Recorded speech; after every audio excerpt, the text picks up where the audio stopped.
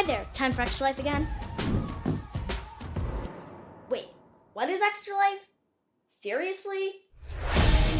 Extra Life is a charity gaming fundraiser. We play games to raise money for local children's hospitals. Extra Lifers around the world have raised more than $100 million since 2008, and all because of people like you.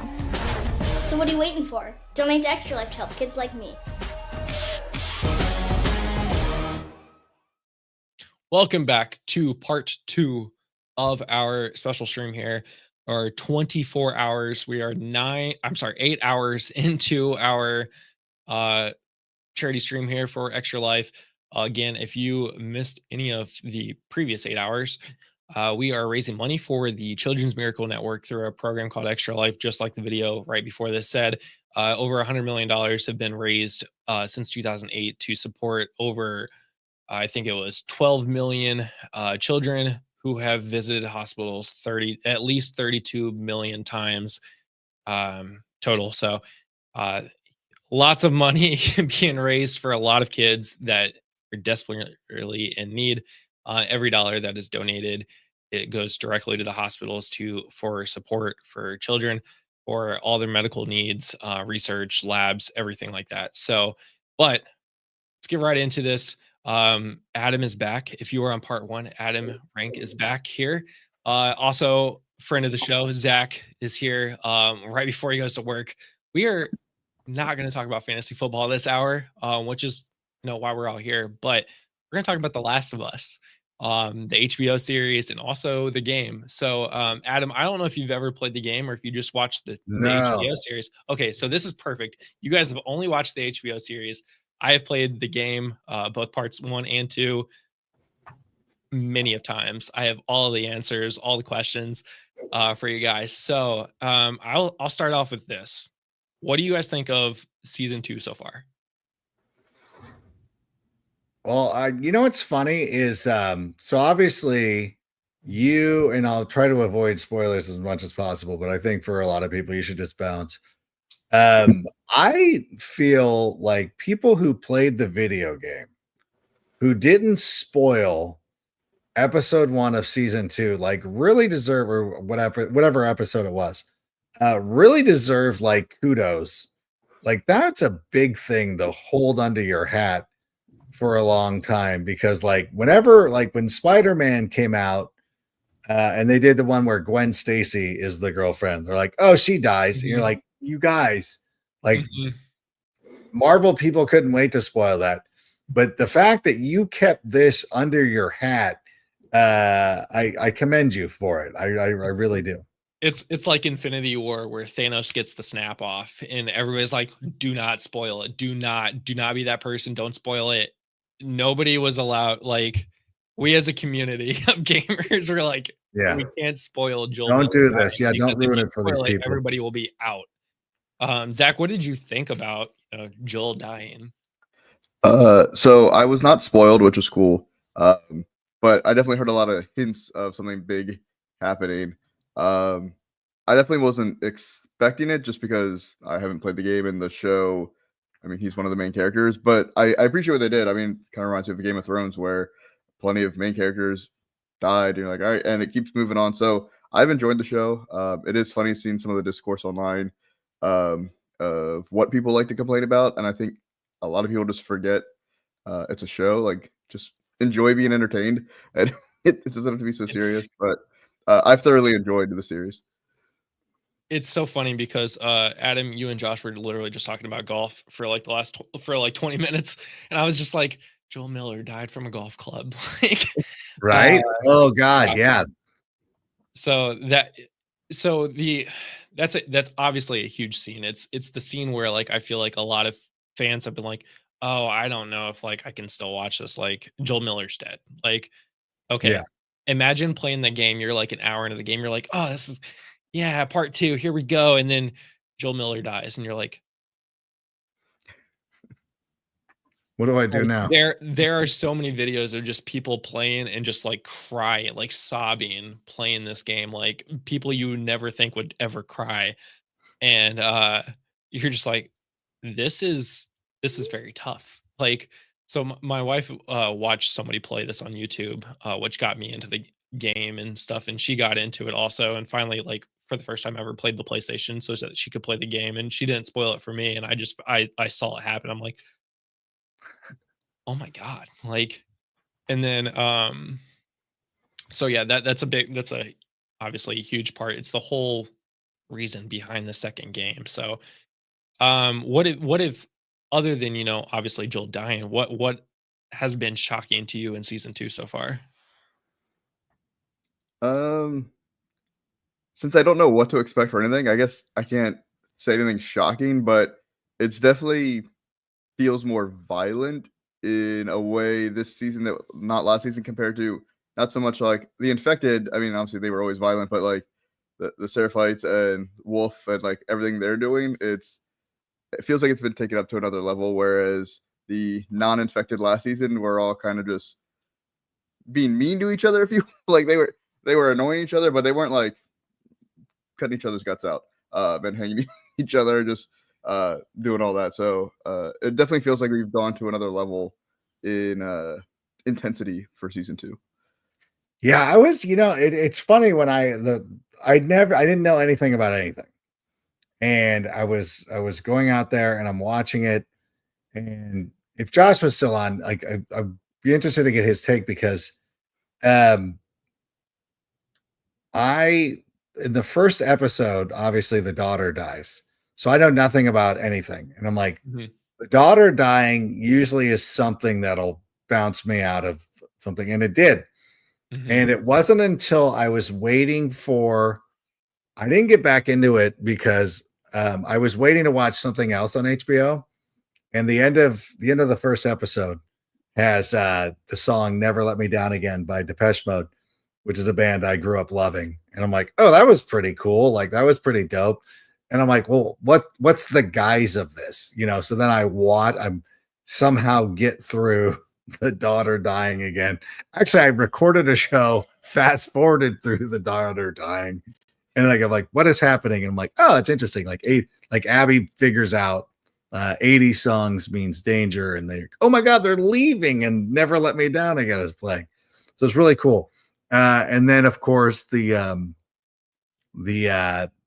episode with the two, what was it, Nick Offerman, Oh, his yeah. character. That episode was just Bill and Frank. as a standalone. Like you don't even have to watch the show if you're just under the guise of like, hey, go out there and watch this, and it's post-apocalyptic world, and these two guys find each other, and it's a love story. Go watch it. You would be like, that was amazing. It was Yeah. amazing.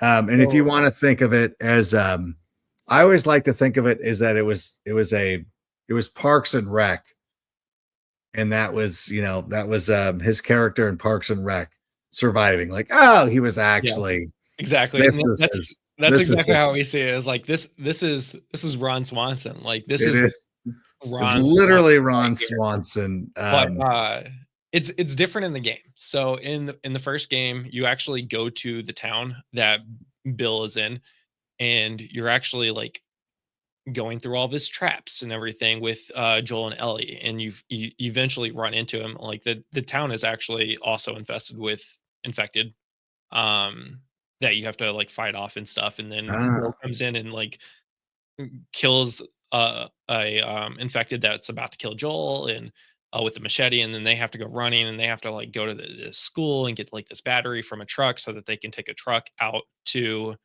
um what is actually, well, to Jackson essentially. And so he is actually alive in the game, and Frank is dead. So in the oh, game, okay. they die before they get there, and then they just move on. So it's a little bit different, but I still liked how they ended Bill. The interesting thing is, like, in the game, like, you assume Bill's still alive, so, like, oh, maybe there might be a part where Bill comes back, or, like, Ellie goes to find Bill. But Right. in this show, that can't happen because Bill's famously dead. So, Yeah. that's pretty interesting. I So don't know. Yeah. See, and that's another thing too about not knowing anything about the right. game. I have nothing to compare it to. And then so a lot of it too. So then coming into season 2, and you're asking about what's shocking. Um, one of the things I really loved, I just thought was a great scene, and I sort of started like, and it's the kid who was on How I Met Your Father, who was annoyed the S out of me. And when they're in the armored vehicle, Mhm. and I'm like, oh, these guys are gonna like when they stop, Josh Peck. you're like, like, oh, those troops are getting wasted somehow. I don't know how. This would be great. And then he drops the 2 grenades in and closes the door. Such like that is such a great scene. But like there are certain things where you just watch, you're like, oh my god, like I knew it was happening. I knew those guys were gonna die, but I'm like, having the payoff be so good, like, oh, that was so well done. And then flash forward, the kid that he saves is now this hardened like soldier, doesn't care that they're torturing the Scar. But I thought too, like the thing with the Scar when he's torturing him, and you're like, do we need the gratuitous nudity? I think it plays like it does make the scene like that much more intense. But when the Scar holds out his other hand to be burned, and he's just like, up, I gotta shoot him. Like this is going nowhere. Yeah, you see, they're not afraid. So stuff like that does happen. Um, it's it's in I find the timeline and that they're playing into season 2 a little bit fascinating, and I'll explain why. But yeah, that unfortunately that stuff does happen. And this guy, he was absolutely right. Like the wolves will eventually lose because every day a wolf is turning into a Scar, but nobody's leaving the Scars to become a wolf, Yeah. which is interesting. So in the game, and that's kind of like why I like having this, because like Zach's never played the game. I have. Uh, you do this is broken up in half. Well, kind of. You have the storyline before Joel dies, where you're playing as Ellie and Abby. You're going back and forth. So it's kind of interesting that you're playing Abby, and then all of a sudden Abby kills Joel, and you're like, "Oh God, I just killed Joel."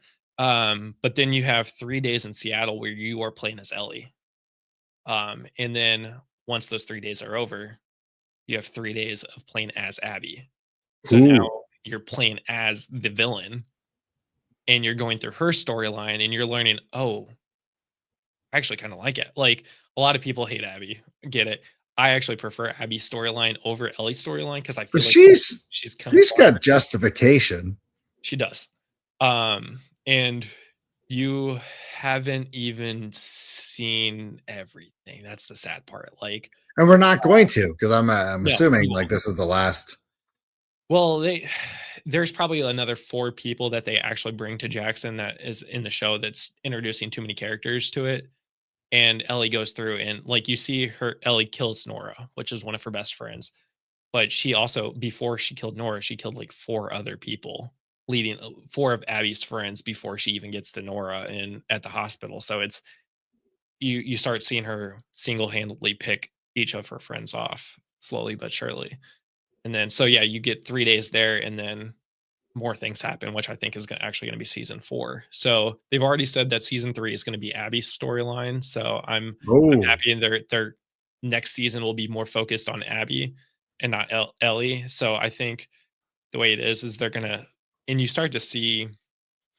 I think I saw in this last episode, which was, sorry, 2 episodes. Well, even the last episode, Ellie, you start to see that like dark side come into Ellie. Like she is yeah. now in vengeance mode, like straight up kill Nora.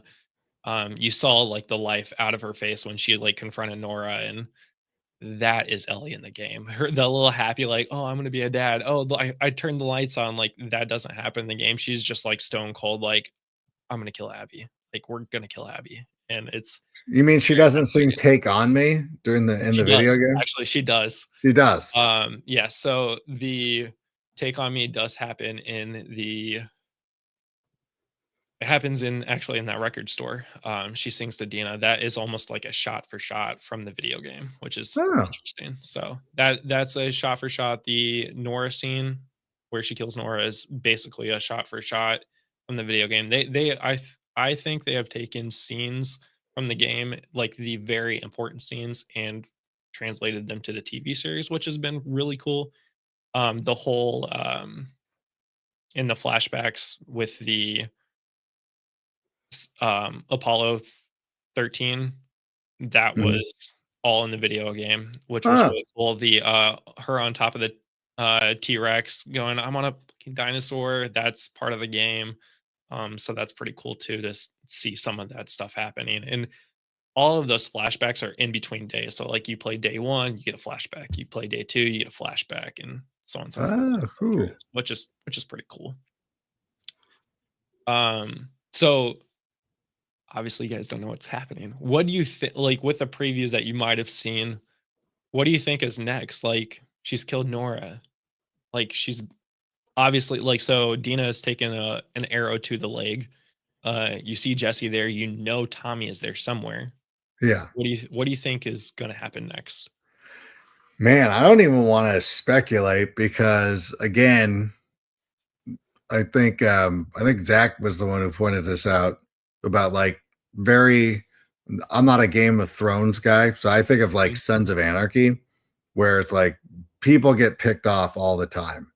And you're like, you just can't assume that anybody is gonna live. And I guess they know Ellie's there, or they just I don't know if they just know somebody that there's an intruder or what it is, if they think she's a scar or whatever. Um, so I didn't want to know. And there is I do like the whole notion too of like the virus becoming airborne as well. Like there's another thing that they're going to have to deal with at some point. Yeah, I think they get the group back together in the next episode just because it's a good payoff to finally have Tommy back on screen and everyone together. But I would be shocked if one of them does not die. Um, I don't want to guess who it is. I'm Ellie's guessing it's group? of this group. Yeah. Okay. I'm guessing it's not Dina because I feel like that might be too much. But I mean, is there anything too much for the show? But I I'm going feel to like say like when they have this scar massacre, all those scars, like the little kid, you're like, yeah, almost lost me again, like kind of thing. But yeah, you never know. Like it feels like nothing is nothing is yeah. out of question. But I can't So see one of them not dying. I'm not gonna spoil anything for you guys. I'm not a spoiler. I hate spoilers. I literally will stay off the internet until I watch whatever I need to watch. Um, but I will comment about things that have already happened. So that whole like scene of them walking through the scars walking through the forest and stuff, that never actually that never happens in the game that you see at least. But when it happened, me and my wife were like, I think that's to show you like, oh, they're just going from place to place. They're trying to find their next location. But this shows how like violent the wolves are because they were just walking and they completely massacred them. And then you see how big that army is. Like it's like, oh, for the viewer that's never played the game, you're like, oh, the wolves are actually more than, the 6 people that showed up to Jackson. Like this is a pretty big army, a pretty big Yeah. militia. And then flip that around in the woods where you see the sacrifice, the tying them up and then cutting them open, you're like, oh, they are also very violent. And that's exactly how it is in the game. Like you don't run into the scars until that forest scene. You're just like, oh God, like Ellie's reaction of the like her seeing that happen, she's just like that the whole time. Yeah, that is a real like, oh my God, what is happening? That scene at the TV station with all of them hung up. I was telling Yeah. Zach this when it happened. I was like, what'd you think of that? Because like that was and this happens during the daytime. The scene does in the game, and you walk into that space and you're just like, oh my God. Oh my God. So the major difference here, in the game, Tommy actually leaves for Seattle before Ellie and Dina does. So they're actually sent to go get Tommy, but also like Ellie's gonna go try to kill Abby at the same time as well. Uh, So they're like trying to go around Seattle looking for Tommy. So they're like, Tommy definitely didn't do like he didn't do this. And that's where you start to see the scars, you see the symbolism and all that stuff, and you're like, oh, there's a lot more to this than just the wolves here. And It's so good. Yeah, it's really good. A lot of people have hated how they've done the second season, but I think they've done a pretty good job at, like, obviously you're not going to get 20 hours of gameplay into a TV show. Like, that's just not, Yeah, you're it's not going to get every impossible. single detail. It's like it's like a book. Like, you open up a book and then you go watch the movie of it. It's not going to be the same.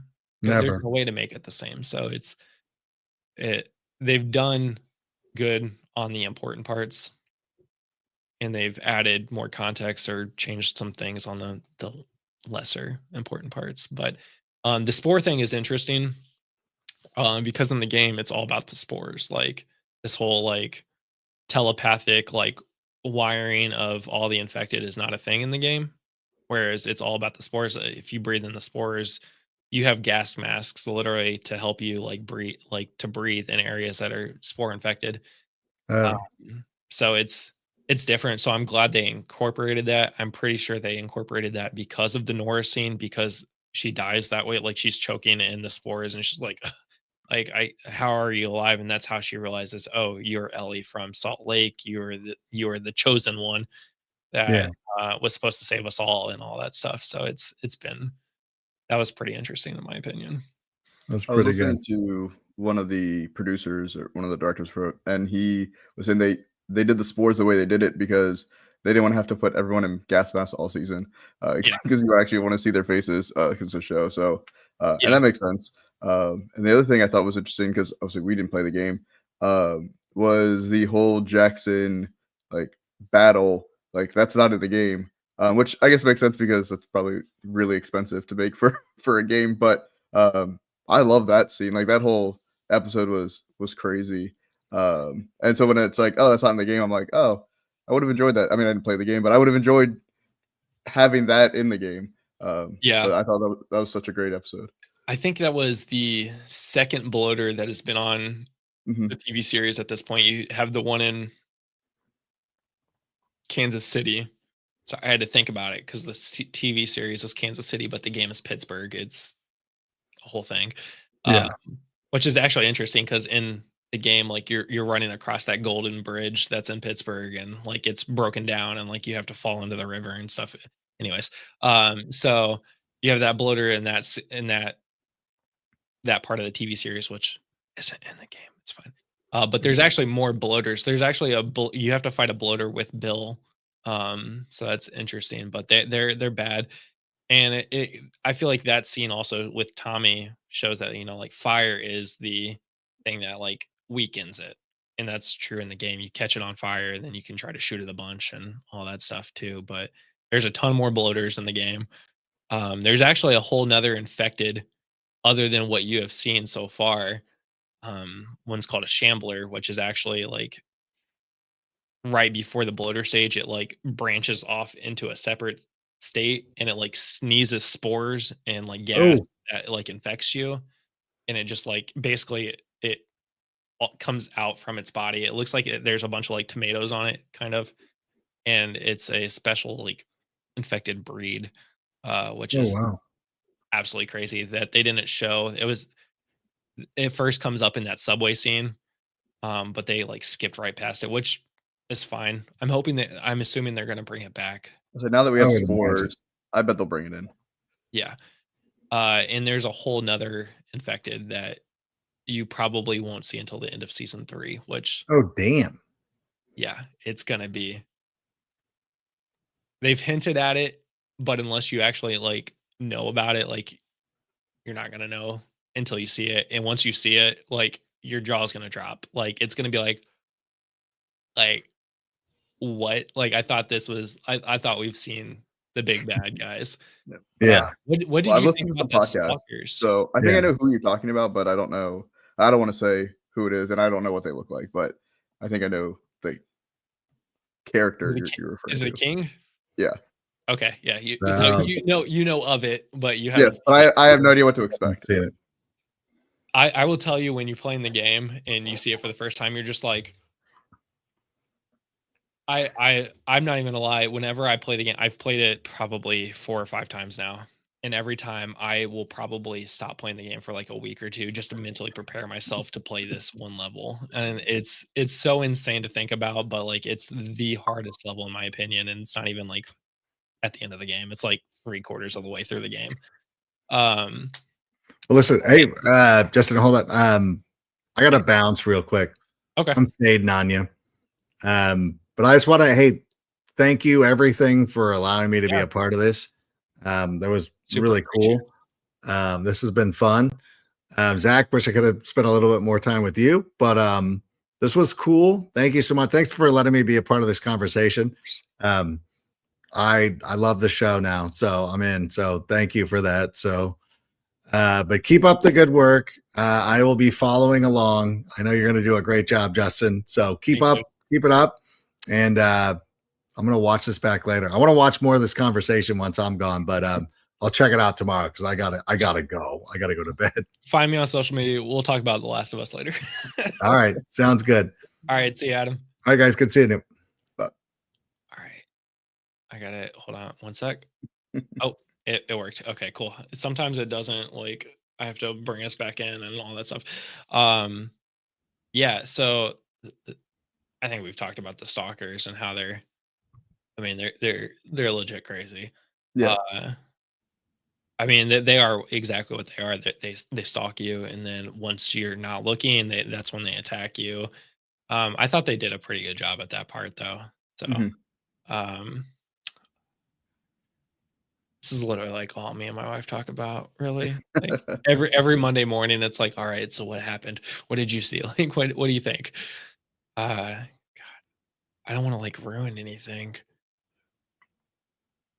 Um so I noticed in the preview there's a lot of Abby's day, like Abby's side, which you don't actually see Abby in any of the previews, but like what's happening, I feel like is in Abby's timeline.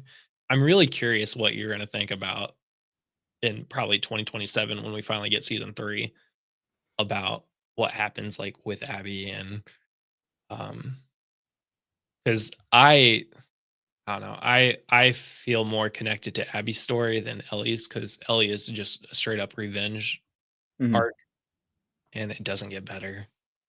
It gets worse. What do you have any questions about the series? Like why things are happening?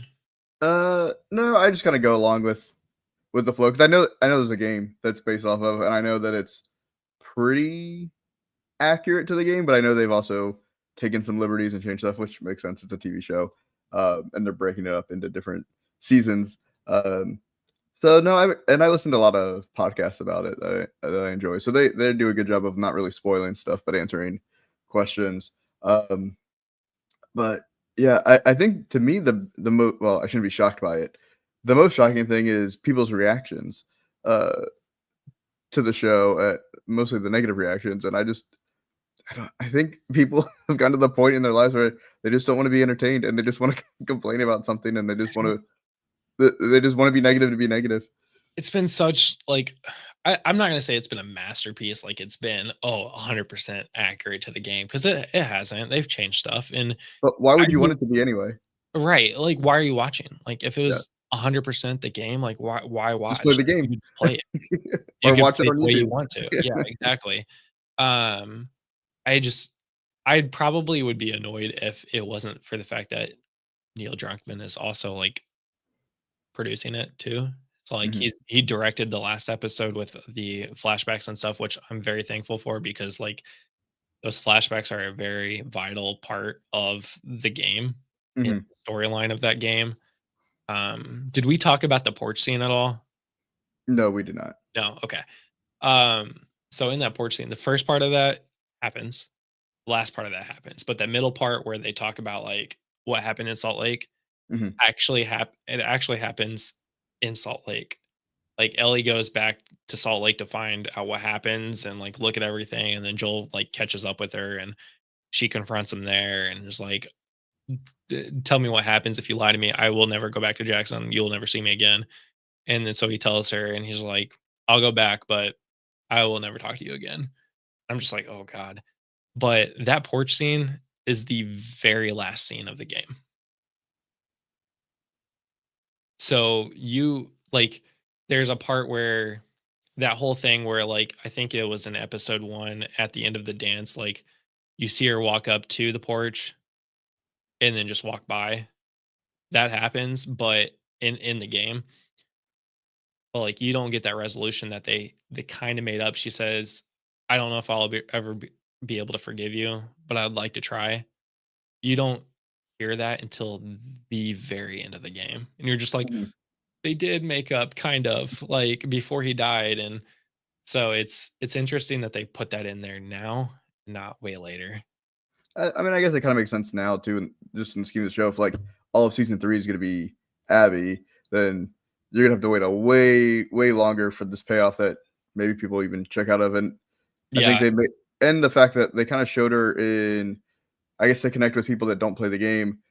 Okay, if she had such animosity to Joel, why then go out to Seattle for revenge? Like, just move on with your life, kind of thing. So I think it kind of helps people that haven't played the game kind of connect with. yeah, Okay, even though they were going through something, in the end, they still had that love for each other, and like she yeah. still wants to avenge him. There was kind of that tie when she and Jesse were talking in Jackson before they went out like on patrol or yeah, right before they went out on patrol when they're kind of like walking around the town and he was like, "Well, I know you and Joel are having a problem." And she was like, "We've made up, like we've talked, we've made up, it's fine." And I'm like,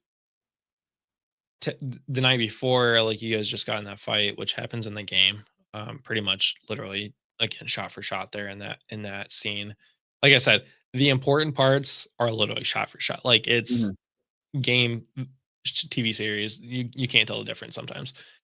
And she's like, We're fine. We've talked." And we're like, "But did you? Because all we saw was you walk right by that porch. We didn't see you come back." So I'm like, one could think, maybe she did come back and she does. But yeah, it's so interesting because in the like I mean in the game, you play 3 days as Ellie, and then you play 3 days as Abby. Then you actually have a whole nother section, and then you finally get that. And you're like, Mhm. you get that final flashback before the game's over like it's just done. You're like, and again, you see the same streamers that cried at Joel's death just sitting there bawling because of that scene, and you're just like, this is tough to like watch right like this early in the series. And I think that's the only thing that really surprised me about this season is that they did include that part this early. And I can see that from your perspective, how that would be so jarring Yeah, of a difference. But to me, like it, you have to for keep me, it just the I don't have that viewer. backstory, so it just makes sense to me. Yeah, I'm like, okay, like they kind of played it off in the beginning of like that conversation where like it almost like she brushed him off like, oh, we'll always be Joel and Ellie, yeah, and that, nothing to change. Like, okay, I get that, but maybe you haven't processed it, you haven't had that conversation, and then now we yeah. find out, okay, You they gotta had a have conversation. you got to keep that viewer in there too. I Yeah. mean, the viewer's not like the viewer could just be like, "All right, I'm done," whereas the gamer's like, "I got to finish this game." Mhm. Uh, and I just paid for this game. I have to finish it and stuff like that. So yeah, I definitely get that.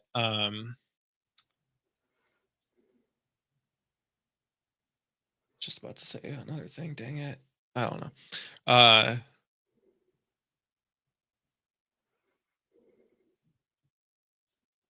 dang, I literally just You, right by me. you've been on for 8.5 hours, so Yeah, we've hit a lull. It's and this is about the lull that I expected. It's fine. yeah. I'm again super appreciative you being awake and right before work, before you have to go work at Disney, right? Yeah, Disney. Yeah. Is it gonna be hot today down there? That's always hot.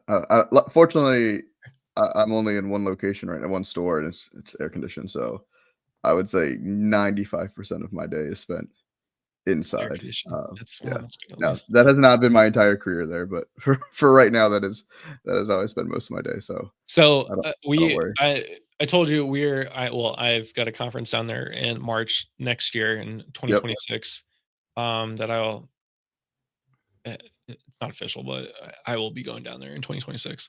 Um, Sunday to Wednesday, and it's at the Marriott Marriott. Yeah, World Whatever. Center. It's like right there. And my wife and I have already talked about when I found out it was in Orlando. She was like, "Well, I'll just come down Wednesday and we can stay until Saturday or Sunday and go to like Universal." So should I go to Universal again, or should I go to Disney?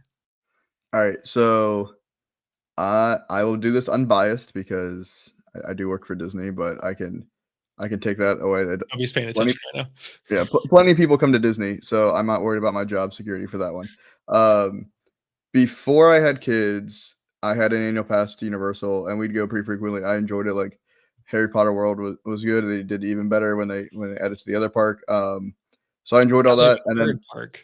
now they have now they have a new one. So when I had kids, we didn't renew our annual passes because it's not a very kid-friendly theme park, at least for that price. Like there's just not much for them to do. So I honestly hadn't been back to Universal in over 8 years, and I just went a few months ago. Not to obviously Epic Universal, that wasn't open yet. And I enjoyed it, but there was a few rides I hadn't done before. So I like the Velocicoaster is one of my favorite coasters now in Central Florida. So like that was great to do. I would say it really just depends on what you're trying to get out of it. I've seen obviously Epic Universe just opened up. Technically, it officially opened like 2 days ago, but it's been soft open for a couple months. So for all the creators and stuff. it looks it looks really cool. It looks amazing. It would be hard to say if you're coming down one time and you need to pick which one you want to go to. I would never say don't try the new Epic Universe. I have no idea a year from now what is the wait time is going to be like. What is that flow going to be? And you'll have plenty of time to see it. When it comes to Disney, I don't recommend doing multiple parks in a day. Like I would say 2 tops, because then I feel like you're trying to do too much, and it's just not as fun when you just kind of just. I always try to tell people when they come down to Disney, have a plan, like be organized, but don't jam pack your plan with stuff. Like it's almost like as a couple or as a family, whoever you're with, or just by yourself, have a few like 3 to 5, like I want to do this, I have to do this, and then try to do those, and then everything else just go with the flow. Because you never know which rides are gonna have some crazy lines, or they're not going to, or it might be down, or up. Like it's so hard to predict. And then if you're just trying to go like hit this, you don't really enjoy your time. So I could tell you wonderful things about every Disney park, and I could tell you things to avoid at every Disney park, and I could probably do the same thing with Universal. So I think it just depends on the mood you're in and what kind of day you want to have. And I don't think you can go wrong with your decision. I think as you get closer to that trip, it'll be easier for you to decide. Yeah, and I'm sure we'll probably have this figured out in December before we really start making any plans. So Zach, we have an actual fantasy football question. All right. I'm gonna display it. I'm gonna read it, or you can read it. I may or may not have drank a lot of water over the last 8.5 hours and need to take a quick 30-second break. So I will let you first answer it, and then I will come back. I'm still gonna be listening though. Perfect. Here's the question. All right, so I'll read it out loud if someone's just listening, not watching. Do you guys think Mahomes bounces back this season? Would you rather have Kyler or Caleb Williams over him? So from a fantasy football standpoint, I believe Mahomes is not as valuable as he is in the actual NFL, which is fair. He does run. He seems to wait to run until the playoffs, the actual playoffs, not the NFL or not the fantasy football playoffs. And because of that, he has disappointed in scoring. The team is trying to win, not just put up crazy stats. However, Kyler has also been disappointing since his injuries, and Caleb Williams had a good rookie year, but nothing to write home about. But that team now is completely overhauled from an offensive scheme standpoint. To me, I like to think of everyone as I'm drafting based on value and how I'm constructing my team. So I think Mahomes will bounce back from last season because from a fantasy standpoint, Mahomes was not good. He was fine. So I would say, yes, he bounces back. I would probably rather have whichever QB gets drafted last, though, from a fantasy standpoint, between Mahomes, Kyler, or Caleb. And my guesses will be Kyler because Mahomes has the name, and Caleb now has Ben Johnson, and everyone's just always excited about the Bears offense as we're in the offseason before the season actually starts. So my guess is of these three, I would end up drafting Kyler, but that's just because of how I draft and how I'd rather get all of my value from my wide receivers and running backs and maybe a top end tight end. And then I can put QB together, whether it's, I mean, look at Mayfield wasn't drafted last year, and then you picked him up off waivers and he was fine for you. So even if Kyler ends up being a dud, I can find someone off the waiver wire, assuming this is in a super flex league. So I would rather get the guy that's drafted last. But yes, I do think Mahomes bounces back from last year. I do think he bounces back a little bit. They did add another wide receiver this year, didn't they? Yeah, they brought in Hollywood Brown's healthy. Healthy. And then Rashi Hasn't Rice played is for expected to be Worthy. back. So I don't know if they really brought in anybody, but they're getting guys back. Well, I thought they drafted a wide receiver also, but Yeah, but he's not going to be anything this season. But yeah, they took some Royals. One of the, that's right. yeah, That's right. Okay. but based on that offensive scheme, the rookies typically don't do well until the end of the year, and with who's ahead of him, I don't expect him to be a impactful player. So I definitely agree with you. Whoever's last here, assuming it's super flex, you're probably drafting in the first round or two the quarterback, because of Caleb Johnson. There is a Caleb Johnson, but that's a rookie running back. Because Caleb Williams is playing in Ben Johnson's, I combined the two names there. It's 8.5 hours in, almost 9 hours. Because Caleb Williams is playing in Ben Johnson's new offense, and they've brought in Luther Burden. They've got DJ Moore still. Roma Dunze is expected to have a big leap this year. They've protected Caleb Williams with a complete brand new offensive line, and spending a lot. Okay, so not super flex. So this is even more valuable than Caleb Williams' stock is as high as it's probably going to be ever. He's definitely getting drafted in the top, I would say, 6 quarterbacks right now. I don't have ADP up anymore, but I did earlier. Dang it. I finally needed it and I got rid of it. But I've been seeing him in the top 5, 6, 7 quarterbacks drafted so far. Mahomes, you're getting 10, 11, 12 quarterbacks down the list. And even Kyler, because of his inconsistencies over the last couple seasons, he's getting drafted even later than Mahomes often. The nice thing about Kyler is that Marvin Harrison looks like he's beefed up quite a bit, like DK beefed up. And as a lot of people have said, he is a quarter pounder away from being a linebacker. So mix that in with his talent. And Trey McBride, that's enough to get it done. And he has that rushing upside as well to really get the ball done. So if I'm picking the 3, yes, I think Mahomes does bounce back a little bit, but I don't think he's going to be, QB1 status. He never has been a QB1 in true QB1 in fantasy football, because they play team. They want to win the game. They don't want to have, Mahomes throwing 500 yards and 50 touchdowns and rushing it for all of that. So I'd probably take Kyler at value. But Caleb Williams, I think, is going to do good, but I don't think he's going to be worth his ADP this year. Yeah. And for me, when I draft QBs, I'm fine with taking, it all depends on your league, and your league better than we do. If I can get Josh Allen or Lamar Jackson, rushing touchdowns for QBs over double. Okay. So if you can get them early on, then by all means do that. And if rushing touchdowns are double, I would be focusing on going early, Josh Allen, Lamar Jackson, or Jalen Hurts. I'm assuming you're going 1, 2, 3. Yeah. But if that is not possible the way you're drafting, then I would punt QB and get a rushing quarterback towards the end. So if you think about a Jaden Daniels last year, he was going 12th round, 11th round, maybe QB 26. Yeah, so it's crazy. You're just looking for a rushing QB, and with this list, it's Kyler Murray.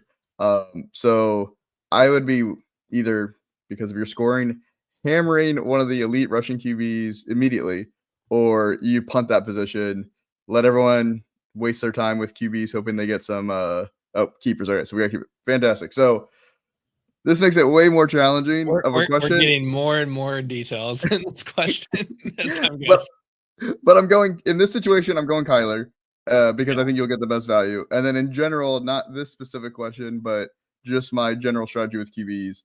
If the elite guys fall to a point of value, which I would say is probably more like 4th round ish, then I'm fine taking them. But typically, how I draft is in one QB is just waiting until double-digit rounds and going after potential, knowing that if it's a flop, like if Daniels ended up being terrible, I could have pivoted to Baker Mayfield easily off the waiver wire. And if it ends up being a hit, great, then you got great value. So that's how I play fantasy with a 1 QB strategy. I will throw this out there, and you can probably get him way late, even in this double rushing touchdown world for QBs. Anthony Richardson. I'd rather have Justin Fields over Anthony Richardson, but yes. Or Justin Fields. Yeah. But these two quarterbacks are going to be value picks way late, probably around 10, 11, 12. Again, in your double rushing QB, double rushing touchdown for QBs. People aren't going to go draft them because they don't see the upside. They are going to assume they're probably going to lose their job at some point, and they might. But that's why you're drafting them around 10, 11, because you're taking a stab at them. If you've completely punted, you've missed Kyler Murray, you've missed Jaden, you've missed Caleb Williams, you've missed all these other players, and there's not a quarterback worth drafting in the round that you are finally able to draft them, continue punting, take a high upside guy that is good, that could bring you a rushing upside. Anthony Richardson is, there's a bunch of them. Anthony Richardson, I said this 6-7 hours ago, is one of 3 players in the NFL, in all of the NFL history, that has scored 10 rushing touchdowns and 10 passing touchdowns in his first 15 career games. And that's Josh Allen, Cam Newton, and Anthony Richardson. And he's 22 years old. So there will be a bounce back. Don't know how big the bounce back will be, but there will be some kind of bounce back for him this year. Yep. That could be the homer in me, but just a little bit. William, thank you for asking those questions. Definitely appreciate that at 4:52 a.m. Almost 9 hours into this stream. If you're new to the stream, I am going to be on for 24 hours. So I'm down to 15 more hours. I've only been up since 7 a.m. yesterday. It's fine. But we are raising money for Extra Life, which is a charity organization for the Children's Miracle Network. All money raised here will go directly to support the families that are in need of those services. God forbid, children actually needing hospital services, but that's why we're here, raising money for that. So, yeah, donations are definitely appreciated. Links can be found in the description of this video. So if you have $1, $2, whatever, all donations are appreciated. So, Zach, I will let you go to work. You got 7 minutes. I'll give you 7 minutes back in your day, as they say in the office environment. Gift of time. I hate that, man. It's like, this meeting was supposed to only be 25 minutes. I'll give you 7 minutes back. You're giving me 2 minutes. Like, what am I going to do it for 2 minutes? Like, come on, get out of here. Definitely appreciate you coming on and talking about The Last of Us and answering some fantasy football questions. So absolutely. I will definitely talk to you in the chat. Too bad Miranda was asleep, even though she was awake at 3 a.m. I saw her eating on Blue Sky. So selfish, not waiting up one more extra hour. But she probably just woke up to go to the bathroom real quick and passed out. and skeeted about Britney Spears. That's what I saw, at least. Priority. I even responded back like, "Girl, why are you awake right now?" But yeah, definitely appreciate you coming on. And if you are continuing on, we are going to continue on again. And I'm going to take a short, probably like 5-minute break so I can set up, but I'm going down to the kitchen to make breakfast casserole. So Zach, thanks for coming on again. Appreciate it. Look at that. Do that real quick. I want to know if it's a StreamYard thing or if it's a Mac thing. I think it's a Mac thing. It's a Mac thing. Okay. Well, that's a bummer for you, I guess.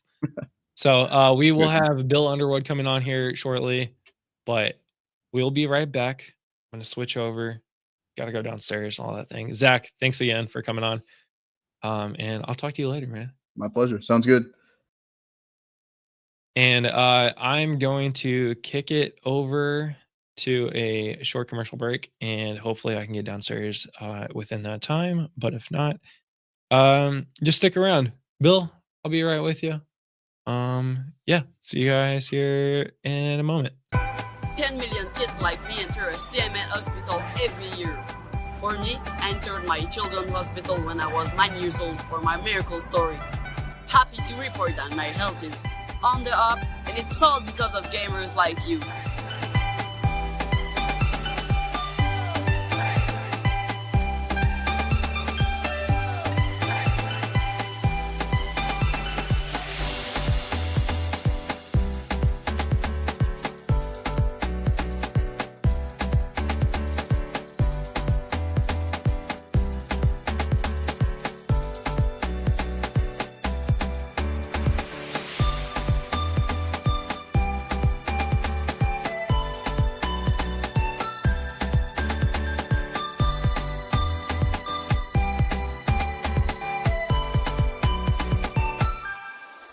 My name is Tara. I stream on Twitch, and I did Extra Life last year, and I raised $5,000 for Children's Hospital of Omaha. I wanted to raise it for people that couldn't afford to go there, because I know not everybody can afford to go to a hospital, especially if something comes up like randomly.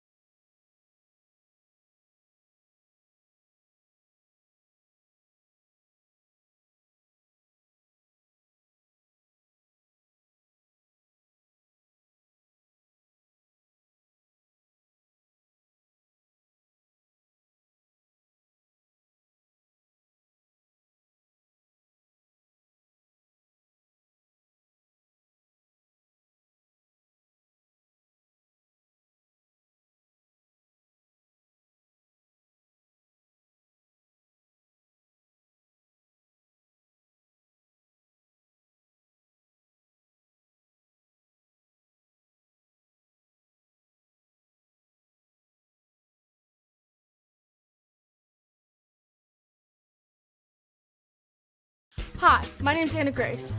I'm 11 years old and I'm from Fort Thomas, Kentucky. I play wheelchair basketball for the Cincinnati Dragons. It's a travel team, so we've gone to Wisconsin, Atlanta, Florida, somewhere in there. Anna Grace was adopted from China when she was 27 months old, and 6 weeks after she came home, she had her first surgery on her leg. The doctors who reviewed her file, they weren't sure if she was ever going to be able to walk. They weren't sure if she had an intact pelvis based on the pictures, but she got into her first prosthesis then. I think it was about 2 weeks after her surgery, and took her first independent steps, and she hasn't stopped moving since. Or talking. Or talking. Changing kids' health through children's hospitals isn't just about helping those in critical situations. It's also about the research, preventative care, health and safety education, and other support services that help build healthier communities today and tomorrow. You can help change kids' health and change the future for all of us. Register at extra-life.org.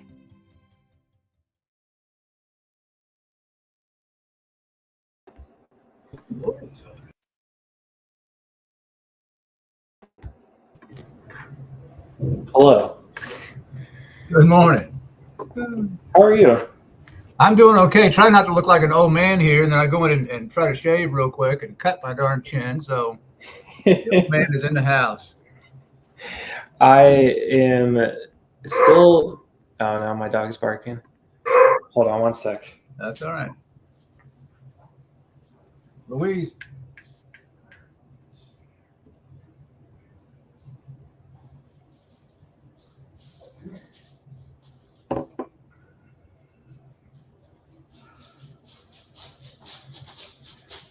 Okay. My dogs are asleep, and then they heard me, and they think somebody's trying to rob us. I have a cat that I rescued from the alley a little over a year ago when I was still working. I got up at 5 every day to get started for work. And so she got in the habit of getting up at 5 with me. So now she thinks that 5 is when we have to get up. And when they changed the time back to 4, she didn't know all about daylight savings time or anything like that. To her, it was the same time. So she still gets up at 4, sometimes earlier. So it's kind of an animal good. house around here too. Yeah, they've been asleep for quite a while now, and yeah, are completely disturbed that I just ran downstairs and started talking down here. And hopefully my wife didn't wake up. She probably did, but we'll see what happens. She'll get back to sleep. So what are you going to cook? What are you cooking? So yeah, I am actually going to make a chicken and waffle casserole. Ah. As soon as I can connect my AirPods here and get to the right thing, and I no longer can hear you. That's great. I'll tell you, the craziest restaurant experience I think I ever had. I used to travel quite a bit. I used to go to Africa and the Middle East, Latin America. I was in West Africa for the first time in a place called Cameroon. It's on the west coast near Nigeria. And when you went through Cameroon, went through the streets of Cameroon, it was what they call a francophone place, the region. The French controlled it during World War II and all that. And when they left, it looked like they took all their tools with them. I mean, this place, everything was busted up. It wasn't a really wonderful place to be in. It's called Douala, the capital city. But I had checked into a hotel, and believe it or not, the hotel had a 5-star French restaurant. The most amazing food I had ever had in my life. Every morning and every evening, I ate in that hotel, and it was just absolutely fabulous. But to say I'm in this 5-star hotel, and all around me is just this nothingness out here, this destruction. Here's my animal wants to help out. So it was pretty amazing. Good food, good people. Very interesting experience that time around.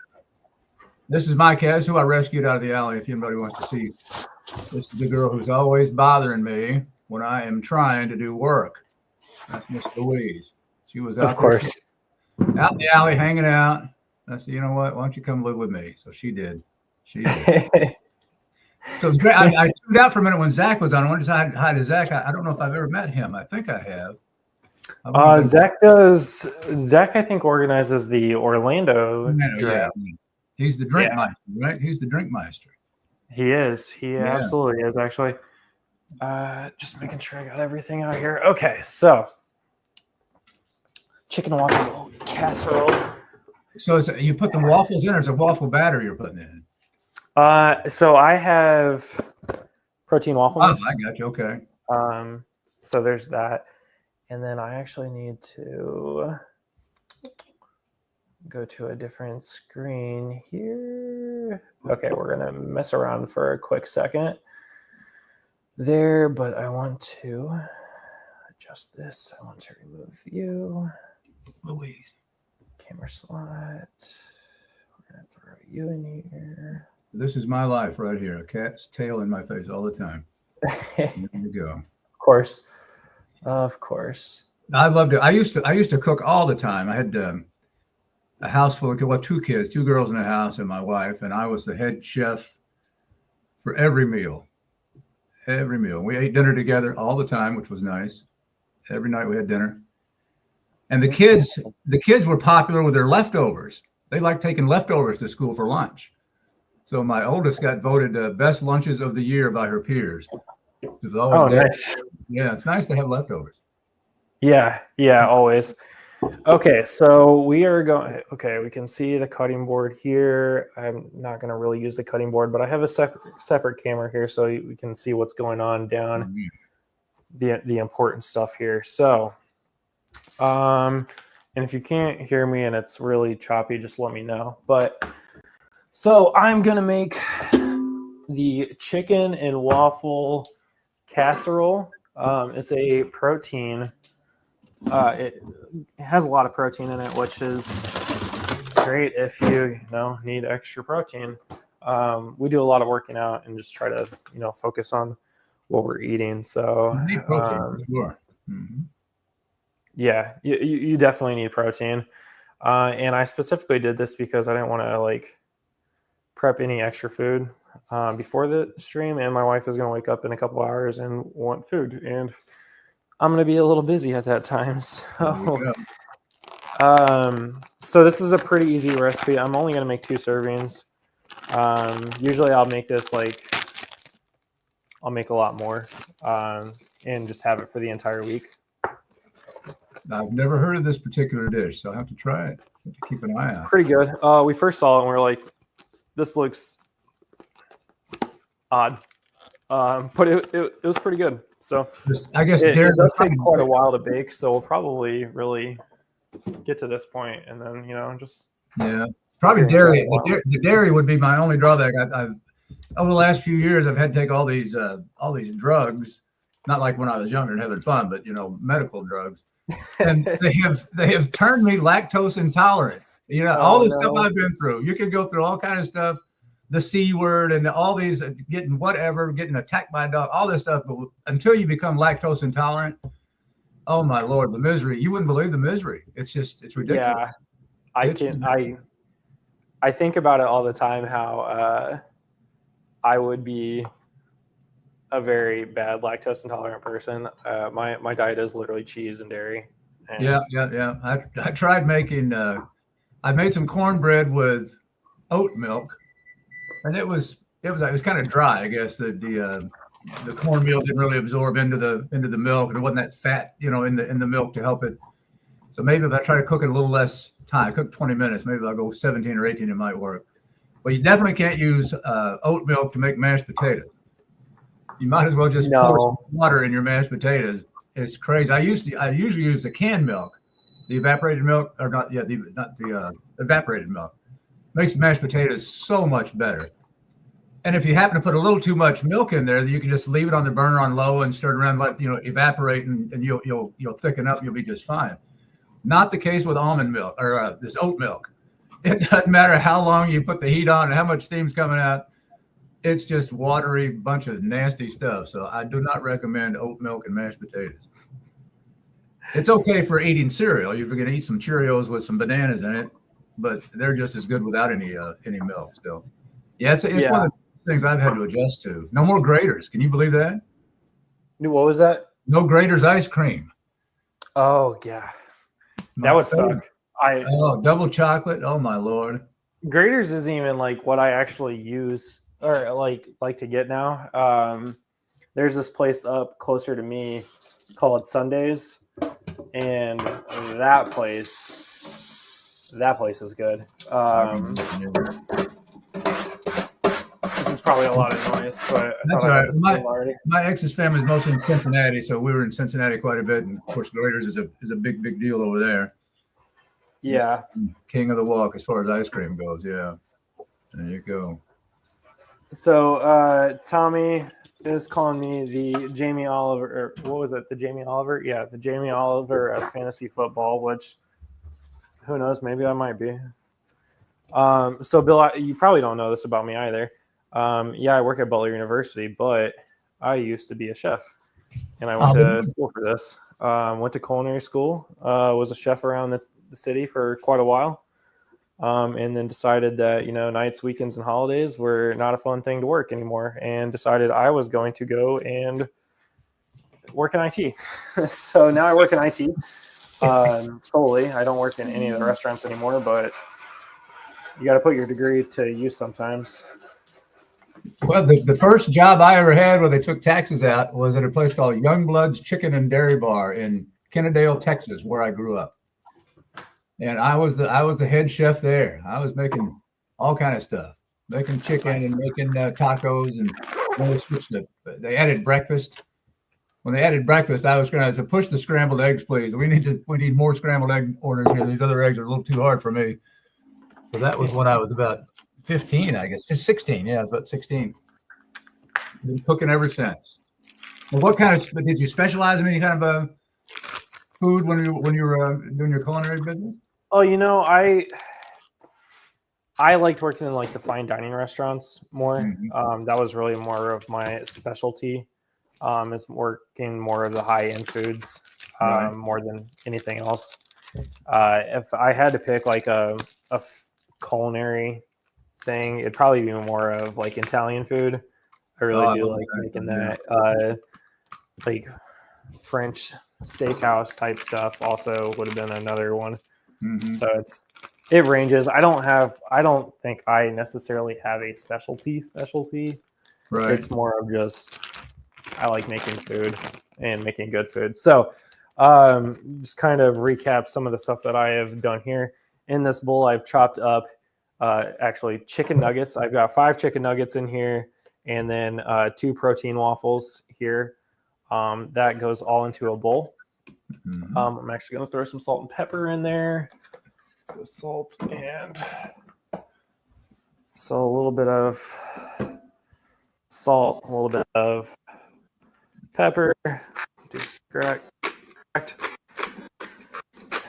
And then we are going to throw, I got that cheese out too early, about 2 tablespoons of light syrup. And that looks like about 2 tablespoons. I'm not a specific measurement kind of guy. I eyeball a lot of this. About 1 teaspoon of honey. I'm using hot honey. It's chicken and waffles. You got to use hot honey, right? Absolutely. So, and then after that, we're going to work on the egg mixture. So this is going to get kind of tossed up and mixed up pretty well. So just get that all coated together. Now we're going to take a second bowl here.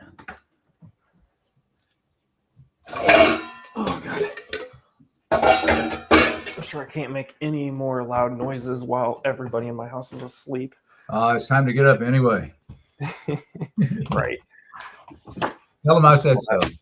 Tell that to the wife when she wakes up angry at me. Bill said so. Yeah. So we are going to take 1 egg. And again, I'm making 2 servings. I usually make a much larger batch of things. I'm going to step away while you do that. I'll be right back. I'll be right back. Okay. No problem. So we got 1 egg in there. We are going to do another tablespoon of egg whites, which if I would have pared down this recipe a while ago, I would not have bought this giant thing of egg whites, but we're doing 2 tablespoons here. That's probably way more than 2 tablespoons, but that's fine. And a half cup of milk. I will measure this out, I guess. So we'll do, God, that looks dirty.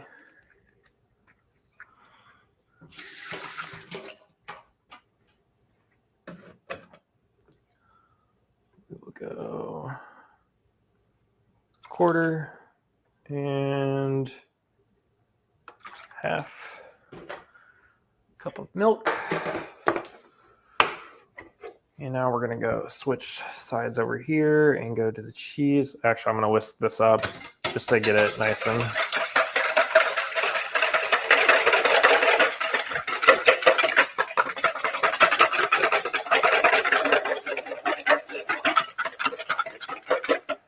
get that nice and mixed up. Now we're going to take this cheese and we're going to shred this just nice and good here.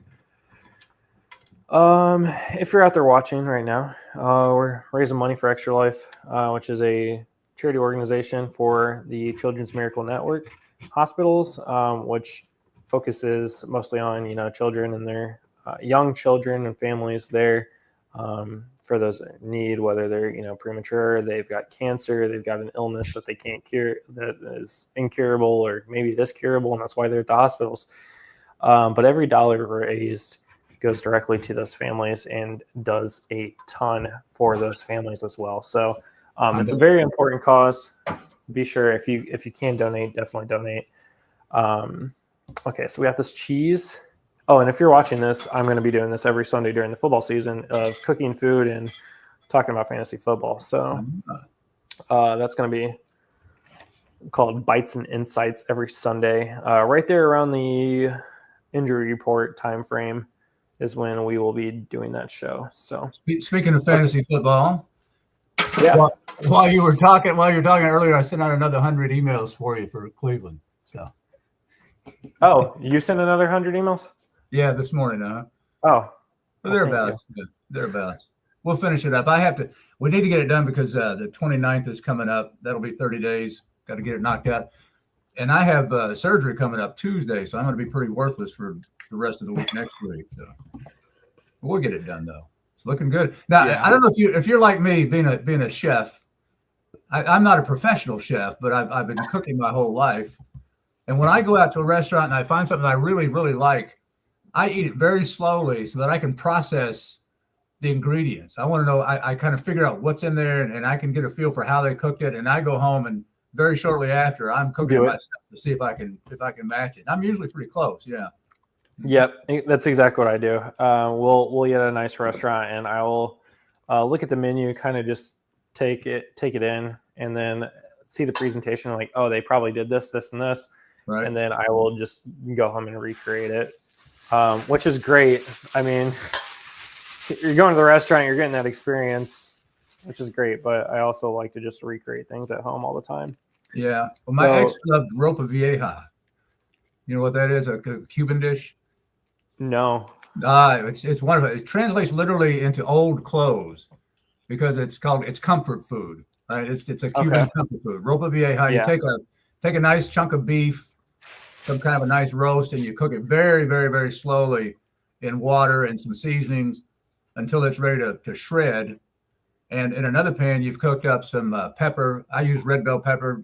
Green is more typical, but she didn't like the green. So red bell pepper, onion, garlic. Get that all mixed up.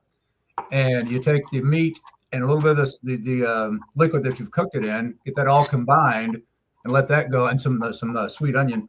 Let that go for another couple of hours very slowly, and cook that and serve it either over rice or just normally with some Cuban bread. And it's good stuff, man. It's just slow cooked beef is what it is basically, with peppers and onions and garlic, and it's good stuff. It's good stuff. But you almost have to have Cuban bread though to have with it. Yeah, I feel like some of those dishes you need to. Okay, so what we've done here, we've had that chicken, we've had the waffles. I added that egg mixture with some milk in there. Now, if you're lactose intolerant, you could use oat milk or another substitute. Not entirely sure how that would work out, but I'm sure oat milk or any of the other dairy-free milks would definitely work for that. And then we added double cheddar and pepper jack, which get vegan cheese, I guess, would work there if you're, dairy free. We've mixed that together. I've added some green onions. So this mixture is actually ready to go right into the oven. So let me grab my pan. Feta cheese is about the only cheese you can eat when you're lactose intolerant. That's about it. That's what I'm told. Is feta one of those? Feta is the one. Yeah, that's one you can eat. I haven't tried it yet, but that's what they tell me. I like feta on a pizza with spinach and tomato and bacon and feta. No sauce on it. Okay. Kind of like a Greek pizza in a way. Yeah, it's good stuff. Bacon. Good stuff. So that's just going to go right into a pan, and then we're going to put this in at 350 degrees. And this actually is going to bake for like an hour. This probably will bake a little less just because it's a smaller pan. But usually when I do, 3 times this amount, it bakes for about an hour, and it'll probably expand all the way up to the top here. But right now we're about halfway up. So this will just go right there in the preheated oven. And that was it. There you go. Bada bing, bada boom. Not doing anything crazy. And there goes my dog again, thinking that I'm an intruder. And I have to go tell him to stop barking. Tell him to stop. All right. Well, I'll encourage everybody to donate to this cause. I think it's a wonderful cause. I'm going to, as soon as I can find the donate button, I'm in this private studio thing here. I don't see the donate button, but definitely go in and donate. Justin's cause is worth supporting. And I found that since I've gotten involved with this fantasy football community, is so many people are willing to help so many others. It's all about helping out, and I think that's an important part of what we do. Yeah, I definitely agree there. We were actually talking about that earlier tonight, how a lot of the fantasy community is willing to help others out as well. Yeah. I'm gonna take another step away from my kitchen here because I think there's somebody out in my front yard. Uh-oh. Did you not tell them to come on using the live stream? Maybe they thought they were supposed to be with you live in your living room or your kitchen. I don't know. I don't know. It's really okay. I'm a little curious about what's going on in my driveway right now. And okay, yep.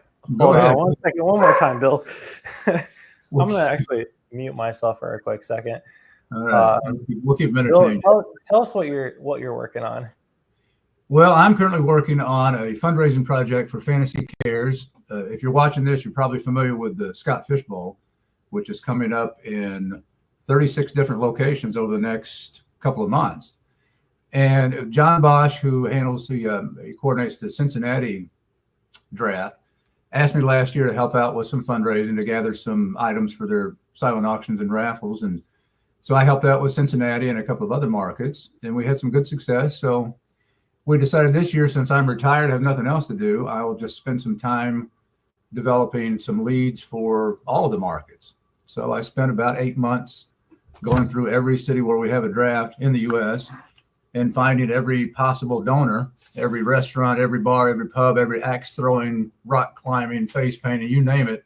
If they charge money for it, it's on my database.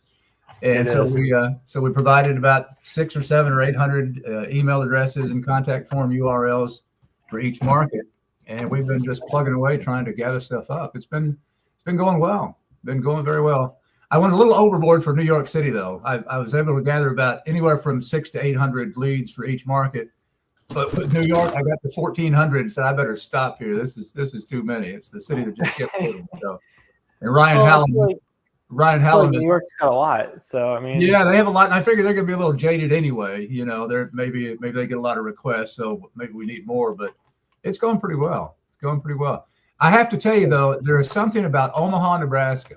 And I don't know if it's just karma, and I don't want to share too many personal details, but the person that's coordinating the Omaha draft had run into some problems that he needed to deal with. And I said, just go deal with your problems. I'll take care of this. And I started cranking out emails and contact forms for Omaha.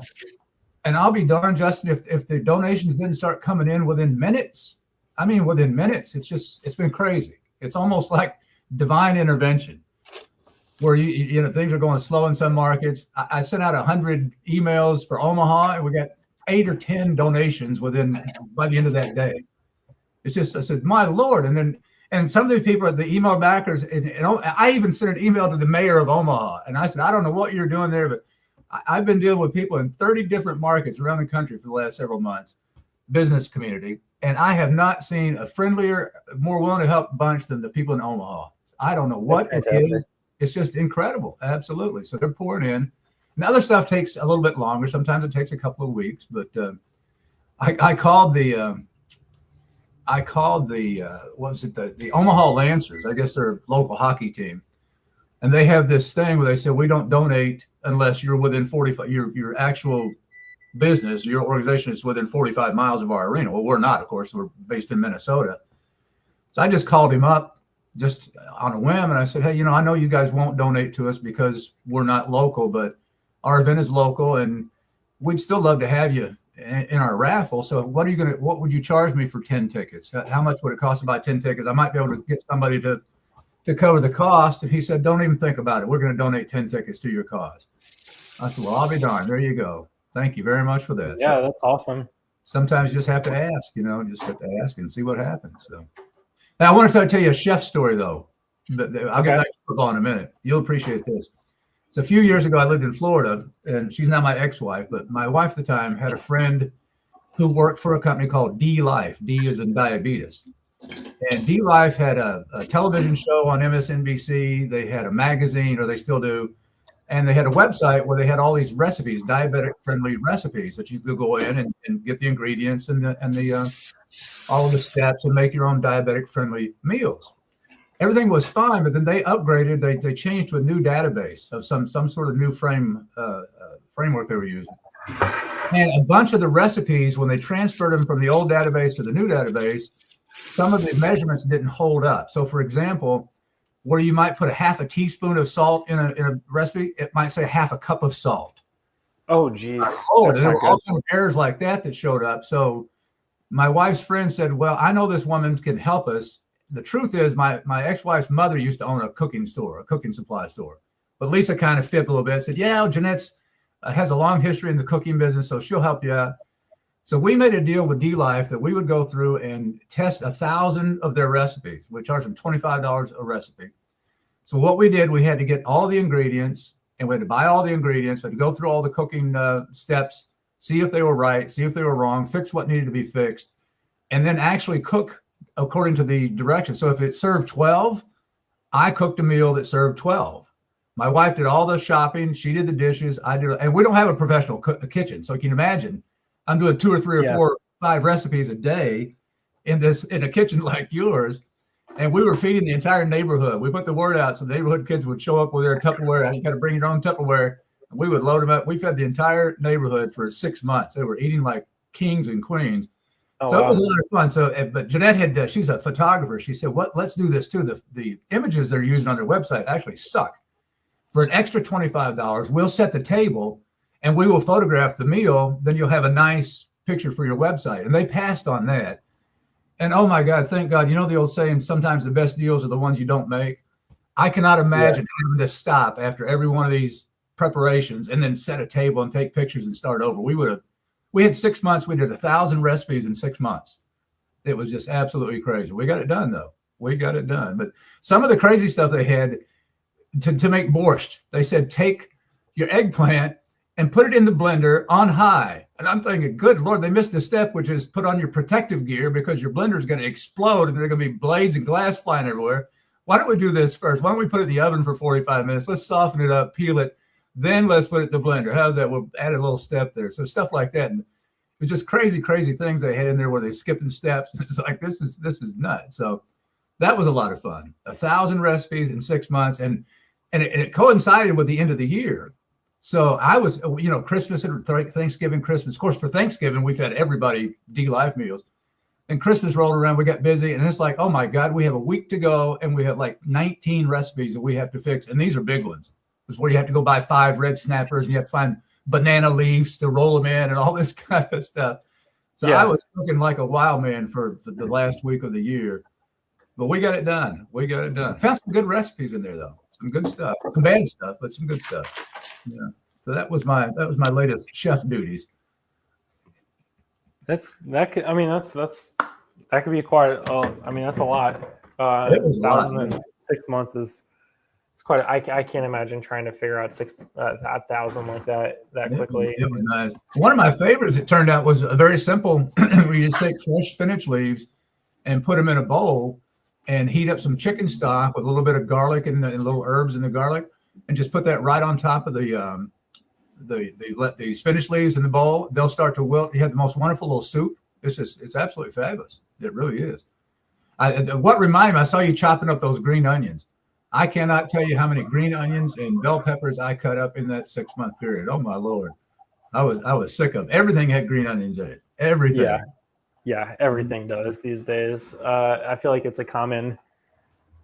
It's so inexpensive and it adds just enough flavor that they're easier to cut than onions, but you still get like the same kind of flavor-ish profile from them. So everything's got green onions in it these days, and I'm sure it'll be another thing here in 5-10 years.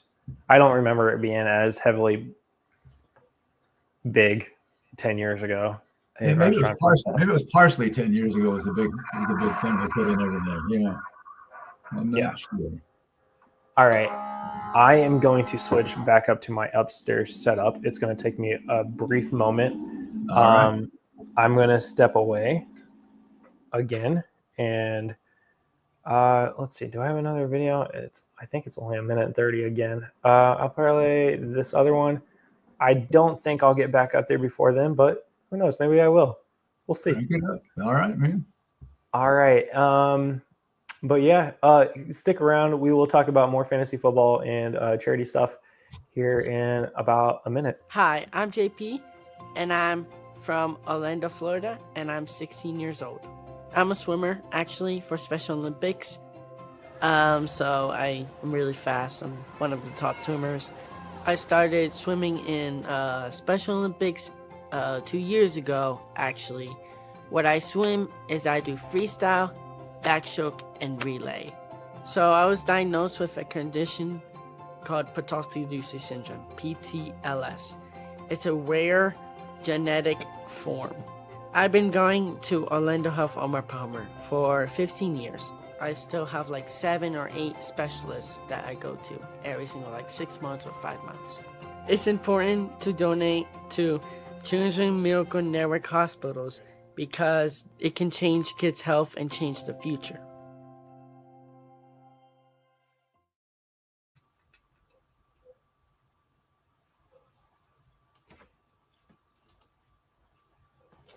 I think the video's over. I don't know if I'm on or not. It says live. So here we are.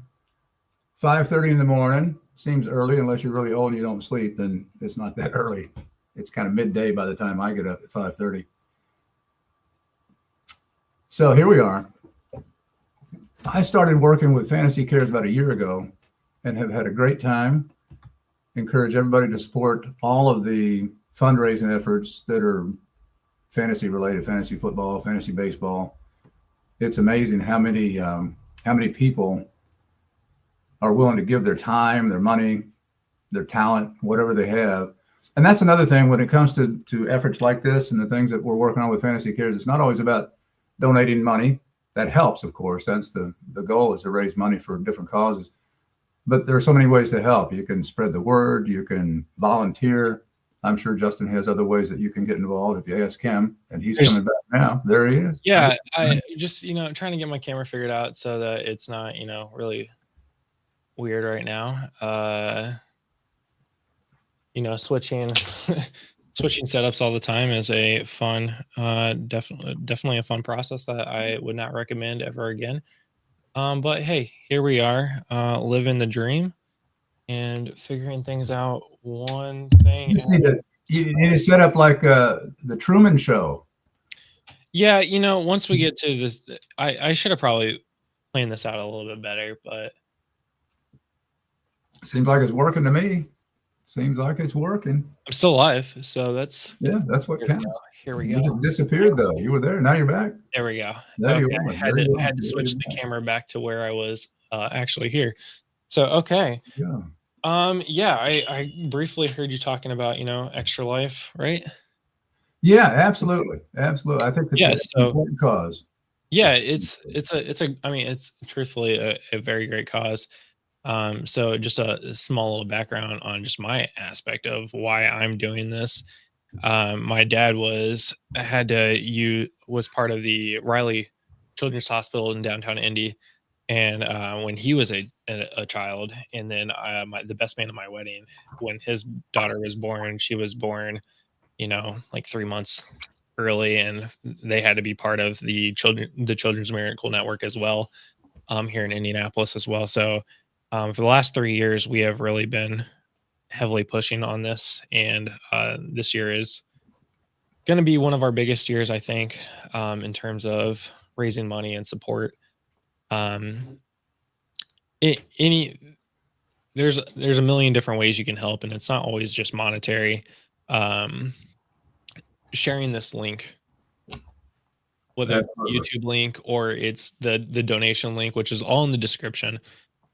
Sharing the link even helps us in more ways than you can even think about.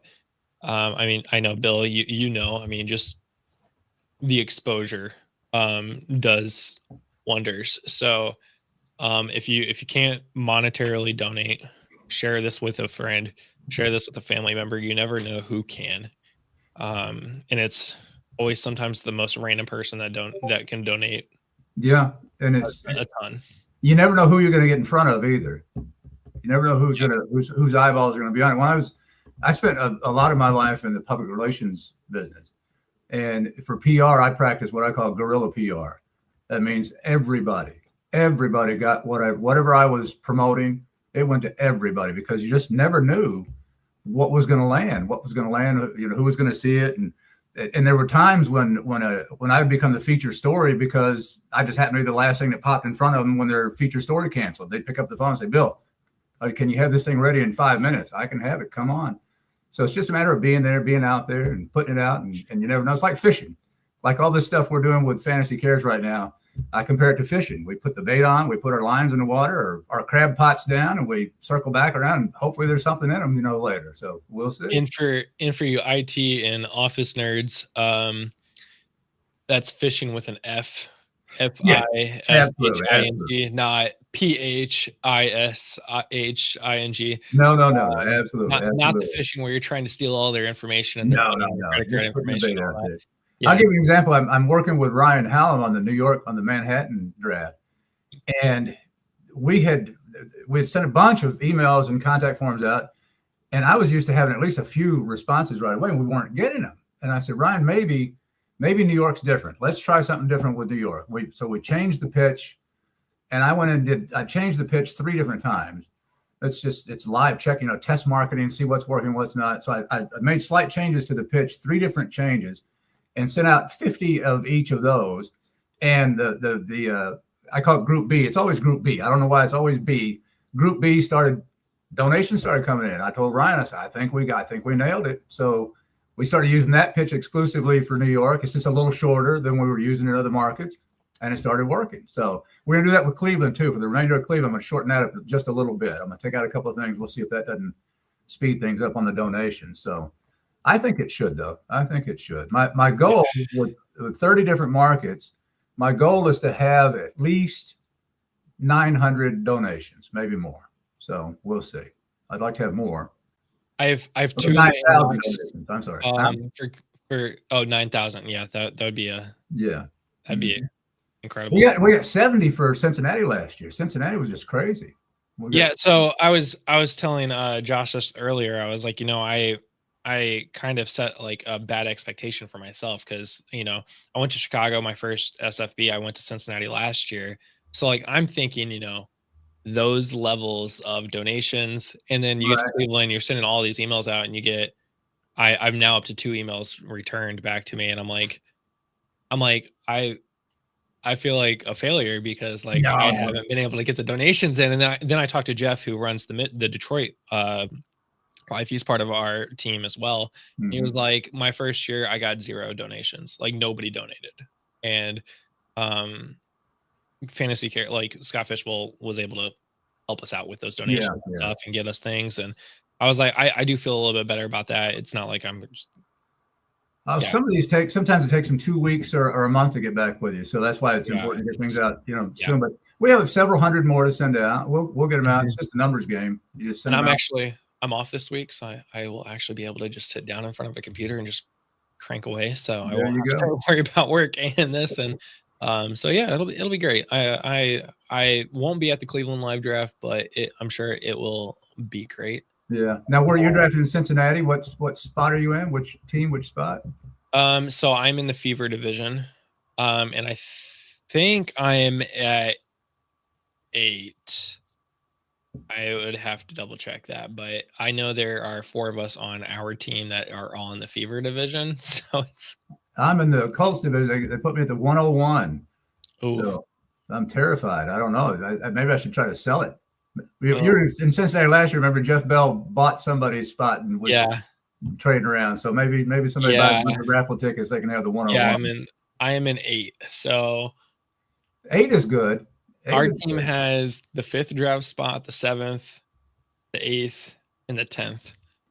I was in 7 last year, and we sniping each other.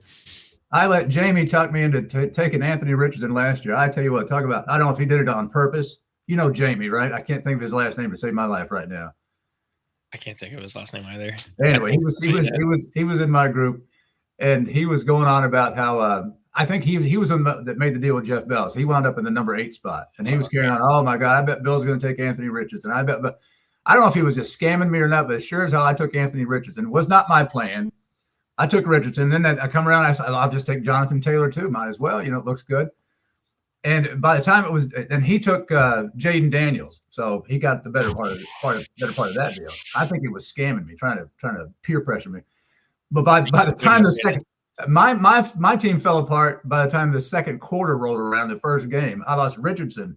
I had Evan Ingram, lost him. I had Pacheco, lost him. I had Adams, I lost him. Who else did I lose? I lost five. My top 5 players were dropping like flies.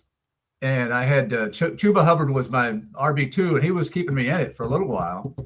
But once the bye week started rolling around, it was goodbye, Mr. Bill. The season was over. I was 7-3 at one point. So Yeah, with no lineup. So my first Scott Fishbowl, I took Justin Fields at the 107. I think then Derrick Henry and Jonathan Taylor. Those two might have been flipped, but that season, I mean, Derrick Henry and Jonathan Taylor both missed time throughout the season, and Justin Fields didn't pan out to be the quarterback that I was hoping he was going to be. Still made the playoffs, still got through the first round, got to the second round, then lost. But I counted that as a success. I've made it to the second round every time I've played so far. So it's hard for me to take Derrick Henry. I was in the underdog the millionaire thing, what they call it, the best ball maker. And I was moving along. I was doing well. I was cashing. I was moving along, and it looked like I had a pretty good chance of getting there. And then Derrick Henry went down. And that was pretty much the end of my season. I made a little bit of money, but I was not able to make it in. So Derrick, he cost me. So, but since I've been introduced to the whole charity aspect of this fantasy football thing, most of my money is invested in these charity events. Things like the thing you're doing, things like Fantasy Cares and the Murph and the things that the other people are doing to raise money. It's more exciting to me to know that I'm helping out and raising some money. I'll still do some of those other things, but most of my efforts, most of my money I invest on this is going into the charity event. So why not? Yeah, I mean, I'm not going to win anyway. So yeah, exactly. Take away all the pressure. They're great ways to play fantasy, have fun, and also raise money for good causes. I saw you register for Super League, so that's a big thumbs up there. Absolutely. Yeah, we love that here.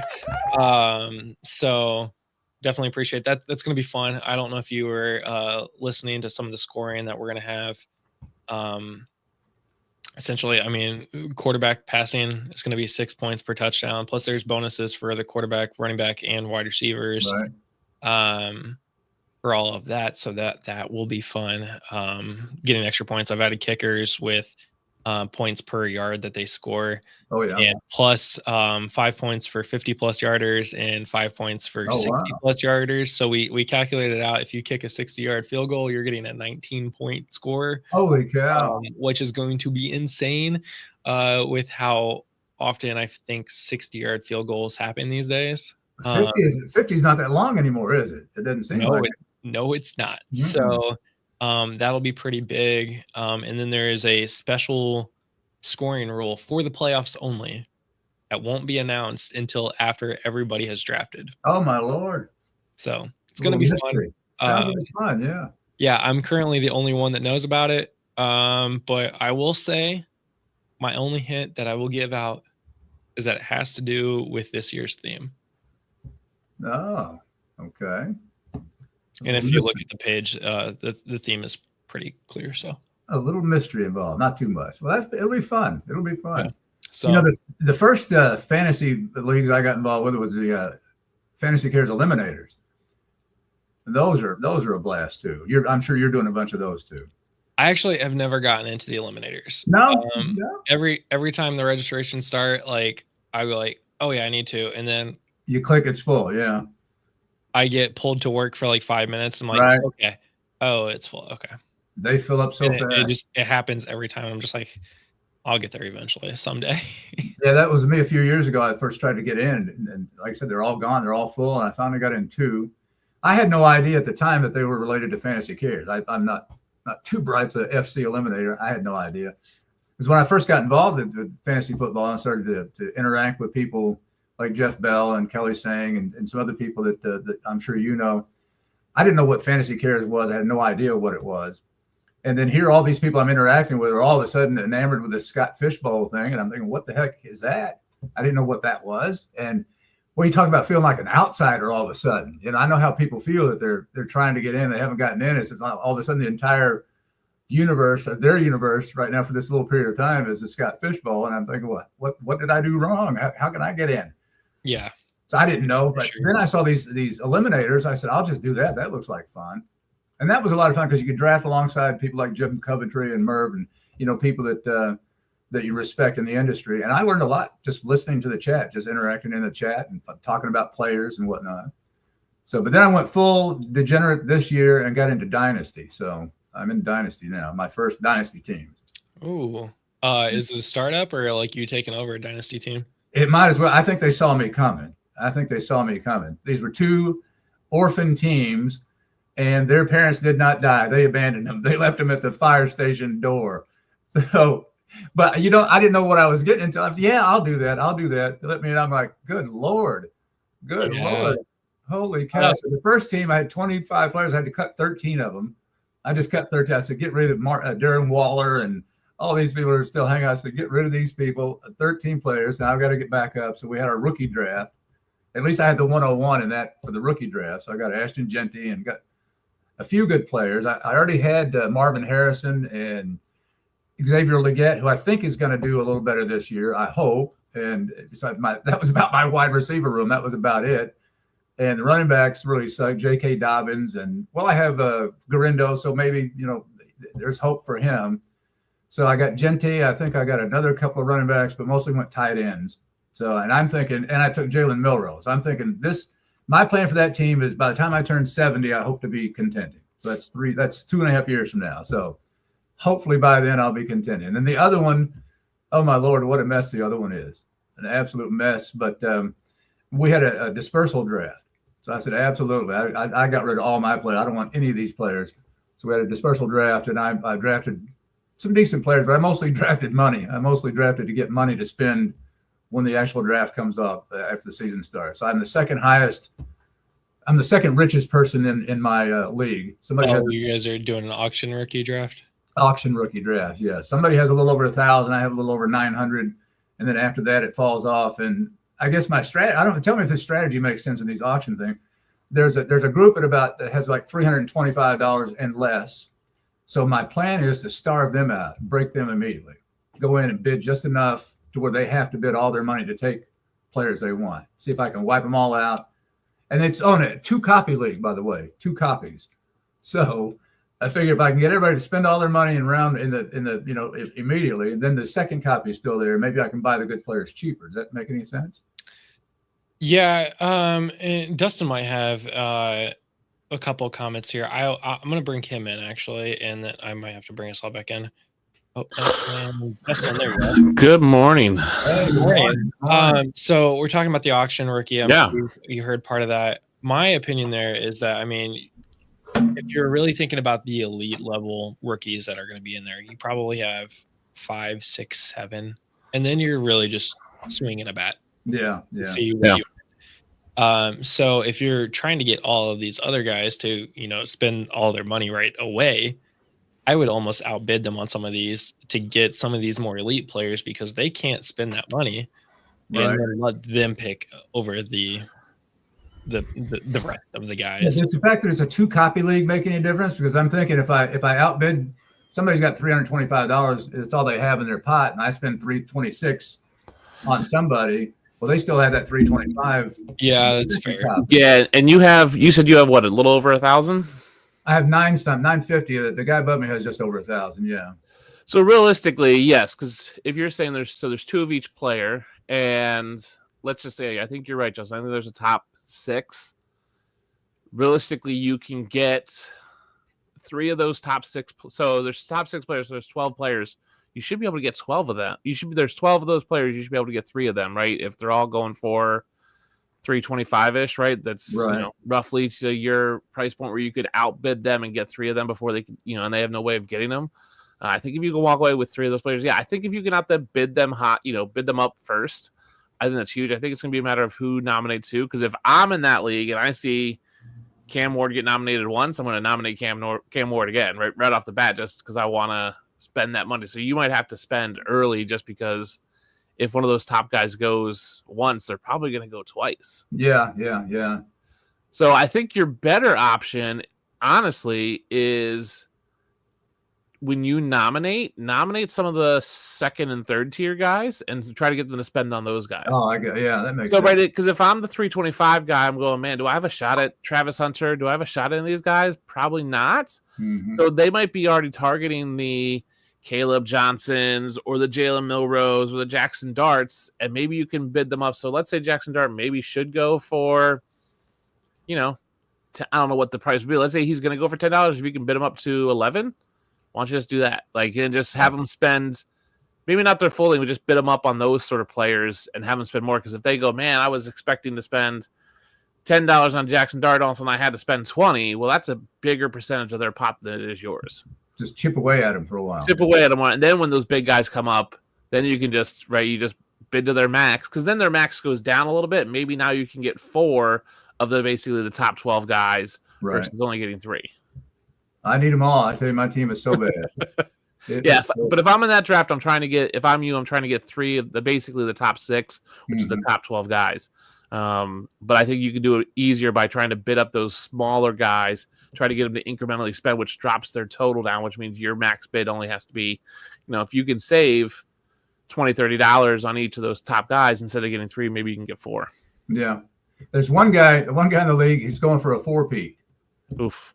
So, I mean, he's so stacked. I don't know how. I haven't been there. I don't know how he got so stacked, but he has probably 4 elite wide receivers. He's got 2 or 3 decent, really good quarterbacks and running backs. It's going to be tough. I just have to maybe wait for his people to get old. I just start drafting a bunch of 20-year-olds and outlast him. I have a dynasty that's similar to that. I went from the startup, the elite. I traded what I could away to get what I wanted. I think in the startup draft, I had 5 picks in the first 3 rounds, which is great. You get 5 top 3 round picks. So I spent in to get what I wanted. And out of the 3 years that it's been running, I've been in the championship 3 times and I've won it twice. Oh, wow. But on the flip side, my team's starting to get old and I have to replace some of these players with other players now and hope that I can continue. Last year I had a deep bench, but I mean, my deep bench included guys like Keenan Allen, Cooper Kupp, some of these older players that are now like either not on a roster. Keenan Allen's not on a roster yet. So like you're kind of hoping for the best and you're not getting value. I have like Travis Kelce on my team. And so it's like, we're hoping a little younger. Yeah. Well, this guy has Burrow, Love, and Murray. So that's pretty good quarterback trio there. And then he's got Chase Brown and Christian McCaffrey, DeAndre Swift, Jalen Warren, Sean Tucker. But then he's got A.J. Brown, Justin Jefferson, CeeDee Lamb, Drake London, Terry McLaurin, and Michael Pittman. So yeah, you're gonna be waiting a while. I'm gonna be waiting a while. Yeah. But at the same time, sometimes like, I mean, coming from experience, it gets boring winning all the time, and you want to change things up and get value. And when you're predicting a player to go down in the next year or 2, right? First rounders out of those players, and generally you're sending them to players that are trying to make a move to be relevant. So you're getting a mid first round pick out of those. I couldn't start much of a trade interest with this bunch, so there wasn't a whole lot of trade going on. But there's another draft that comes up, I think, halfway through the season. So week 7 or 8, there's another kind of draft. It's a weird thing. It's Bosch, Bosch. He does some weird stuff. So if you're listening, Bosch, you're weird. But I have Jordan Addison, Marvin Harrison, Xavier Legette, Marvin Mims, and I drafted Kyle Williams. So that's my wide receiver room so far. So some potential there, I guess. But I really was happy with my tight ends. So Harold Fannin, I think Harold Fannin is gonna go wild in Cleveland, no matter who's throwing the ball. I really do. You don't catch 117 catches and get all those yards unless you have some talent. So, what are your thoughts about Fannin? Do you think is he going to play as a rookie? Probably not a ton as a rookie. I mean, Njoku's still there, but I think long term, I think he's going to be really good. Dustin, I had you covered up with this other. I'm going to cover you back up here. Well, my thought is, everybody say he went to a small school, sure, but he was kicking butt against some pretty good. What did he play against? Penn State. He had a big game, as I remember, and a couple Travis others. Kelce went to a small school at the time. That's true. Yeah, that's Yeah. true. But Cleveland needs everything. So I mean, Cleveland needs help. And if Flacco is the starter, I can see a lot of tight end passes. But Yeah. Njoku is there. But do they really like Njoku that much? Are they committed to him? You think? Did we all watch Joe Flacco last year? I mean, Yeah, Flacco early. I'm talking early Flacco, not late Flacco. Forget late season Flacco. we're talking about Cleveland Brown Flacco. Yeah, I mean, I think that's my issue with Fannin this year is that he's just got to get on the field, and with Njoku there this year at least, I don't know how much Fannin gets on the field, but I think he's talented. I think he's athletic. You're right, he's athletic. He did well even at a small school. He did really well. It's just a matter of how much he'll be on the field, with Njoku there. So now Njoku's not a young man, so there's always that potential of seeing some playing time. Yeah. Well, it's a tight end premium league. So I also took Gadsden, took a round at Gadsden only because I watched his father play football. That's how old I am. At Colston Loveland, I thought maybe that's a good anchor for my tight end room. Yep. Colston Loveland. Hope so. I hope so. I get mixed opinions about Loveland though. I mean, I'm a Michigan fan, and I think he's talented. I just don't love the landing spot in terms of just volume because there's just so many mouths to feed. But talent at some point should win out, but it's just a matter of what is he going to be there and how much volume does he get? Yeah. But again, you've got a young guy, so you're not necessarily playing for this year, right? You might be, it's long-term play. So maybe, you're right. You could anchor your team for the next 10 years and be a good fantasy tight end. He just has to be good. It doesn't have to be great, and you're fine. Right. Yeah. Well, especially in the tight end premium, you're going to get so many points just for, everything because it's tight end premium. So yeah, I think the tight end first downs are double what everybody else is. Yeah, that should help. Yeah, but we'll see. I have a 3-year plan. I was telling Justin, hopefully by the time I turn 70, I'll win something. There you go. If I live that long, you never know. You got to have that multi-year thought process in Dynasty. It's the only way to do it. You really do. You got to think about the 3 years. I always think in terms of 3 years. What will this player do in 3 years? Do I need to start looking at getting rid of them? Do I need to? Is this guy going to continue sitting on my bench for another 2 years until he starts producing? Especially when you get in the deeper benches too. I mean, you can literally stash players for a while, so it's not that big of a deal. But Bill, I really appreciate you watching me make breakfast and having audio issues. It ought to be ready soon. Breakfast served soon, huh? Get the wife, get her fed. Yeah, I gotta go take that out of the oven here too. So Bill, we were gonna say sayonara to you for now. All righty. And we're gonna bring in Tommy here. So Bill, thanks again so much for coming on. Absolutely. See you later, Dustin. You guys take care. See you, Bill. Have a good one. And Tommy, how are you? Tommy, what's up, boys? How we doing? It's nice early morning talking football. Now, like I just said, I gotta go take something out of the oven real quick. So I will BRB, but you guys chat away for a moment. I'll be back with all the questions. Tommy, maybe you can help me with my dynasty draft. I'm on the clock. Love it. Let's do it. So we've talked before. This is my league where I can start. It's a 2 quarterback, and I can start a third in the super flex. Yeah. Currently I'm on the clock at the 106.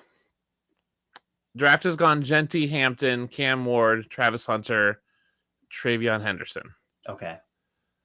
My team is good. I would say it's good enough. I don't think it's great. So I currently have Patrick Mahomes, Matthew Stafford, Drake May, J.D. McCarthy. So I think I'm set there. I've been trying to trade Mahomes for a while and just haven't been able to work out. I had a deal with a guy, then he ghosted the league and he got replaced. Running back wise, Kyron Williams, Jahmyr Gibbs, Bucky Irving, Najee Harris, Blake Corum, Keaton Mitchell. Wide receiver wise, Puka Nacua, Amon-Ra St. Brown, DeAndre Hopkins, Darnell Mooney. I got Tank Dell in my IR spot. This league, you can also, it's a tight end premium, and you have to start 2 tight ends. So I've got Zach Ertz. This is where it gets gross. Grant Calcaterra, Will Disley, AJ Barner, Colby Parkinson, Daniel Bellinger, Tommy Tremble. That's it. Deep cuts only, right? Yeah, deep cuts only. Which, last year, I traded for Ertz last year and was able to, play the game of Calcaterra was in for Goddard and AJ Barner was having some weeks. So I'm on the clock. I've been trying to trade, but no one seems to want to trade for this pick. Do I just take Tedero McMillan and just go wide receiver? Or do I take a Colston Loveland or a Tyler Warren? Dustin, I love this question, man. Because I don't love Tyler Warren or Colston Loveland. Exactly. And I think the market consensus agrees with you. Even in tight end premium leagues, I'm seeing those tight ends falling to really the back part of the first round into the second round at times. Yeah. The appetite just isn't there. And you've shown a propensity to get into some of these veteran tight ends, even in a league where you're forced to start too. Yeah. What I would ask you is, what about Jackson Dart? Not because you like Jackson Dart, but because you've already created this, you've amassed this wealth at quarterback, and it gives you a really strong leverage point with Matt Stafford. You can use him as a more liquid asset where, yeah, he's getting points in your lineup if you want him to. You can sort of like transition into Jackson Dart once the whispers start happening. I'm thinking around like, what do they have, like a week 8 bye, I think, this year? Something like the that, New yeah. Giants. Week 6 or 7, that's really the tradable moment for Matt Stafford. When you have this triple option at quarterback in terms of starting them every week. Ew. Yeah, $30 donation. That's what that's awesome. That's awesome. When you can start 3 quarterbacks, you really want to have 4 or 5 starting options. I agree that getting down from Mahomes isn't a bad idea, but this gives you the opportunity to leverage the rest of your quarterback room really above consensus ADP. Yeah, I thought about that. I think Dart won't go until early second round. I have the 206 and the 208, which I'm currently trying to move up to like the 202 to maybe target Dart. Yeah. Or I just sit at 206 and get Tyler Shuck, which I think is the same thing. Yeah. At some point. Love Tyler Shuck. Yeah. Me too. And I just released an article 2 days ago basically comparing Jackson Dart and Tyler Shuck. And I've been saying all along that I think Tyler Shuck should be drafted ahead of Jackson Dart. I don't mind the play, right? Getting a basically a 5th quarterback and that allows me to trade. I've been offered Brenton Strange for Stafford straight up. No. And I'm like, no. Yeah, I feel like that's not enough. I mean, the problem is that people are going, oh, well, it's, Liam Cohen, he made Kate Otten good. I'm like, well, I don't know. I love it, Vince. Yeah, I mean, it's true. I think for me, like, the big part is like tight ends are going to be like with both tight ends on the board, and it's a tight end premium, and I have no tight ends whatsoever. So, okay, I kind of heard a little bit of the makeup, and you, again, have no tight ends, and did you say you basically have to start 2 tight ends? Because you have to start 2 tight ends. It's a tight end premium, and obviously you can flex them. So there is 2 tight end spots on your roster. So a lot of people are going to say Colston Loveland, but again, too many mouths to feed. Yes, there are too many, including Cole Kmet, which I don't think is dead. Yep, don't think he's dead. No, I don't think he's dead either. Now, ignore the Colts hat that's about to come out, but Tyler Warren, and maybe I'm way off base here, but Anthony Richardson has played 15 games in his career. Yeah, he has 22. He is currently the 2nd youngest starting quarterback in the NFL. Still today, starter is shaky there. He's the 2nd youngest starting quarterback in the NFL. Again, played 15 games, and exactly, starter is shaky, which means what? He has to prove that he is the starting quarterback in the NFL.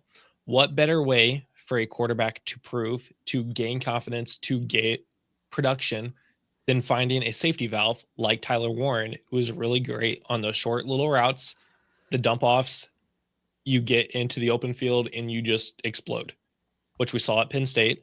Yeah, he had 1 year of really good production, but if you look back at some of those years, Jahan Dotson was there his freshman year, I believe, who sucks in the NFL. Let's be serious.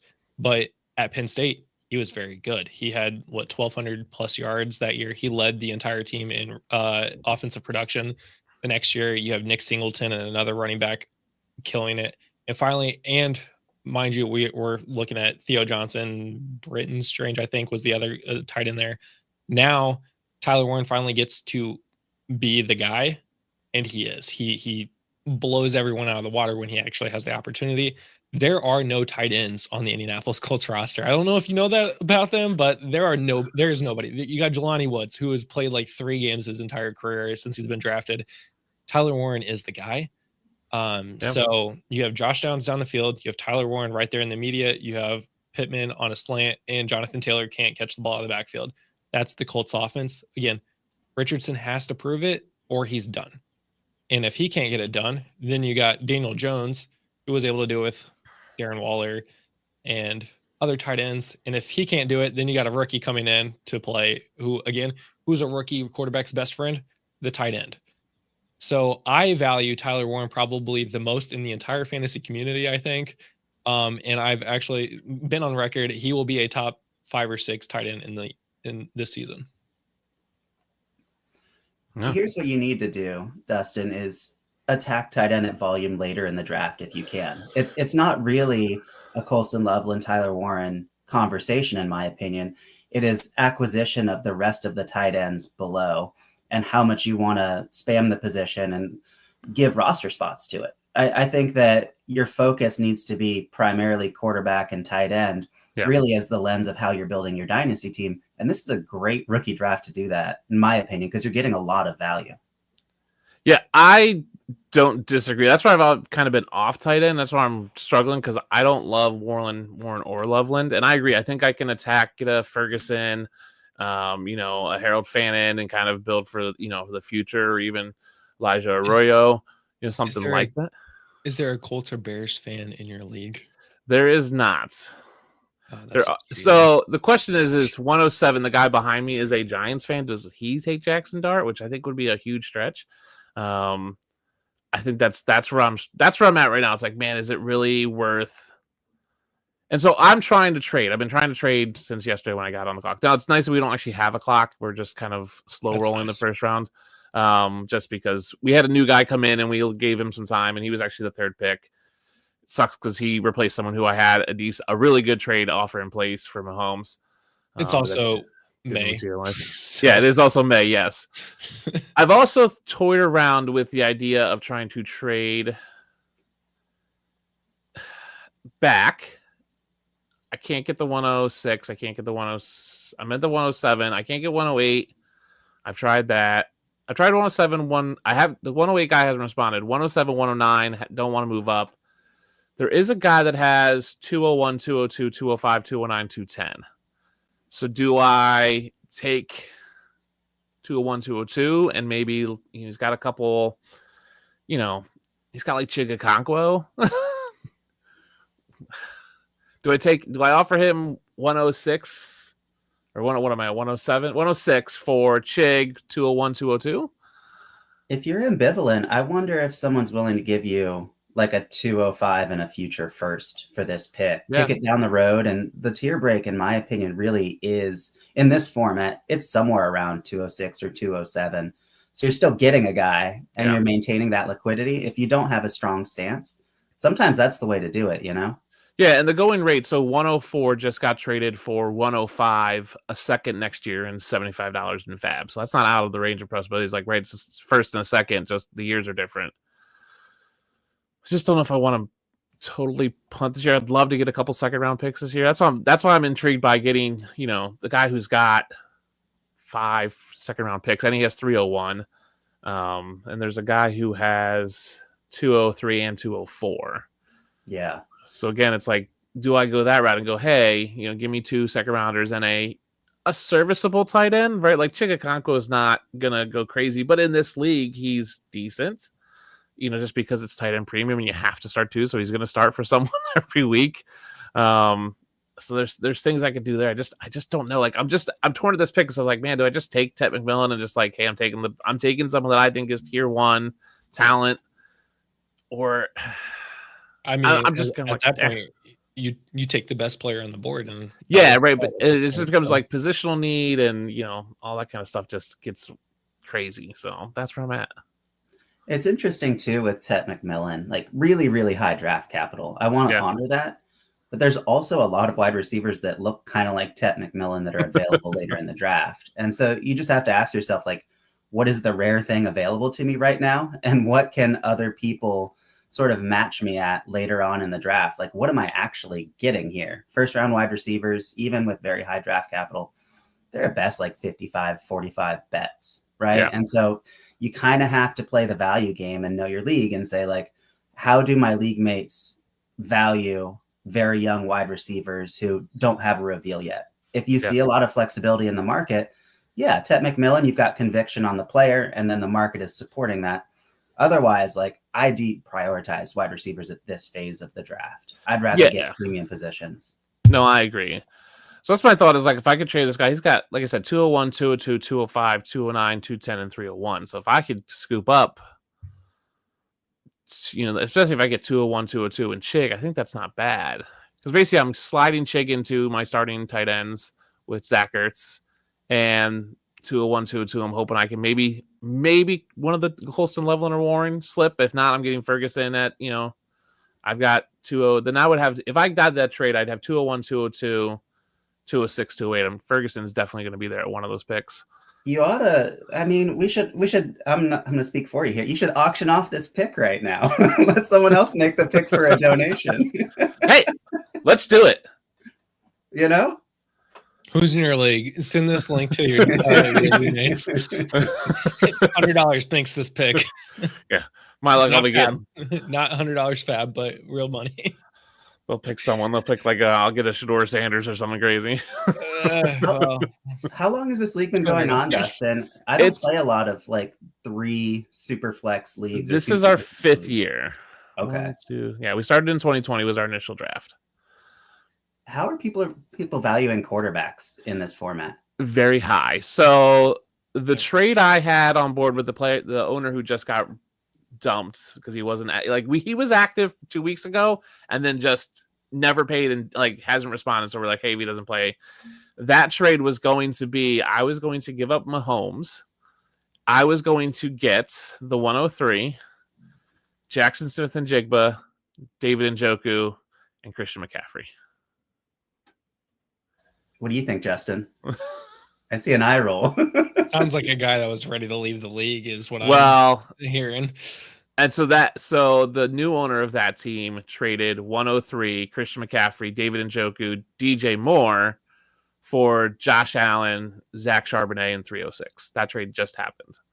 I love that deal for them. Getting Josh Allen, it resets the trajectory of your team a little bit. Yeah, because the team he took over, they have no quarterbacks. They have literally,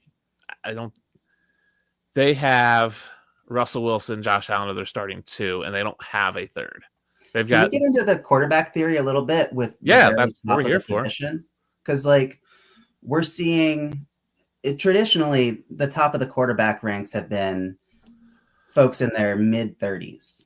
That's often what we see. And right now we don't have that. We don't have quarterbacks that are 36 years old that are at the top of their game.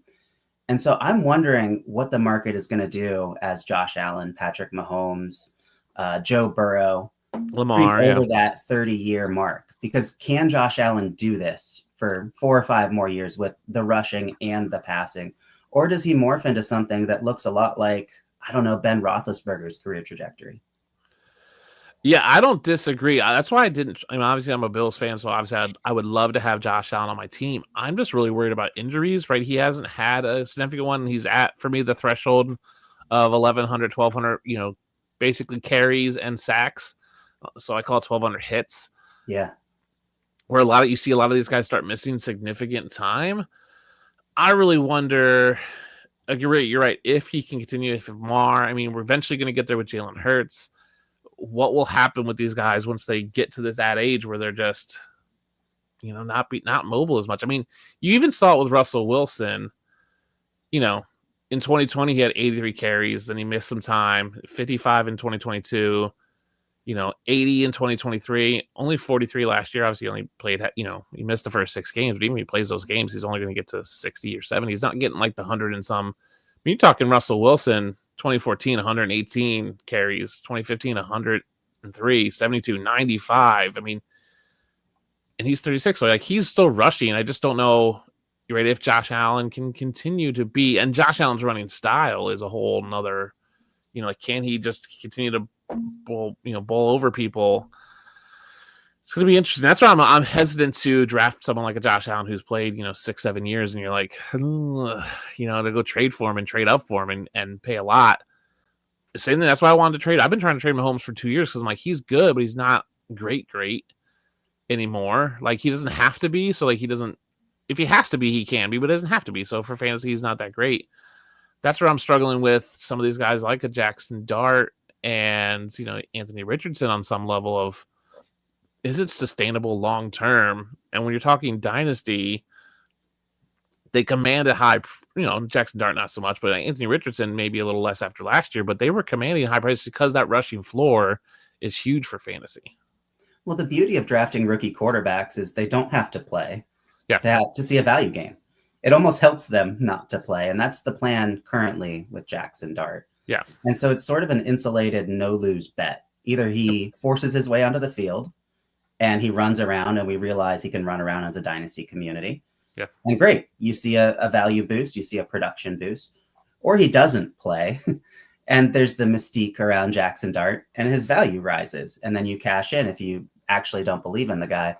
But going back to Josh Allen, as this rebuilding team, what should this manager do? I don't want you to help out one of your league mates, one of your opponents, but what should rebuilding managers do if they have Josh Allen, Lamar Jackson, maybe Jalen Hurts? How do they manage that position? Because you're right. If you're not contending for 2 more years, like Bill was, like, what are you doing with this rushing quarterback? I think that's hard. So, like, he just traded for Josh Allen, which like gets him someone, right? Because at this league, you need probably 4 to really manage the 3 roster spots. The team who traded away Josh Allen, which was, let's see, pull up their team. They're in a rebuilding situation too. So they have CJ Stroud. They got Christian McCaffrey. They have Jefferson and Malik Neighbors. They have Trevor Lawrence. So they now are CJ Stroud, Trevor Lawrence. That's it. And they got 103 and they took Cam Ward. So I think if you have a Josh Allen, a Lamar, and you need to rebuild, I think you need to cash them in like this guy did. This person got a ton of value for Josh Allen. I mean, he picked up Christian McCaffrey, gets him a year or 2. DJ Moore gets him a year or 2. David Njoku gets him a year or 2. And you get 103, which is Cam Ward, which you're hoping is Josh Allen plus 4 years, right? That's what you're hoping for. So I think you have to go what you were saying, like go volume and just turn Josh Allen or Lamar into 4 players, right? Like that's the only way to do it. Whether that's picks and players or a combination of them, but you need you can't trade them for 2026, 2027 picks. They have to be picks this year and probably high picks. And then even if you get players that'll give you 2 years, like he can take Christian McCaffrey, play him this year, then trade him next offseason for a 2nd round pick, right? And get value. And you're still getting value this year, but then you get some future next year. I look at any rebuilding as like a 2-year. I think rebuilding should be a 2-year process, personally. I think if you're taking longer than 3 years, you're kind of shooting yourself in the foot because the guys you got the first year are probably not good the 3rd year. So I think it has to start in a draft. I think you have to get some foundational pieces. So he's, took 103, hoping Cam Ward is that foundational piece for him now. We'll see if that actually works out for him. Now, this is the guy that also has the 5 second-round picks. So maybe he's hoping he can, bulk up his team in the 2nd round, which is why I think it might be appealing for him to get the 106 from me and trade some of those 2nd-round picks. I mean, it's so interesting. Having Neighbors and Jefferson is definitely a good foundational, and Stroud is probably a decent foundational piece. You just go from there. Yeah. The beauty of having Josh Allen, of having Lamar Jackson, those types of players is the window is wide open year round. You don't have to play the calendar game, which is only true for like 10 or so fantasy assets in the entire group, right? Like with a Matt Stafford, you mentioned him earlier. You have to wait until October to really see any type of value, November to see any type of value with Matt Stafford in the trade market. You can shop today, you can shop next month, you can shop 6 months from now, probably 2 years from now with Josh Allen. And so I don't mind consolidating into that as a rebuilder, even if I haven't traded for Christian McCaffrey and all those other contending pieces. It's fine, but you should probably be looking at exit ramps, not to move below like the top 6 quarterbacks, in my opinion. Like there's a group of elite quarterbacks who have done it multiple times, and you kind of want to fall into those if you're going to be tearing down from Allen. I'm loath to do the Cam Ward type trade, because why am I going to put all my chips on a scratcher? That feels really dangerous, and that's how you prolong rebuilds. But you have the ability to wait till you're in season, and let's say Justin Herbert goes down for the year. He tears an ACL, God forbid. Well, you can trade Josh Allen into Justin Herbert and get essentially a second Justin Herbert in value on top. Yeah. And that's how you facilitate the rebuild, in my opinion. Yeah, I agree. I mean, that's what's nice about having one of those top guys. Plus, and I think this is also probably the double-edged sword of those guys, is when you have a Josh Allen Lamar who is capable of putting up 40-some points a week, you always think you're in it, right? Because you go, man, they can win me a week. They can single-handedly go out there and put up 40 points, and they can win you a week. And you might be sitting there at, you're 2-5 in a league, and you're like, oh man, but I'm one piece away. And you're like, really, you're 2-3 pieces? But you're like, oh, my quarterback, it inflates your total points because they put up 40 points one week. And then you're like, oh man, but then you go, and then you're always trying to sell them high instead of at real value, because you're like, well, yeah, this guy puts up 40 points. It's like, yeah, he does once or twice a year, but it's not putting up. And I think this is where I think 2 quarterback leagues are different. And Tommy, me and you have talked about this a couple times on podcasts, that there's this 2 quarterbacks versus a quarterback and a super flex are slightly different. But let's say we're talking quarterback and a super flex. Realistically, in a 10-team league,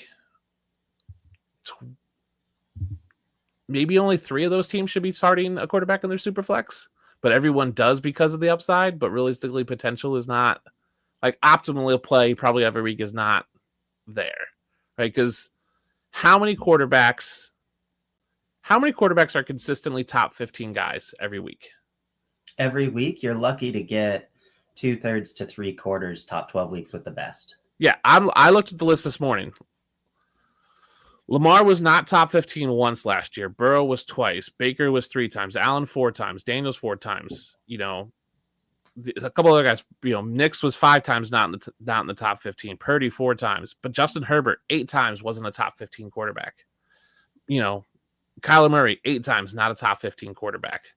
Goff 7 times not a top 15 quarterback. Rodgers 10 times not a top 15 quarterback. Caleb Williams 9 times not a top 15 quarterback. So when we're looking at it, I'm going, I listen to go 1, 2, 3. There's 7 guys that I can throw into my super flex that I'm okay with. They're going to be a top 15 guy every week. Now, in my situation, I've got 2 quarterbacks plus a super flex, so I'm looking at who's the top 20 guys. It's a little bit different. But I think there's this weird notion where it's like, man, we have to start him because the upside's so there, but optimally it's probably not the best play. The only thing I'll add to that, though, is that if you're looking at, the top 24 quarterbacks in the league, the 24th quarterback, and I'm only looking at fantasy points per game, which at the 11 o'clock hour, we talked about how it's completely stupid. But if we're looking at the average amount of points that they scored, we're looking at 15.6. Yeah. Now, if you're factoring in 2 running backs, 3 wide receivers, 2 flex or 3 flex, a tight end, by the time you get to that super flex, is that player scoring more than 15.6 points per game? Yeah, I agree. If you can correctly predict that they're the right guy that's going to be there, because if you predict the guy that's, at that point you're banking on the guy being a top 24 guy. But if you get the guy that's all of a sudden 27th, he's probably scoring you. 32 quarterbacks are playing. You probably have 28 a week. Yeah, for the bye weeks. So you're likely gonna have a top 24 guy, unless you have a guy that's maybe Bryce Young, who might be a top 10, might be a bottom 35 that week somehow.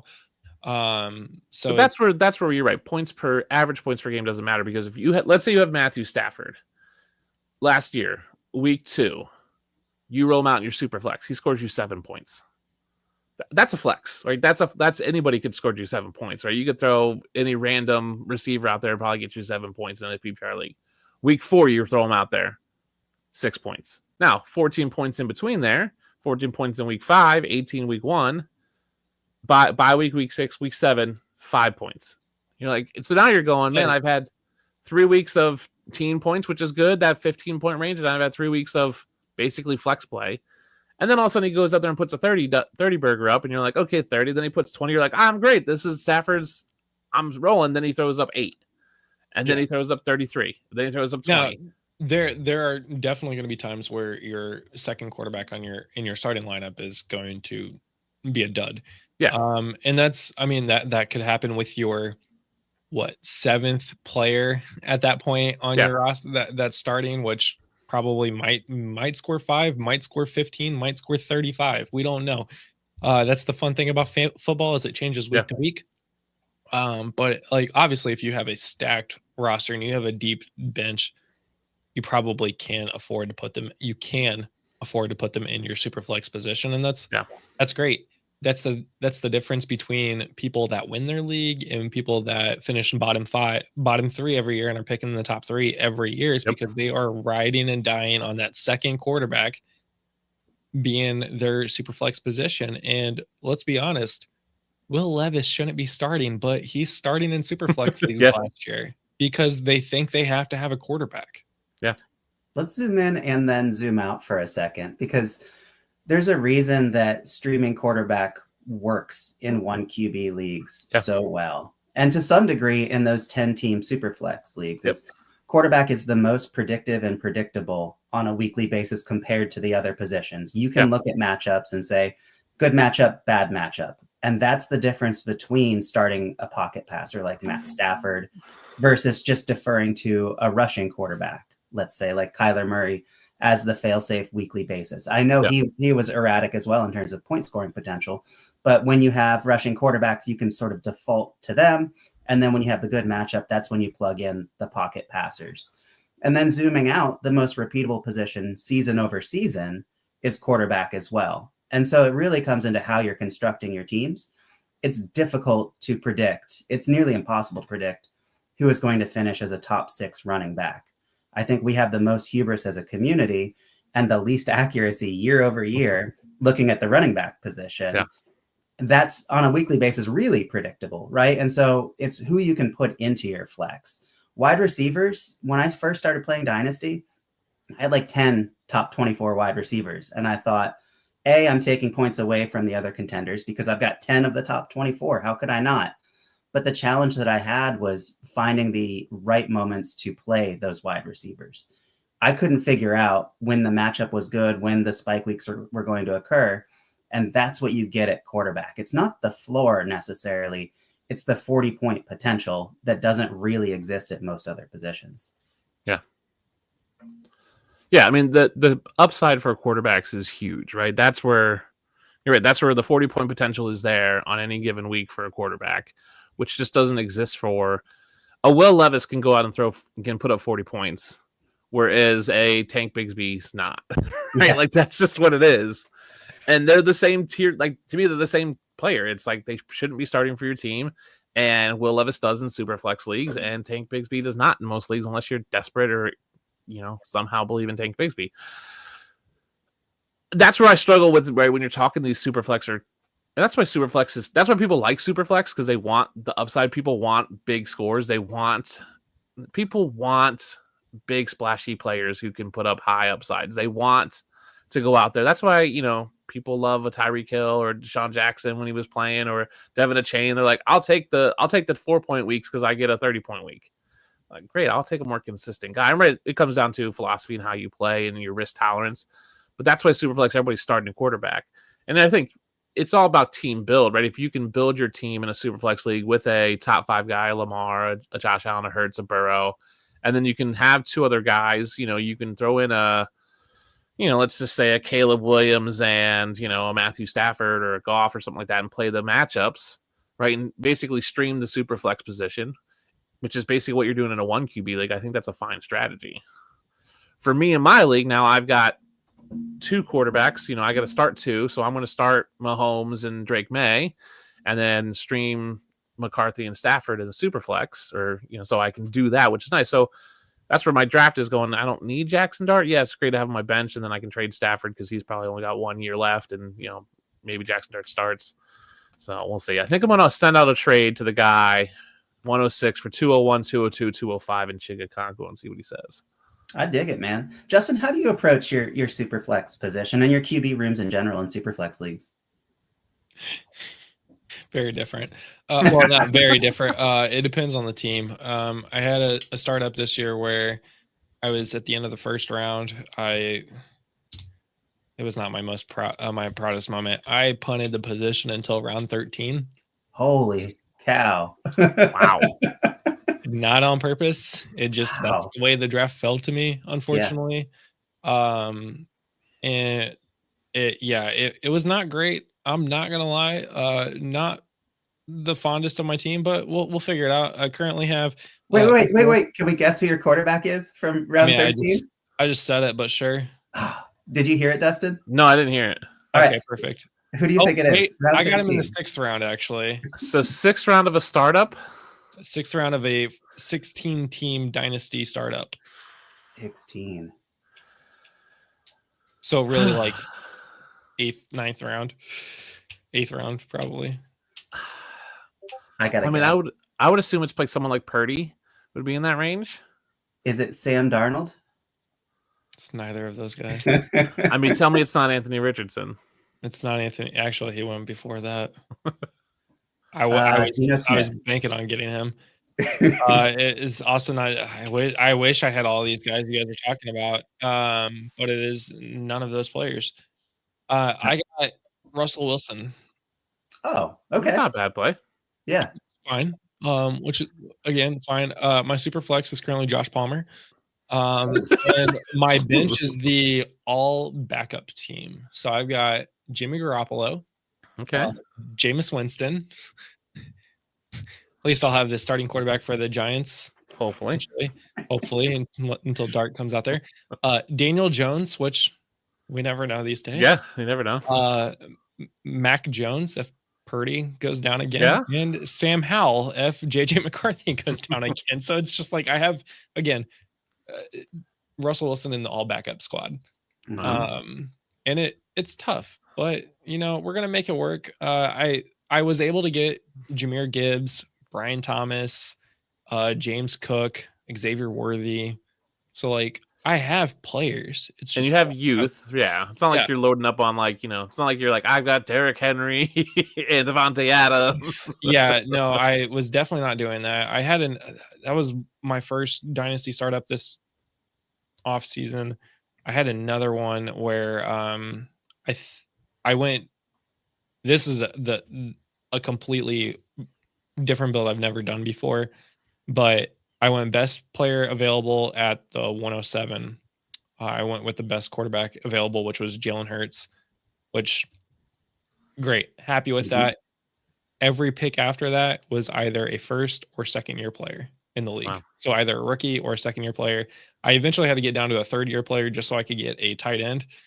And then once we got down to like rounds 18, 19, 20, I just started taking the vets that were either backups or the current starter over some of the younger players I had. So like right now, my backups include DTR, which is Jalen Hurts' backup. I have Will Howard and Mason Rudolph, which one of them probably starts. I have Kenny Pickett and I have Kenny Pickett, and I also have Bo Nix. So that's not bad. Like I'm actually fine with my roster because it is the youngest roster in this startup. Yeah. And it doesn't look great on paper right now, but I mean, if you're looking at this, I mean, you're looking at Jalen Hurts, Amarian Hampton, Tyrone Tracy, Roma Dunze, Xavier Worthy, Dalton Kincaid, Luther Burden, and Jaden Reed and Bo Nix as my starting lineup. That's going to look great in a year or two. So yeah, going back to that figure out the first tight end build, position, but that first build you had. So we've got Zach Reed in the chat. Hey Zach, he always says that the edges are not found in the middle. You've found a way to make Russell Wilson relevant in this league. You found a way to make Mac Jones relevant in this league potentially. I would not build my teams that way. I'm one of those folks who really likes elite quarterbacks at volume. I didn't love it. Here's the thing, your team is different than your league mates, right? And that difference can really be used in compelling ways, like you don't want your team to look like everyone else's ideally. You don't just do random stuff. but you had a plan, it appears. You wanted to attack different positions, and now you have an opportunity to access different markets than your league mates, you know? Yeah, no, and this is probably one of my only dynasty rosters that Superflex rosters that does not have a second quarterback starting. Because I don't have the second quarterback. So it's like, well, I'm going to punt that and I will go and start the other guy. Right now it's Josh Palmer. Don't love that. It's going to change. I'm going to figure that out, but we'll get there at another date. Hopefully maybe he balls out with Josh Allen, but doubt it. Doubt it. But like you look at a dynasty I had 3 years ago that I've been in the championship every year. I had the 101, which I took Josh Allen. And I traded up for the 106, which I took Patrick Mahomes at the height of his fantasy career. I've since flipped both of them for Jalen Hurts and Lamar Jackson. And I actually just recently got rid of Jalen Hurts to get Jaden Daniels. So Jaden Daniels and Lamar Jackson in there. So it's like you got 2 top 5 quarterbacks. This is the flip side where you have 2 top 5 talents starting in your 2 quarterback spots. So very polar opposites of my builds. Yeah, I mean, right. And Russell Wilson, you're talking about a 16-team league. Like, there's not enough quarterbacks to go around in a 16-team superflex, right? There's just not. I mean, and 32 quarterbacks. So yeah, and you're playing the upside, right? So if Purdy goes down, Mac Jones' value jumps a ton, and either you keep him or trade him, right? I do that in my league where you can start 3. There's no backups even available. Everybody's got a roster, but I've been able to pick up backups.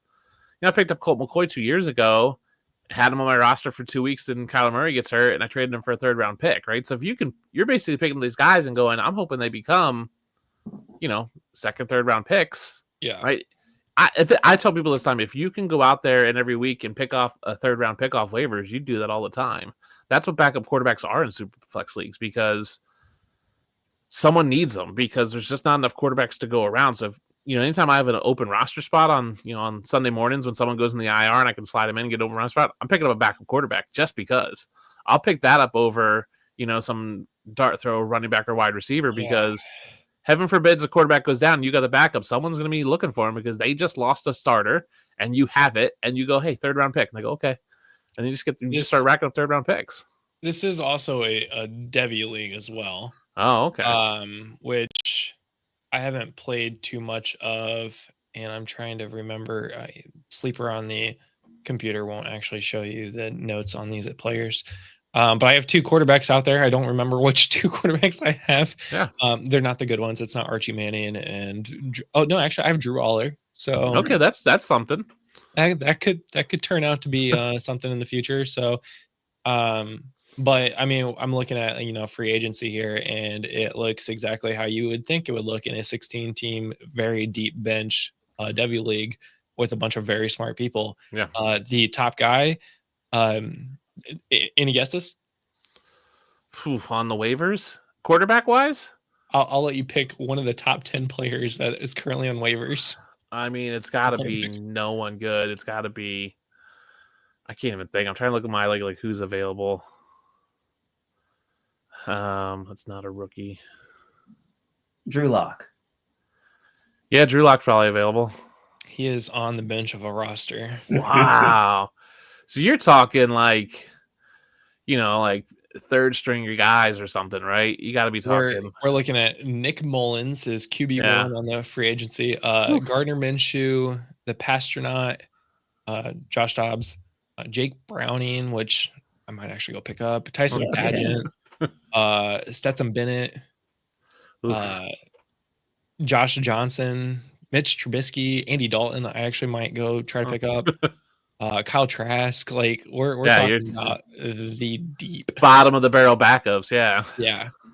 You know what's interesting, Justin? I was looking at KTC values, like historically since 2020 to today.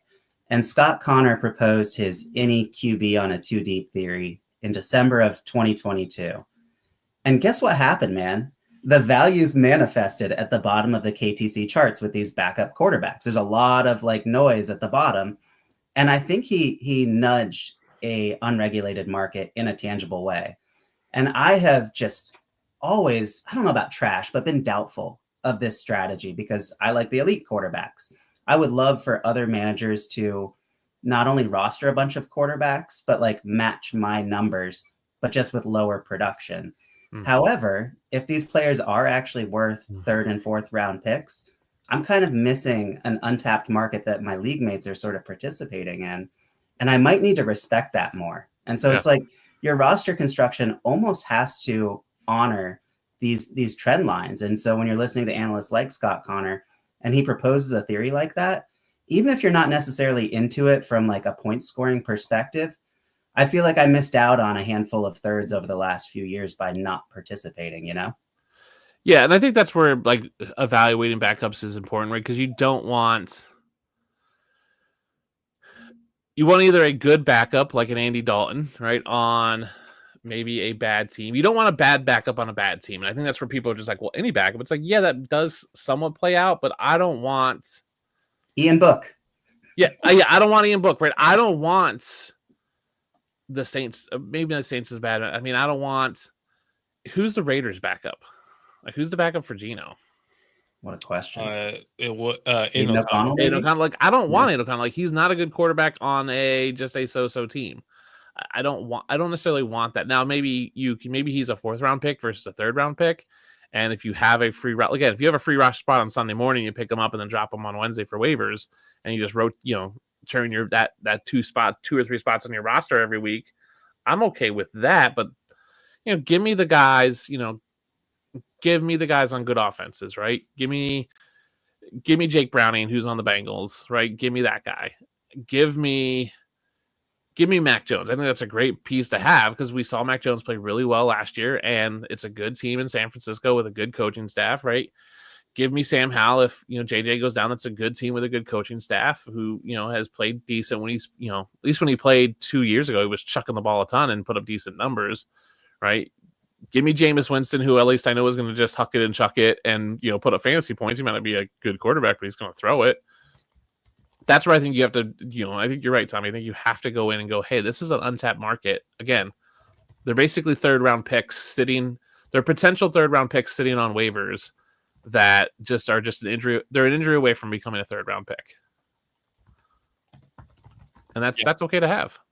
And I'm not saying you have to build your whole roster. I know, Justin, you kind of got stuck in a 16 team where you're hoping one of those guys turns into, but in that league, they're going to become 2nd round picks, right? Because the value there and the scarcity is so much higher in that league because 16 teams is crazy. Yeah. So it's better to be at the top with the elite QBs, Tommy. The few thirds or fab isn't worth the headache. Sometimes rostering those backups, waiting for someone willing to trade. Tommy put on here. Totally agree. It's tough giving market share to my league mates, but holding roster construction is often key. Yeah, I agree. Roster spots, they could be running backs. Whoa, whoa, Vince. Them are fighting words. And I have said on this podcast, I will not talk about Anthony Richardson until he is worth talking about. So, yeah, I don't know if he's ever going to be worth talking about, unless we're talking really high on Richardson. I'm buying now. Finally. And who? Oh, okay. It's just me again. Hi guys. Wait, Tommy, you could stay. Richardson's just so. Ugh. That's why I'm buying. You nailed it. What are you buying him for, though? 22 years old. Yeah, but if he can't stay on the field, it doesn't matter. I'm buying him for seconds. I'm buying him for aged running backs. I'm not tearing down. I'm moving up into Richardson because the quarterback position, sort of in those tiers, we think there's more stability than there actually is. And so I'm willing to make upside bets. All Richardson has to do is string together 3 weeks of decent, not even great, but decent production, and he's going to exceed his current value. Yeah, I don't disagree with that. I have way too many league mates that listen to my show, which is a problem for me because there was 1 week I talked about Anthony Richardson for about 5 minutes on why I think his value is at the lowest it could possibly be, and this is the buy-in point because you can go get him for a 3rd rounder probably. And I try to go get him for a 3rd rounder and then a 2nd rounder. And everybody's like, no, I want a 1st or more. I'm like, hold on, wait a minute. Yeah. You need to stop listening to me. Like, this is not fair. Well, and that's part, right? You probably play with a bunch of Colts fans as well. Actually, I'm trying to trade with non-Colts fans because I know Okay. the Colts fans will not give him up for Yeah. really anything right now. So it's. I mean, you're right, Tom. If you can tier up into him, if you can trade, a veteran running back or someone who's a part-time player on your roster for that upside, I think that's fine. Yeah. Really, the conversation begins for me. Wherever Jackson Dart gets drafted, the next draft pick is something where I'm willing to consider packaging that pick in some form or fashion to get into Anthony Richardson. Because quarterback, Yeah. like, I know you can stream other positions in the super flex, but what is the acquisition cost versus that ceiling? Yeah. Like, you're going to do better with Richardson, even if he only starts half the year, with that sort of like, treat him like a running back. He doesn't have to be any different than a running back in your mind because that's what he costs. Bill's killing Richardson in the chat. He really is. So we get Colts fan here, and I will not pay a high price for AR5. Richardson completes a 6-yard pass. He exceeds my expectations, and Bill gets it. All he has to do is dump it for 5 to Tyler Warren. Yeah. Yeah, it circles us all the way back. I do have another segment for you guys that is all right. What you got? Dynasty. And we could play it, or we can pass and keep talking about Dynasty. But no, let's play it. I have some trivia that I am going to occasionally throw into the show. And I'm keeping track of everybody's scores, and then I will announce the winners at the very end. All right. Awesome. But if people are smart enough and pick up on this, they might keep coming back and just listening for all the questions and going to search for all the answers. But love it. Okay, I'm not paying attention to the chat anymore. You guys are trying to make me upset at 6:46. And oh no. I don't know, Vince. The answer should be DuckTales, always. DuckTales is the answer. Okay, so question 1.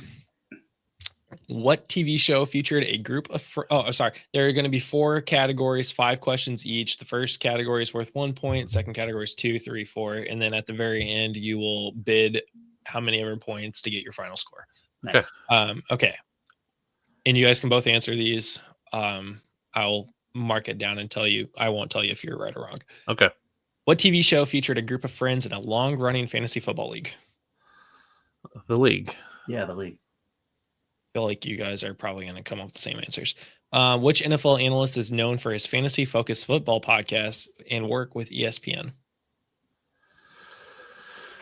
Fantasy Focus is Fantasy Focus. Is that Yates? It's falling apart already. I said Eisen. Yeah. I don't think that's right.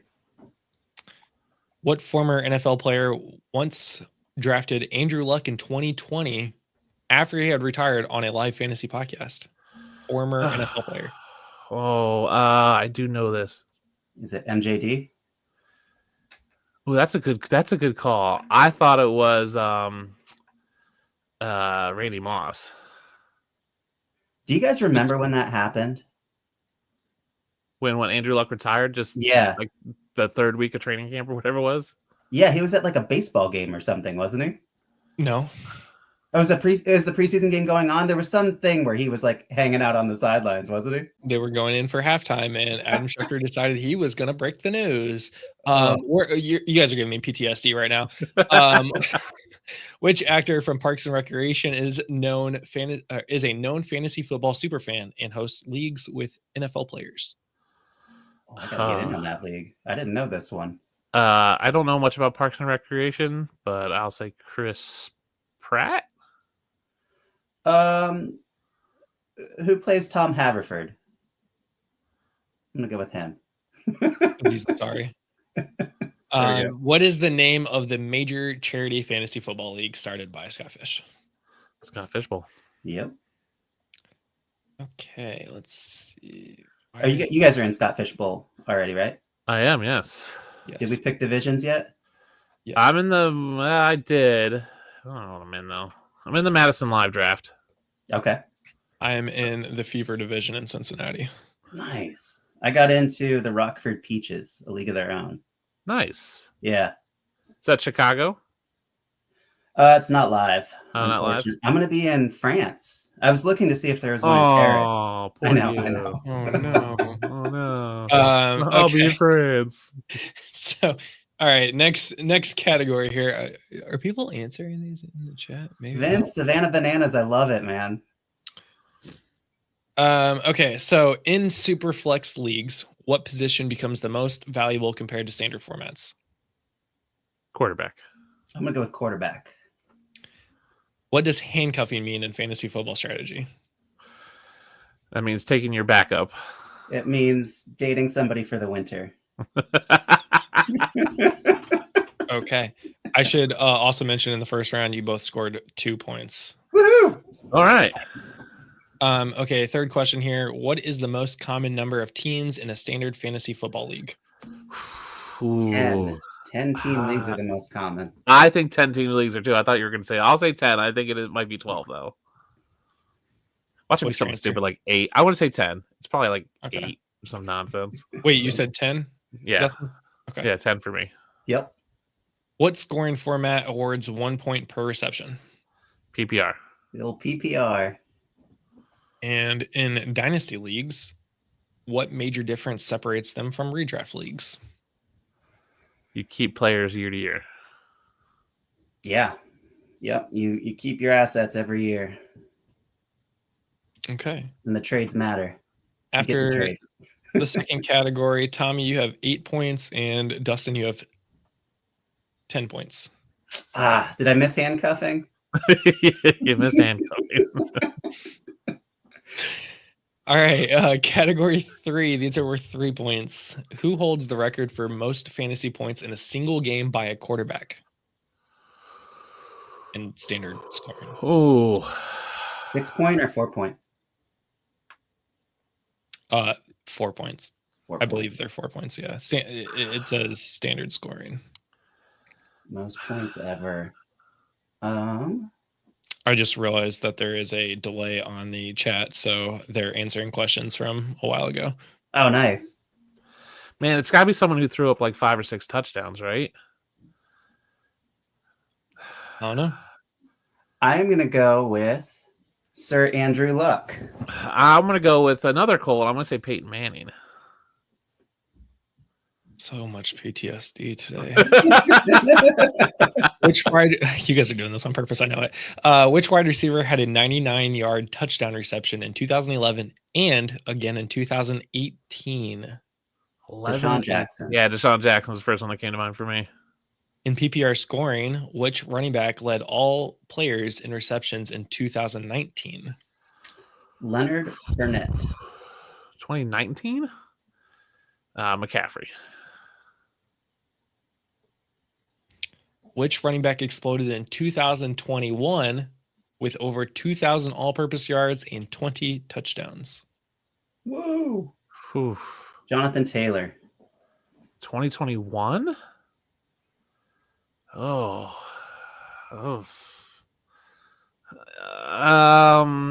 Vince, you got it, man. Don't give him the answer. 2021. He's just answering Philip Lindsay for all of these. Man, Jonathan Taylor is a good shout out, Tommy.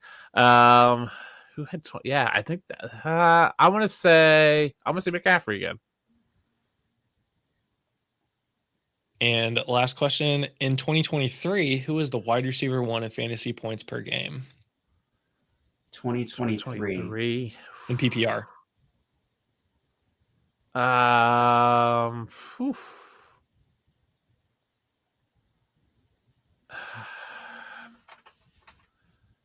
So that was 2 years ago. I'm gonna go Tyreek Hill. Yeah, I'm gonna go CeeDee Lamb. Oh, that's a good one too. I think he was wide receiver 1 overall. Right. Tommy, you were at 14 points. Woo. Dustin, you were at 13 Oh, points. Tommy's making a comeback. Coming back. And the final category. What year did ESPN launch its fantasy football platform? Ooh. 2011. These are going to be hard questions. Yeah, I was going to say 2012. Which player was the consensus number 1 overall pick in most drafts in 2012, but missed the entire season due to injury? 2012. Le'Veon Bell. No, Oh, he's due to injury. Shoot. Not suspension. Not sitting out. Did I get another guess? Yeah. You said, what year was that? 2021? 2012. 2012. Man, who missed the season?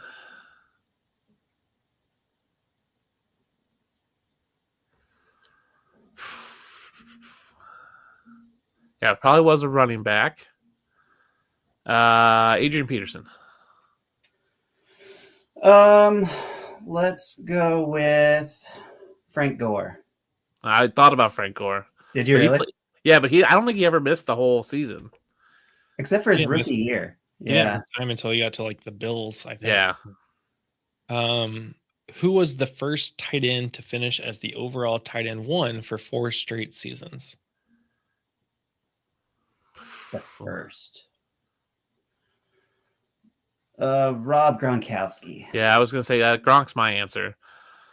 I don't know if Gates or he was heavily in consideration. Yeah. Yeah. Which team did LaDainian Tomlinson play for during his record-breaking 31 touchdown fantasy season in 2006? San Diego. Jets. And what was the original name for the fantasy football, or what was the original name for fantasy football when it was invented in 1962?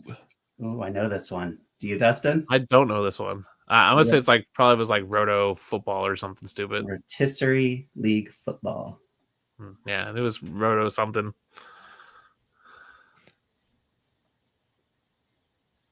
And then why is this not scoring correctly? Oh, it is scoring correctly. Okay, so Tommy's at 18. Dustin is at 13. Wow, around the inside corner. Yeah, you guys get to bid points for this final question. Going all in, baby. Pushing the chips in. All right, so we're bidding 18 and 13. Okay. Final question is, in what modern fantasy football era, in the modern fantasy football era post 2000, which wide receiver posted the highest single season PPR point total without scoring double-digit touchdowns? Ooh.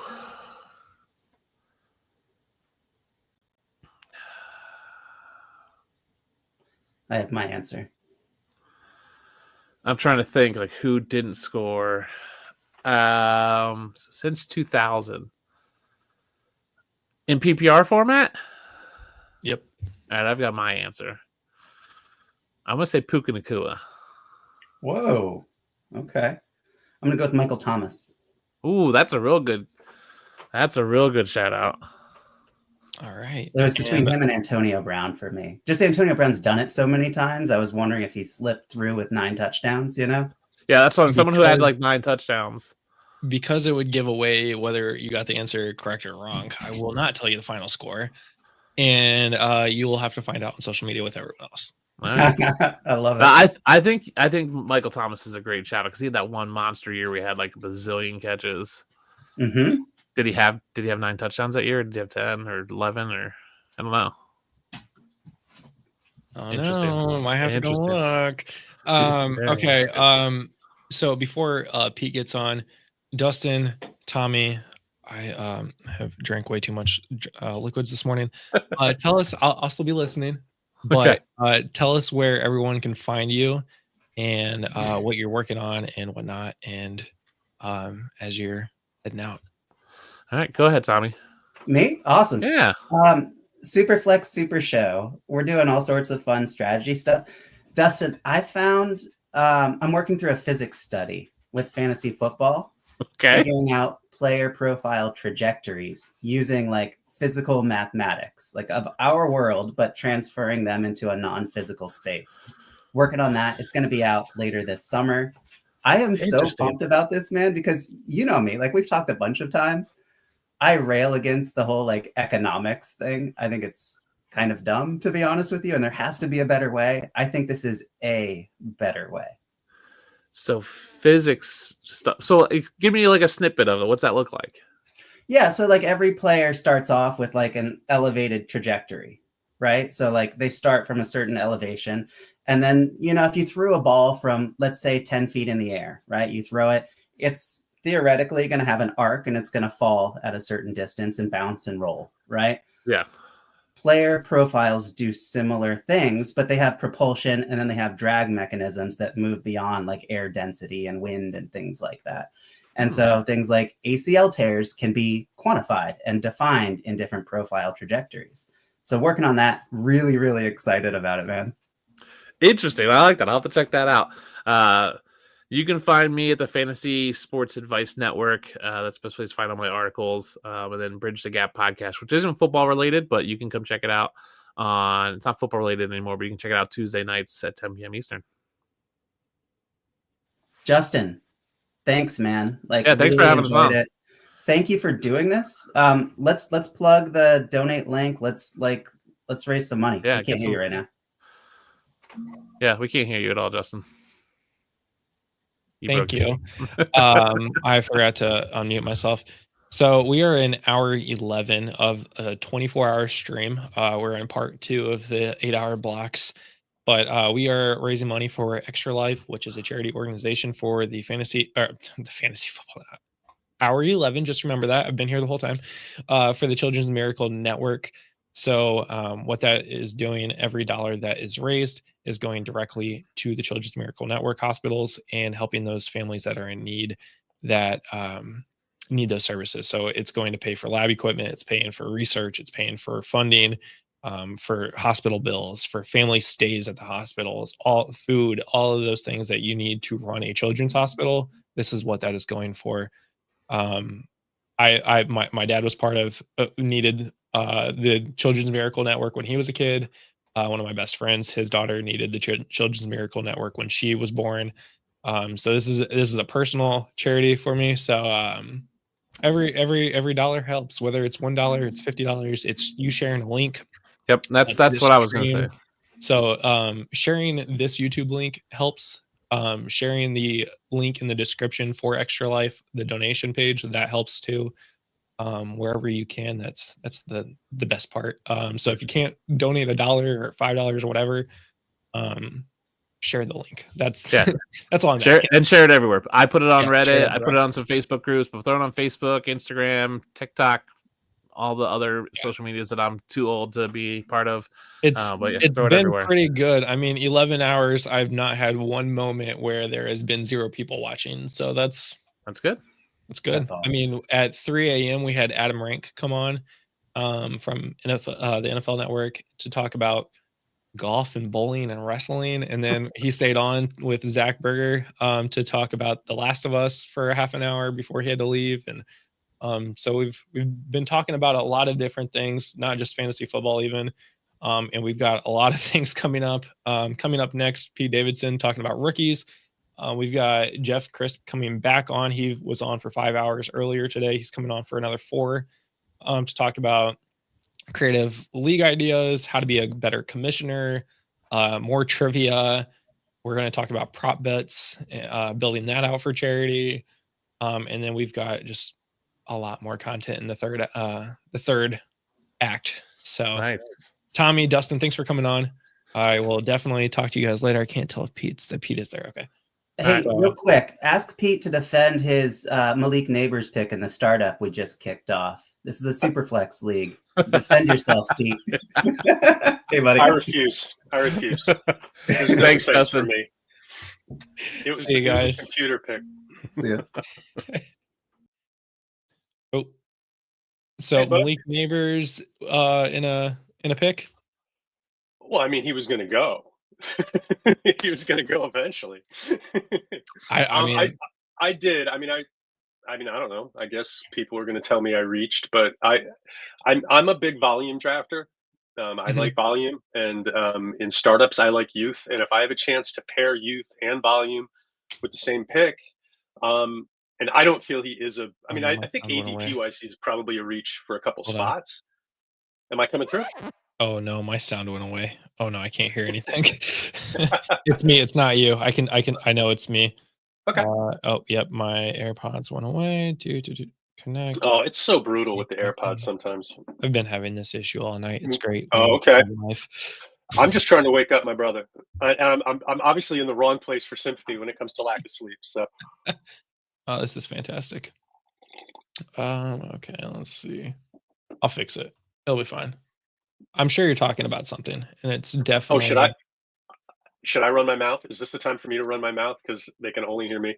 Well, I can talk about that neighbors thing. I mean, let me know when you're there. But the draft kicked off interestingly. I thought Jaden Daniels went 1, which I thought was sort of interesting.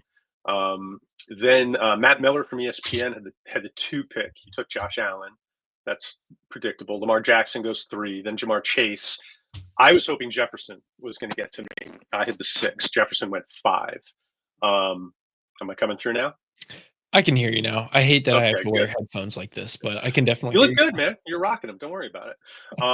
So yeah, it went Daniels, Allen, Lamar Jackson, Jamar Chase, Justin Jefferson, and then I was up.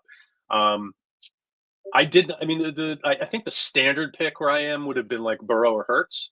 Mhm. Probably. I'm not real big on leaning into quarterback too early. I'd rather give myself a chance to really win quarterback by getting better value than taking QBs early. I mean, I get why you do it, and I think the people who are taking QBs earlier, that's certainly a sound way to go. I would rather try to get volume in other areas early that are harder to get if you go quarterback early. So the neighbors pick for me is really just about having a guy who I think is just completely locked into being the number one factor in an offense. And I'm a big believer in when you're talking about your number one player, have redundancy. So he's got his quarterbacks are not great, but they can all throw, right? So he's got 3 guys who can feed him. Not all number one receivers have that type of redundancy to in terms of being fed. So I see that as oddly enough a positive. So yeah, I mean, yeah, I gave thought to to Gibbs. I gave some thought to Gibbs. I even gave a tiny little thought to Bowers, but it's not a tight end premium format. Yeah.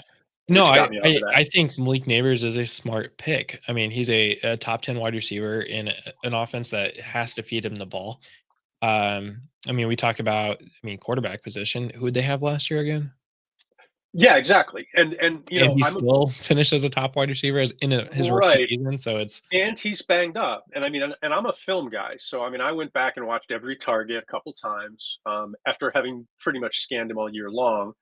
Overscanned him. And yeah, I mean, he is a mega separator. It's just absurd the way that guy separates.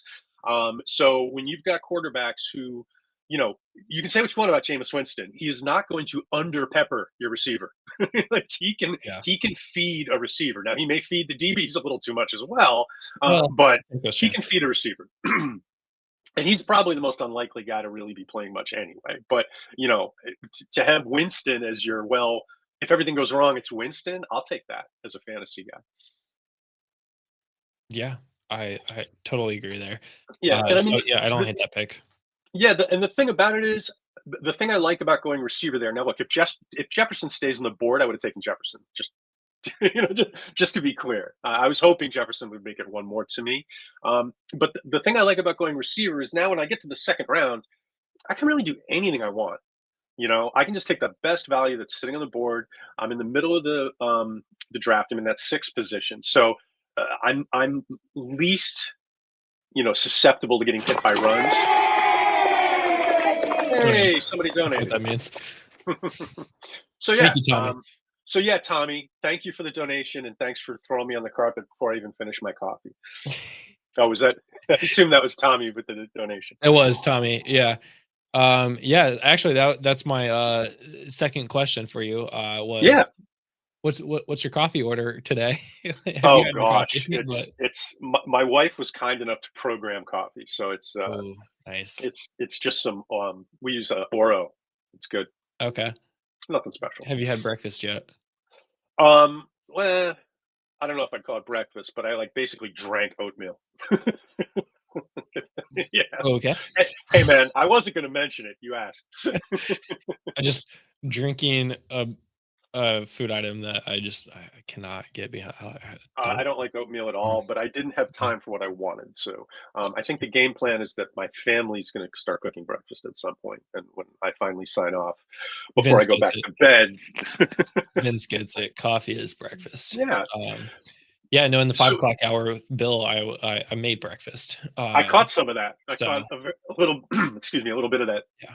So I was hoping to talk more about this rookie draft Yeah. because there's, Tommy's in it, and like I said, Matt Miller from ESPN's in it. It's sort of interesting, but it went into pause right after I took Neighbors, so there's nothing else to report on, unfortunately. Wait, a rookie draft with Neighbors on it? Oh, I'm sorry. It's a startup draft. Oh, sorry. I was like, So it's a startup draft with rookies in the draft. So, okay, which is actually a okay. lot of fun. Okay, I like it. yeah, I haven't done too many of those. Like I've done a lot of startups where the rookie picks are in the draft, but not the yeah. actual rookies. This is more fun. I did a startup draft last year for Dynasty, and then I actually took the 12 rosters, put them through league evaluators essentially, and evaluated all of them on their rankings, took the average ranking, and then did the picks that way. So like if you're the worst, you get the first pick. For the best, you get the 12th pick. And of course, me, doing YouTube stuff, like I made it a video. So it was announcing the picks from 12 all the way down to the 1, like it was the lottery or something. You're throwing concepts at me at like really early hours here, man. What are you talking about? Yeah. I'm 11 hours in. Yeah, right. Rookie drafts. Excuse me, startup drafts. They're so much fun. I wish, they're sort of like, there's that inherent unfairness about it because you get into them and they're so much fun. You want to do them all the time, but you can't because every startup draft is a commitment to a dynasty league. So, like, I wish I could like be hired to do other people's dynasty startups. That would be a really good gig. Yeah, and then not have the job that follows the startup of managing the roster, managing a dynasty team and getting 50 trade offers a day. I mean, I love dynasty and I'm a low trade volume guy. So I'm like that guy in every league that people bitch about. But I mean, I'm an evaluator. I'm a film guy. I love drafting and I tend to take my guys. So then it's like, well, I took them for a reason. So when people want to trade for guys I've drafted, I tend to want more than market for them. So I'm a little bit of a tough guy to trade with, which is too bad. But yeah. Anyway, I'm talking to Shane right now. If Shane's listening, I'm sorry, Shane. Shane is the worst, but Shane is the best. Here. So let's talk about this 2025 rookie class. I have done all my rookie drafts, I believe. I still have some more to do. In fact, I've really only done one. And it started Saturday night when the draft ended. So like I haven't done a rookie draft where there was ADP yet. Like we were making ADP in the one draft they did. Yeah. All my leagues are like either it starts that weekend, the next weekend, or the following weekend. So I get all of them done. It's sort of interesting. Like if you wanted to, like for a quick second, I can tell you what I did in that draft. It was sort of a funky draft. I mean, I've never done a rebuild in my life in Dynasty. I've never done one. I tend to draft young at startups, which keeps my team. Like sometimes it takes a year or two for my team to get rolling, but my teams tend to last. And before I tend to leave leagues, they tend to die. It's the one underrated thing or under-discussed thing about dynasty leagues when people talk about dynasty strategy is your league's probably going to die. Like people don't like to think that way, but the truth of it is it will. Most dynasty leagues sunset within 5 years. So to think otherwise usually is to undercut yourself. But the other side of the coin is we do this for long-term valuation. That's the fun part. So no one wants to think that way. Anyway, so I had the 3 pick and the 6 pick in this draft. The 6 pick was my natural pick. I missed the playoffs by like. So the interesting thing, and now GT went 1. It's a super flex format. But Tenerife McMillan went 2.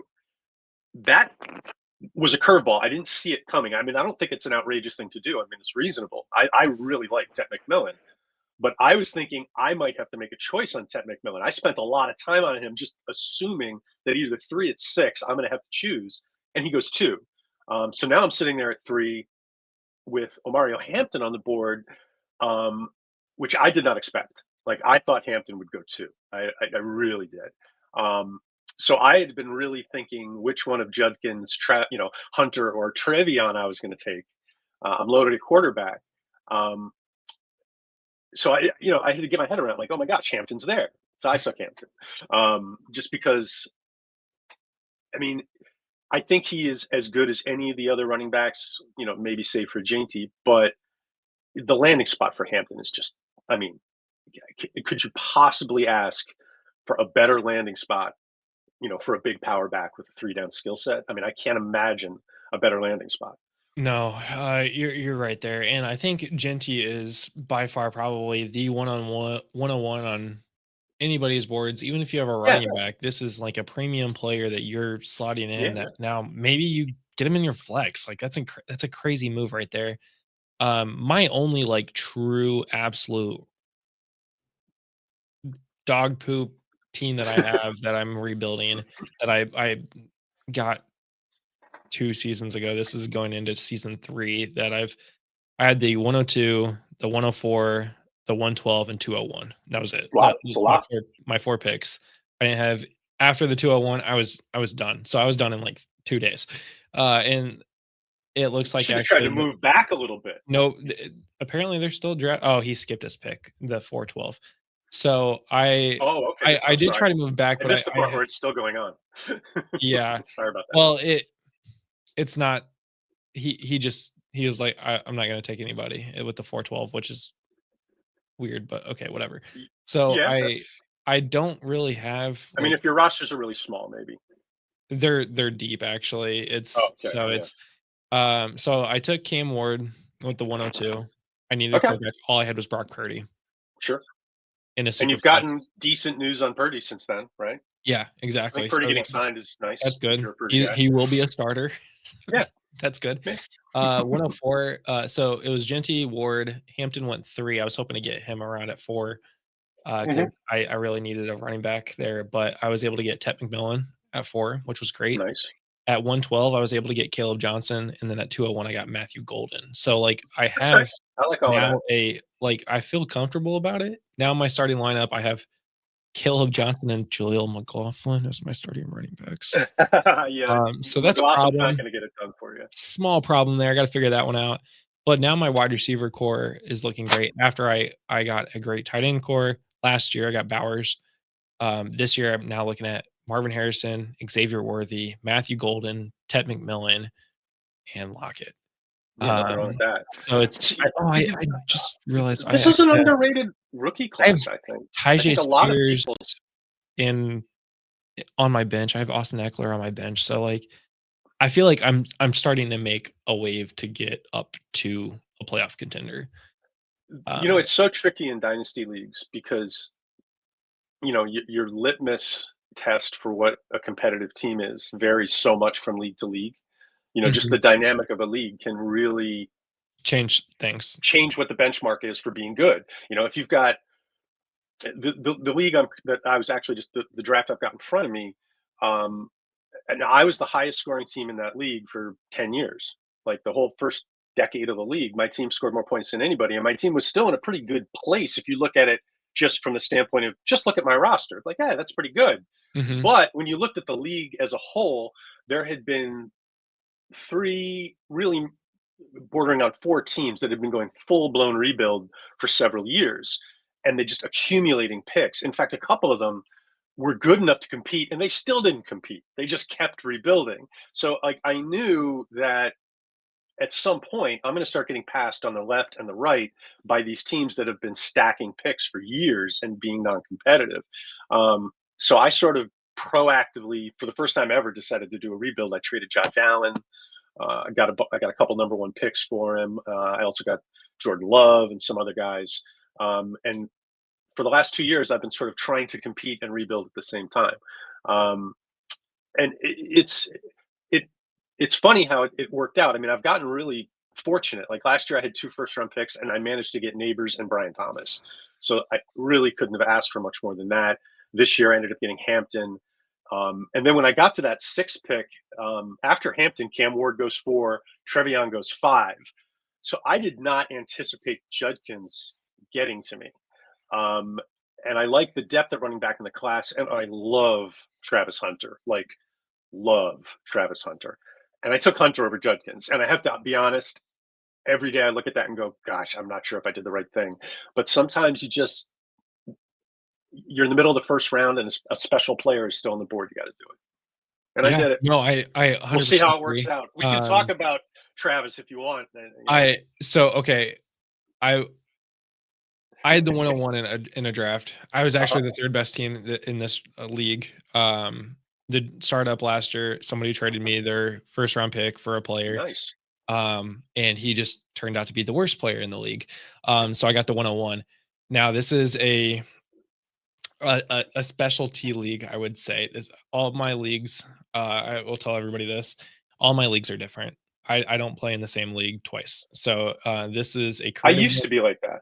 Somebody had an idea, and I ran with it. And that's how I end up commissioning too many leagues, is because somebody has a cool idea. And I'm like, oh, that's a great idea. And then I just do it.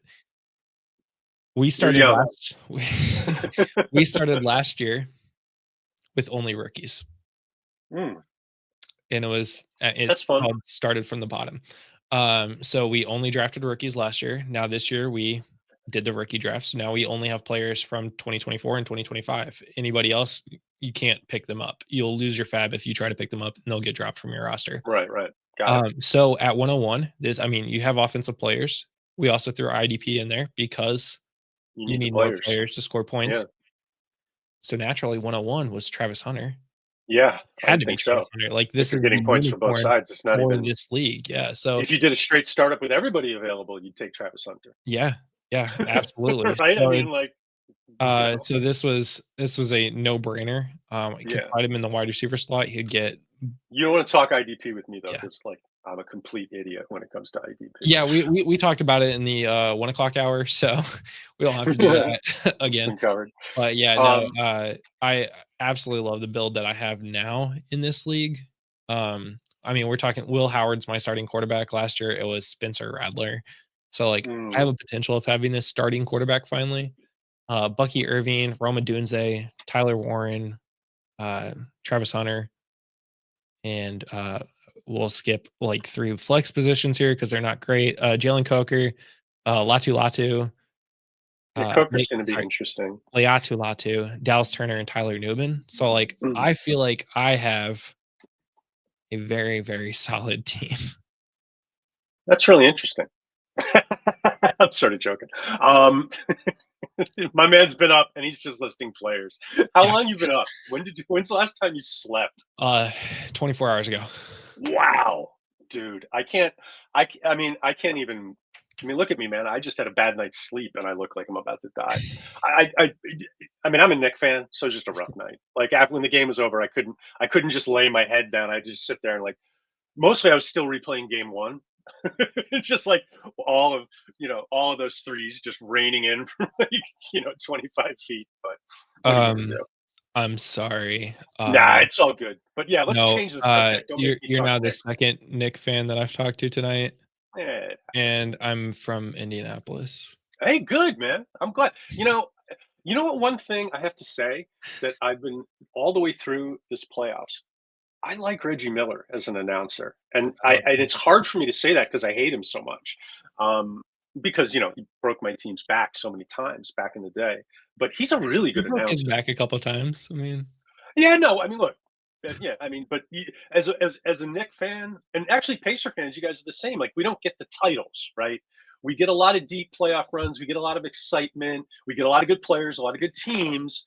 But at the end of the season, we get pain. Like that's how it works. And this year, one of our teams, if it's pain this year, it's going to be bad pain because it's going to be a finals loss. Probably you guys. But anyway, so what do you want to do with rookies here? I mean, we can talk about the guys who I'm sort of different than consensus on. We can go through some guys. Yeah, so I have a couple here. Who are the top 5 most influential rookies this season that will have an impact this season? Because every year we get probably about 4 or 5 guys who are. So when you say influential, you mean what? What do you mean by influential?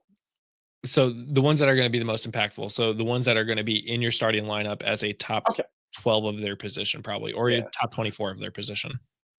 I mean, certainly I think the top 2 receivers can do it, McMillan and Hunter.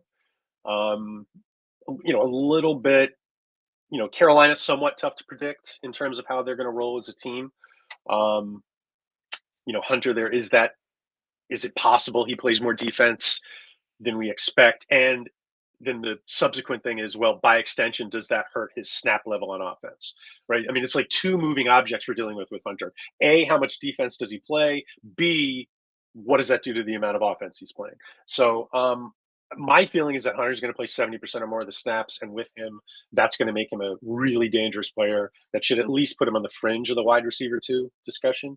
And I think McMillan's a potential volume receiver who could hit right off the drop. So I think both of them, yes.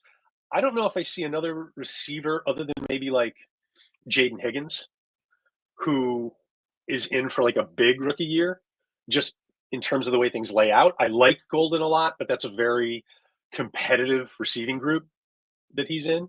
And you know, yeah, but at the same time, like he could also just be the wide receiver 1 by. I doubt that. Sheer I personally doubt that. I think Jaden Reed will still retain that title, but I think Matthew Golden has a opportunity just to take it over. I don't see it personally. I like Golden, but I think he's a guy who will develop over seasons. So my feel there is that he will be good, probably be there to stretch the field, and you know, to the extent that he, like, I don't think they're going to do anything to hold him back. Let's put it that way. So if he's ready to rock and roll and, you know, hit all of his routes on all 3 levels of the field, sure, he could be the number 1 guy there. But even the number 1 guy on that offense is going to be losing targets because there's so many functional receivers, 2 functional receiving tight ends, running backs who can catch the ball. So I think that offense, if you look at what they did, like they want to be an ensemble offense. Like that's what they want. They want to be unpredictable. They want to use every blade of grass on the field. They want to stretch the field vertically and horizontally. They want to run.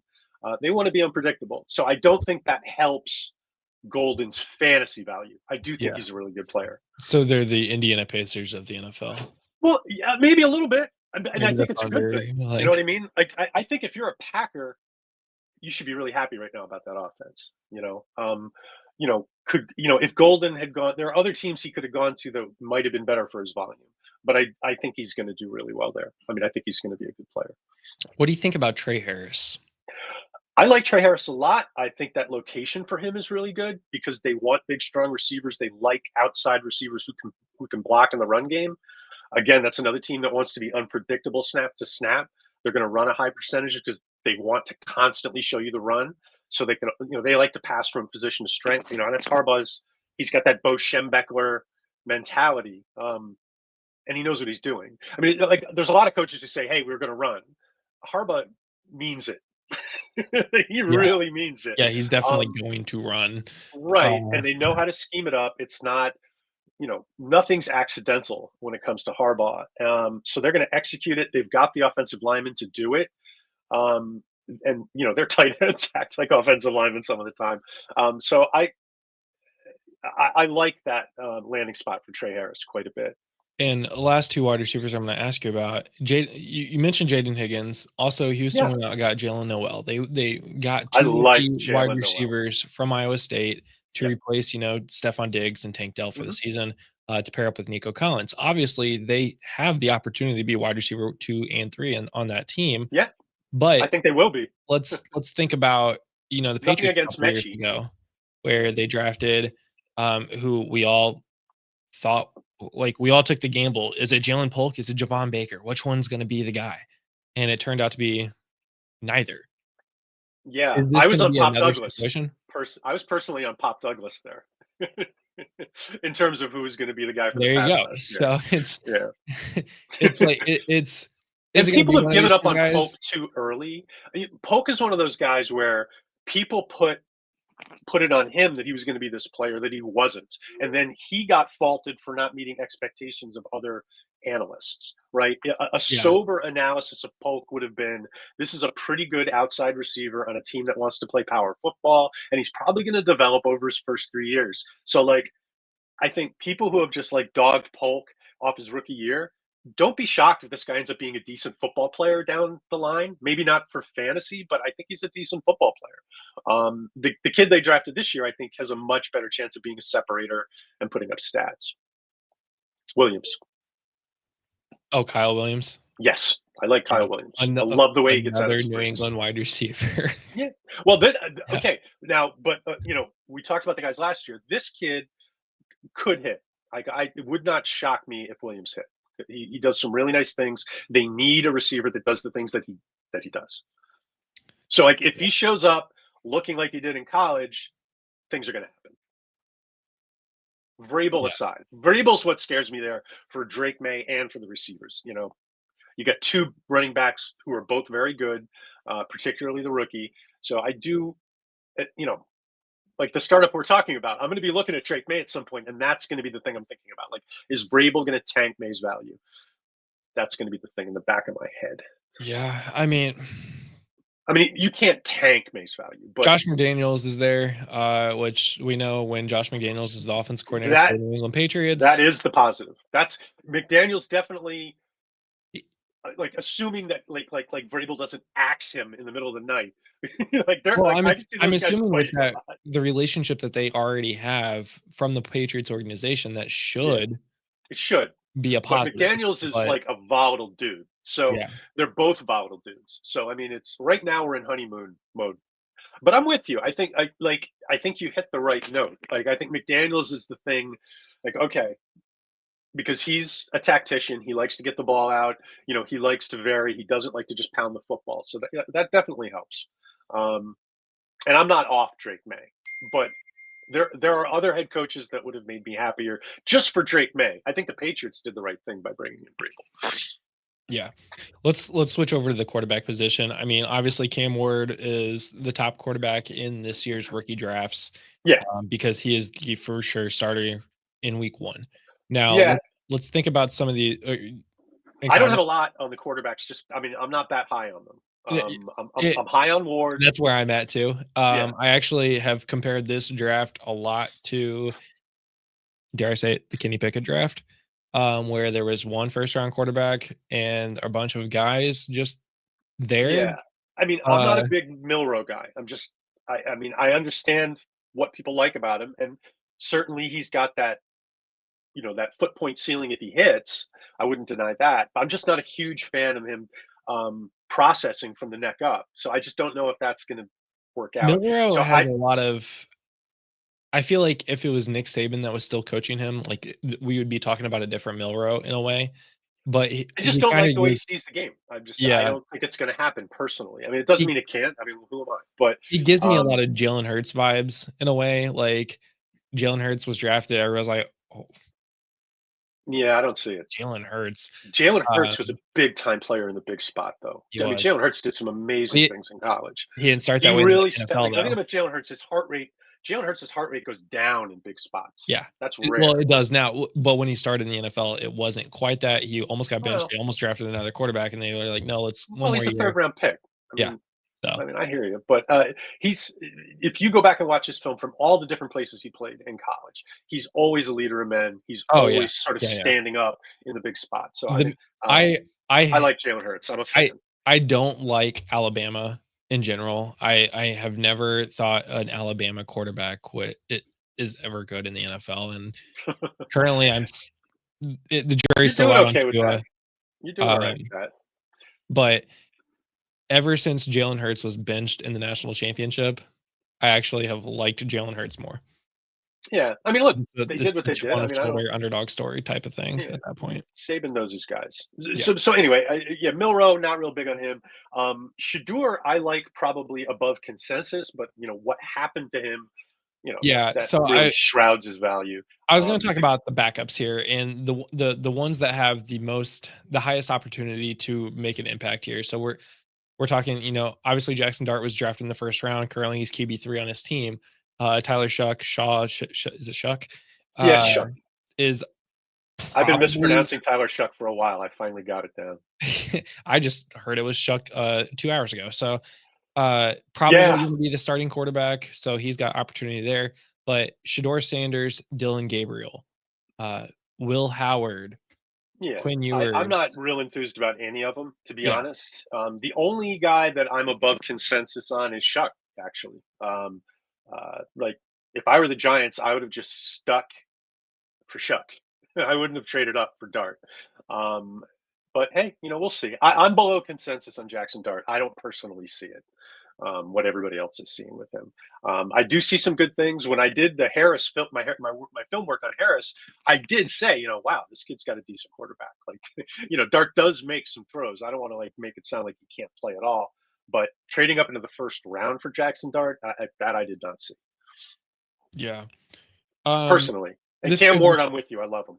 This could just be. I'm not even a huge love Ward. I drafted him because I needed a quarterback. So. Sure, I like him. I like personally, I think Cam Ward won't be the starting quarterback for the Titans in 4 years. Wow. Now this could be my Titan hate. I live in Indianapolis, but I mean, a team can ruin a player, but I like if Cam Ward flops, I think it's probably the Titans ruining him versus him being bad. So and the Titans do that a lot. Yeah, I mean, I don't know. It's a new team. It's a new era, right? New coaches. We'll see what happens. I haven't had to take any awards, so I'm not personally stressed about it. I did take Tyler Shuck ahead of Cam Scattaboo, which I have to say. Actually, no, I didn't. I took Tootin ahead of Scattaboo, hoping I had my natural pick in the second round of that draft we were talking about, and then I had the 9th pick, and I'm sitting there going, I want Scattaboo and I want Tootin. And I took Tootin hoping Scattaboo would stay on the board 3 more spots. He didn't. And the one regret I have is maybe if I'd taken Scattaboo, Tootin would have made it to me and I could have gotten both. So that was, I ended up taking Shuck there. But Scattaboo and Tootin, that's one of my tougher decision points for me. I don't know about you, but I am a big fan of Bashal Tootin. I wasn't drafting late in the rounds, so I didn't end up. I think maybe I had Scattaboo. I have him currently ranked above Tootin. Yeah, no, it's most people do. I saw Scattaboo go 4 overall in That's a rookie crazy. draft. That's crazy. 4 overall. Absolutely crazy. I agree. There are some running backs that I would take really. before him. Oh yeah, no, I mean easily. Yeah, but I mean, the only reason I bring it up is there are some people who have a really strong belief in Cam Scattaboo, and I do like him. I really do, which is why I was brokenhearted that he went in front of me and I took Shuck. But the reason I went Tootin over Scattaboo, and this is going to sound weird, but I was buying into Jacksonville. Whereas, I like Cohen. I think he's okay, and he's going to have some time to do his thing down there. Whereas with the Giants, they could do a brain trust switch, in the near future, and then you're looking at a new person coming in who maybe doesn't like Scattaboo. So when it came down to that, I'm like, you know what? I'm going to get the new regime that really leaned into this player, and I'm just going to go that way. And I happen to like Tootin a lot. Yeah. Anyway, I mean, that's exactly why we started fading Scattaboo down our rankings, is because maybe Brian Dable's not there next year, and then somebody else comes in, and you have the same situation when you went from Urban Meyer to Doug Peterson to now Liam Cohen. You go from James Robinson was great as an undrafted rookie, right? And then bye. Yeah, and he trashed his foot. Now here's Travis Etienne, and now it's like great. All right, bye. I mean, and both of those guys got severely damaged physically. Yeah. I think both of those guys are good backs. But yeah, I mean, Robinson wasn't the kind of guy who had enough of an edge to have. What did he have? An Achilles, I think. He had several injuries, I think, that ended up derailing.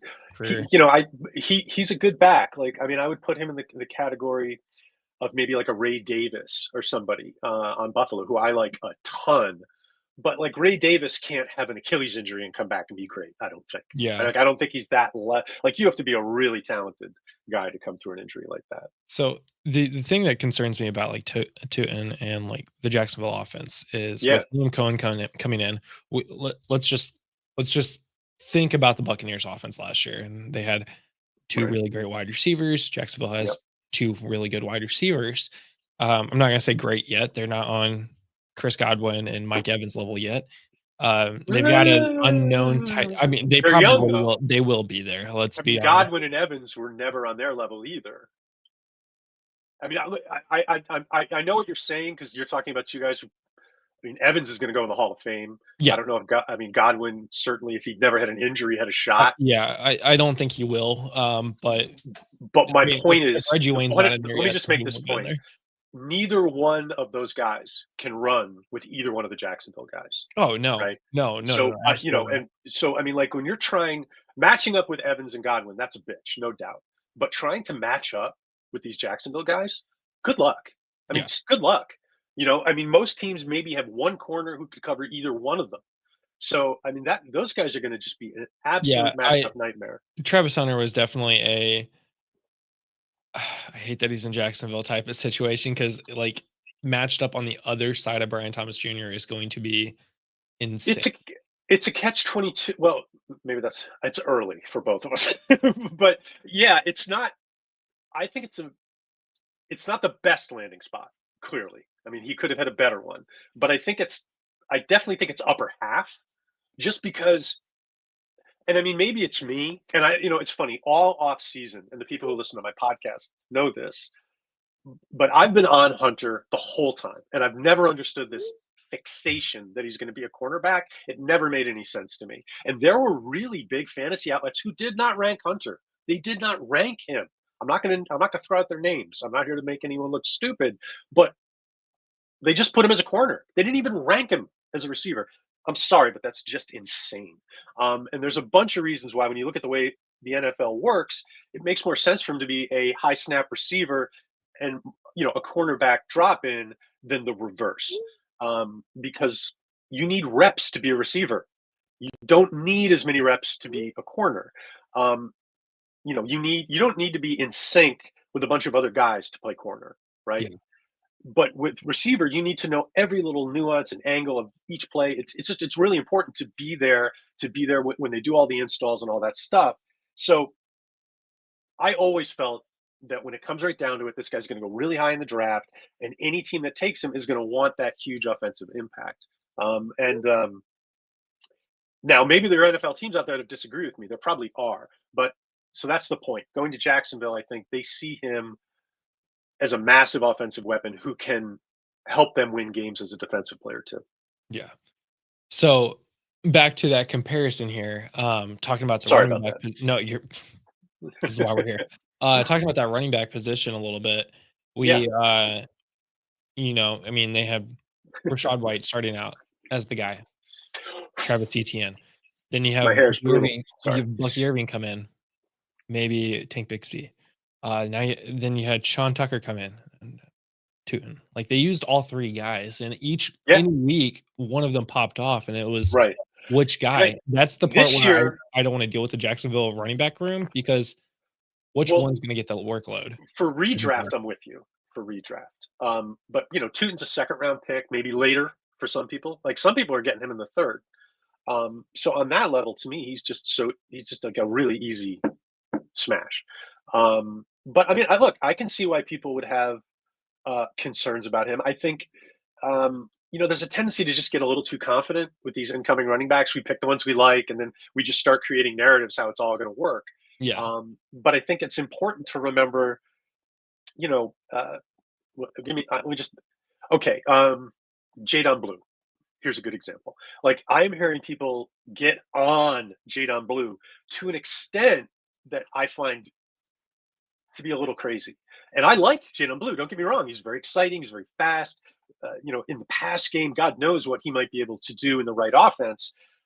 But I have two problems with what's going on right now. One, I think people have.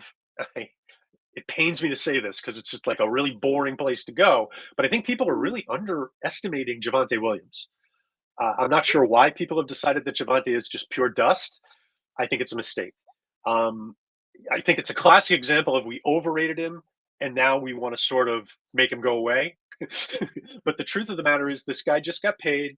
He's probably going to be the lead back for the Cowboys. He is good at the little things.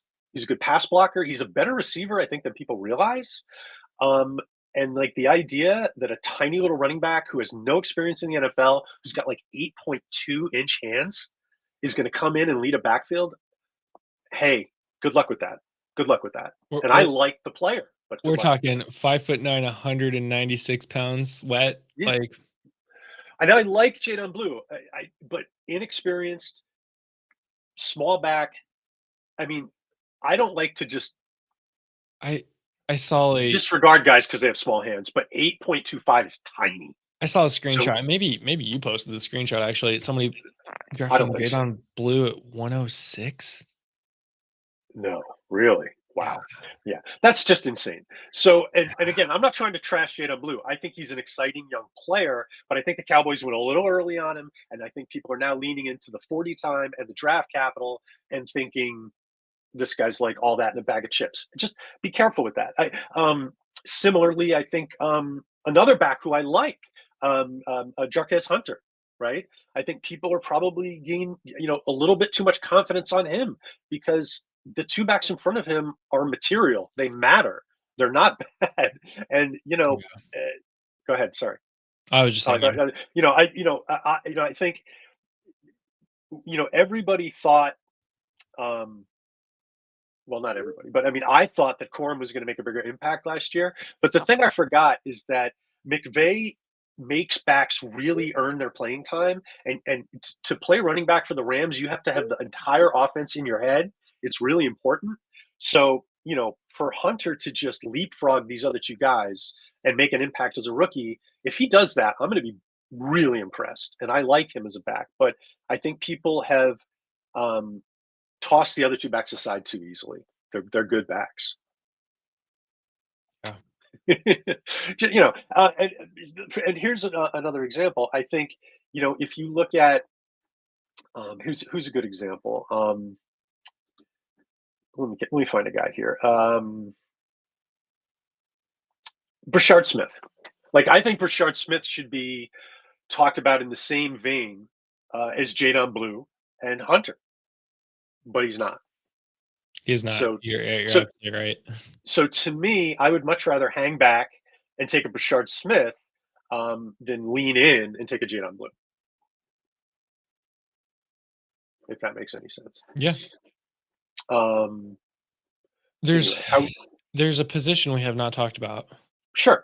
And it's the position that nobody likes to talk about in this draft, apparently. It's my favorite one. Your tight end, right? Yeah. Tight end. What do you think of the? I'm like, I love them. I do too. I think when all is said and done, the gap between Bowers and these two guys might not be as big as people think. And Bowers is a special player, but these guys are special players. Now Warren doesn't have he's not as sudden as Bowers, and he doesn't have the long speed that Bowers have. But I mean, his ability to just run routes, make catches, and I think he's underrated after the catch. He could be a massive volume weapon. And I don't want to start going off on him and then like make it sound like I like him more than Loveland, because in all honesty, if these guys were like same exact landing spot, I would have to flip a coin. And neither one of them got a landing spot, which sucks. They both landed in places where they're caught in pretty deep, talented depth charts. Like there's a lot of receiving talent on both teams. And then, tight end's a slow developing position. And in Warren's case, you might even have a legitimate quarterbacking problem. So I wish they'd gone to places where it's like, oh, they're going to be the number 2 weapon in this offense, and we like the relationship with the quarterback, and like where I could just lean into these guys. But I'm concerned with both, that the fantasy goodness that we're eventually going to get might be year 2 and year 3 versus year 1. I mean, I don't hate that. I don't even hate that because I'm not trying to say that like Tyler Warren's either of these two players I'm going to talk about. Yeah, I love both. Travis Love. Kelce finished as tight end 658 his rookie season. He played one game. He got nothing. Yeah. And he was, remember, Kelsey had microfracture surgery before he got to the NFL, Yeah. if I'm not mistaken. In So year 2 and 3 for him, he finished as tight end 9, and then he Right. followed it up with 1, 2, 3, 4, 5 tight end 1 seasons, a tight end 2, a tight end 1, 3, and then 5. yeah, go do So, Antonio Gates. yeah, so it's like, you know, Go do okay, Tony maybe they Gonzalez. don't produce in year 1, but that doesn't mean they won't produce in year 2, 3, 5, 7, 25. Like, I think both of these and guys are going to be top 5 tight ends for a long time. Let's yeah, just put it that way. Now, when they actually get into the top 5, we can debate, but yeah. I believe that they're going to get there, and once they do, they're going to be there a while. And I'm not saying Brock Bowers or Tyler Warren or Colston Loveland are Brock Bowers, but we're talking about quarterback situations with Tyler Warren. Yeah. That is the biggest hiccup where everybody's like, he's not a first round pick. He's a second, maybe even a third round pick because of this position. But who was Brock Bowers as quarterback last year? Yeah, well, tight end is a position where we can get too hung up on the quarterback position. Mhm. The only reason I'm worried about Warren in terms of the quarterback is that Richardson, who I actually probably like, I'm above consensus on Richardson, but you know, I just think there are, when you look at Downs and his ability to separate, and they have outside weapons, good ones, how does Warren become a volume target as a rookie? So you're looking at a quarterback who may not always see it when it's there, and you're looking at a depth chart where there's just so many places to throw the ball. It's just really easy to see how he might not do. His rookie stats may not be commensurate with his performance. Let's put it that way. Yeah. Like, he may play 9 out of 10, but his stats look more like 6 out of 10. Yeah. And in year 2, it might be better. They might have a different quarterback. We'll see. Yeah, they might have a different quarterback. I mean, maybe Richardson takes a step forward. You know, maybe one of the receiving options isn't as much of a factor. I mean, there's things evolve. Absolutely. I'm with you. I mean, I've probably said it twice already. I'll say it for the hopefully last time tonight. I think Richardson does take a step forward. He has to take a step forward because it's either take a step forward or you're out. There's no more. Like, you're done. And he's 22 years old. He's played 15 whole games. He's one of 3 quarterbacks in the history of the NFL to score 10 rushing touchdowns, 10 passing touchdowns in this first 15. So I'm a it's I really am. I am too, and but I'm also like, I'm trying to be smart about this. Is, you know, like, I don't want to get like, oh, Richardson forever. No, he needs to be better. That's the thing. He has to be better, I mean, and if he isn't, then it's time to move on. He could end up on the Justin Fields, you know, Backup quarterback track, route, where he could be somewhere else, and then, you know, but he's definitely, to me, the kind of guy who will get another shot if it falls apart here because he's just too talented not to. I've talked about this before, but I think sometimes with these quarterbacks who are, you know, running quarterbacks per se, teams fall into this place where they put so much value on their future that they hold back the running thing. And I think hopefully the Jets get there with Fields this year, where it's like, hey, we signed this guy to a 2-year deal. It's not crazy money. We didn't put our, you know, the 2nd or 3rd overall pick into this player. Let's unleash this guy. Let's just do whatever the playbook says we should be doing with him. Let him run, right? And I think that's important with especially younger running quarterbacks that you do that. Like, don't be fearful. Like, don't, you know, oh, we're going to have him throw more because we don't want him to get hurt. Well, he's going to fail. Yeah. How about, like, do it if he's not ready to throw and you don't want him to run, well, then develop him off. Don't have him start. But, you know, throwing him out there and then not having him use his money skill, I think, is a mistake that a lot of these teams make with some of these younger quarterbacks. And the Jets did it with Zach Wilson, who should have been a running quarterback. But they tried to play him day one and make him into a pocket guy, and, you know, look what you get. Yeah. Bad. FF Philosopher here. Thoughts on Fannin? He's been polarizing for many. I like Fannin. Peel the curtain back. I like him a lot. He has him at tight end 2 in this class. Wow. I do not have him at tight end 2. I don't know.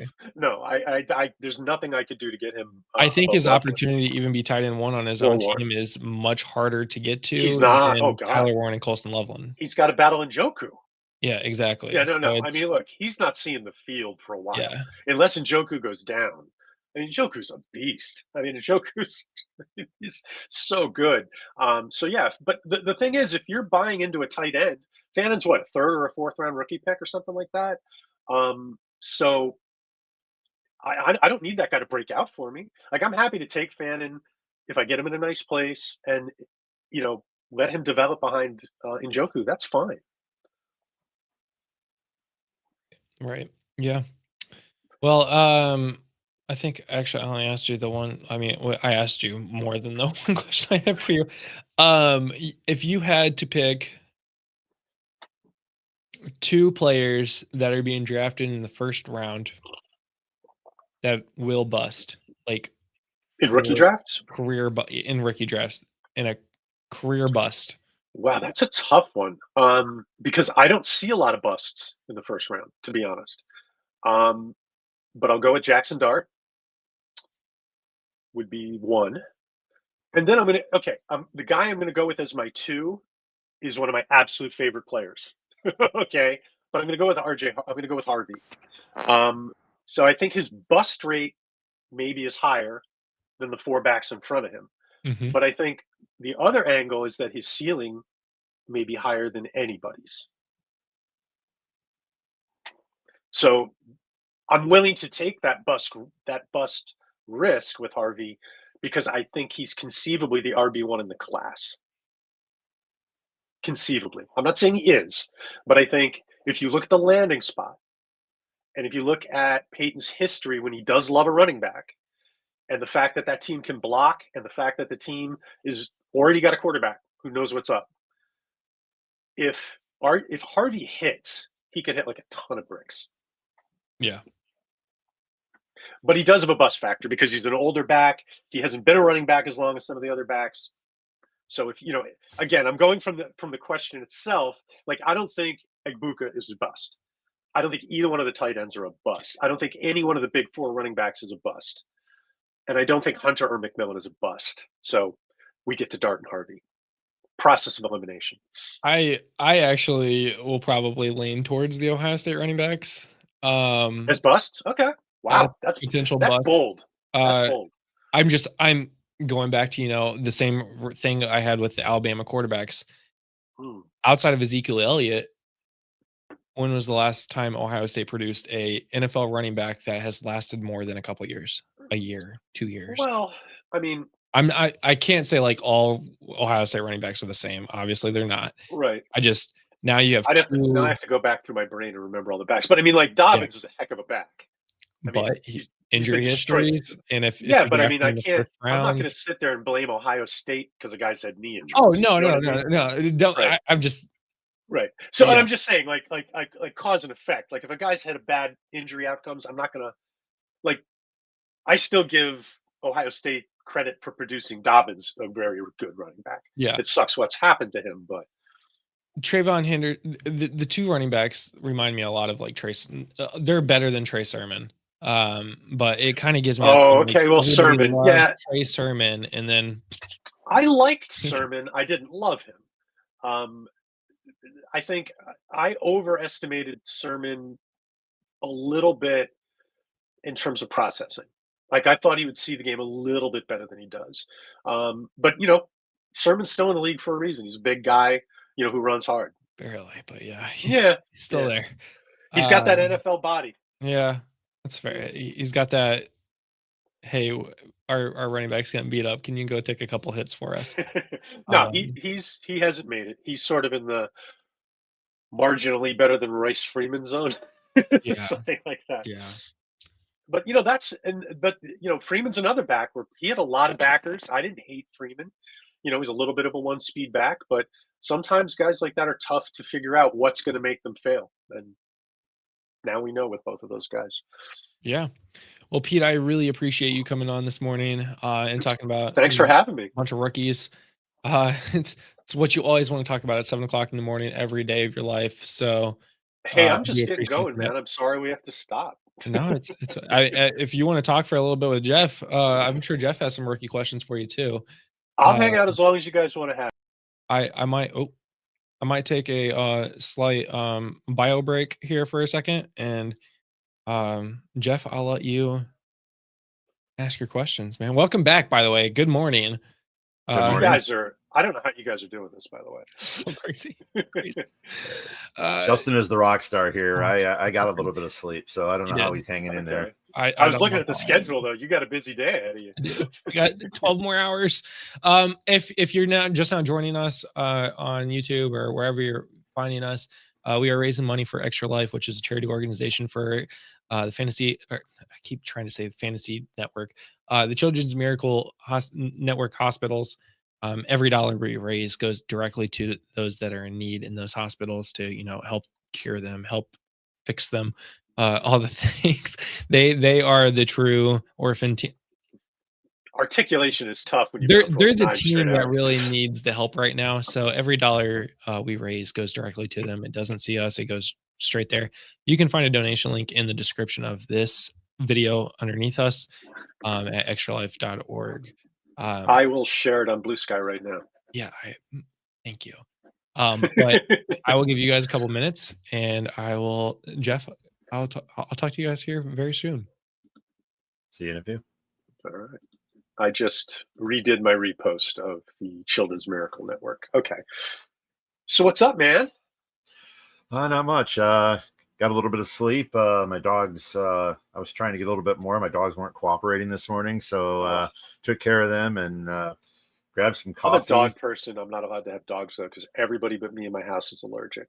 So, yeah, I grew up with German Shepherds. Well, my wife and I have sheepadoodles, and there's the two things we loved about them.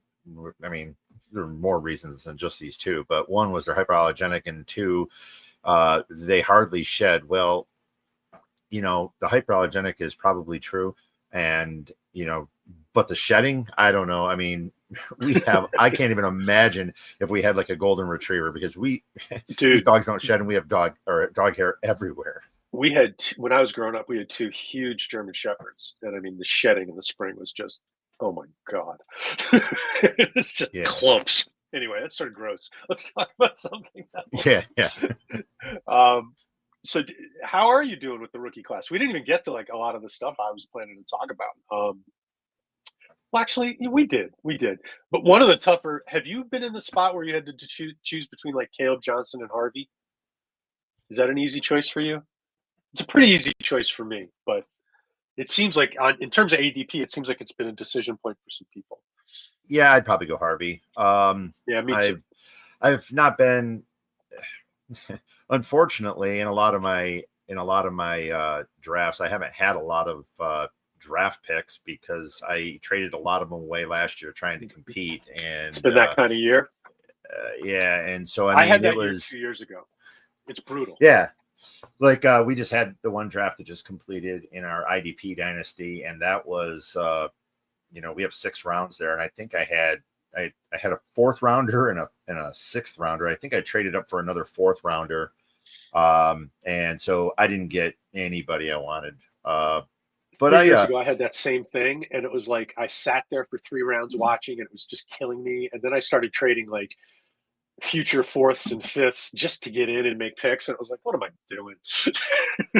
But there's that that FOMO thing starts happening, It does, and you really want to, you have to fight the urge of suddenly moving your future picks to try to get up, just to grab a player, and you have to kind of talk yourself off a ledge. And I've done that a few times. The only reason, and what makes it harder for me, because I'm the commissioner of the league, so I have to pay attention to what's going on. If I could just, if I was just another GM, I could just ignore it and not even worry about it. Out of sight. But when you're seeing these picks, you see somebody sitting out there. It's like, oh, I could trade up.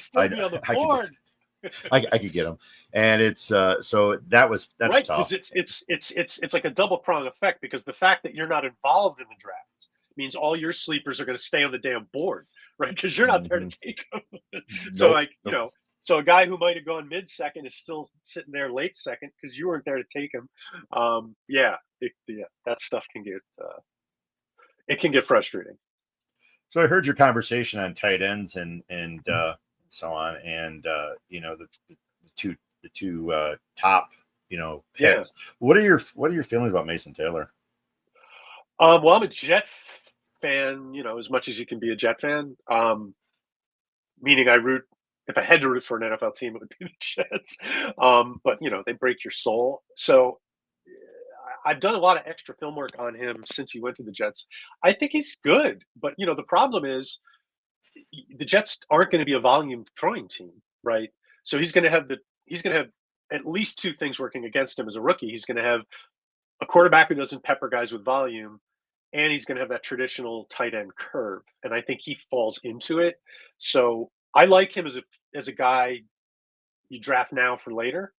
I don't think like rookie numbers is happening. Yeah, I think I agree. I think with him and Seattle, Arroyo. Oh, I like Arroyo a lot. Yeah, so do I. He's I got think Fant in front of him, but I like Arroyo. He was the guy that I thought I was sort of targeting before the NFL draft, but then he got, Seahawks leaned in on him a little bit, and then that dream died, unfortunately. But I like Arroyo a lot. He's explosive.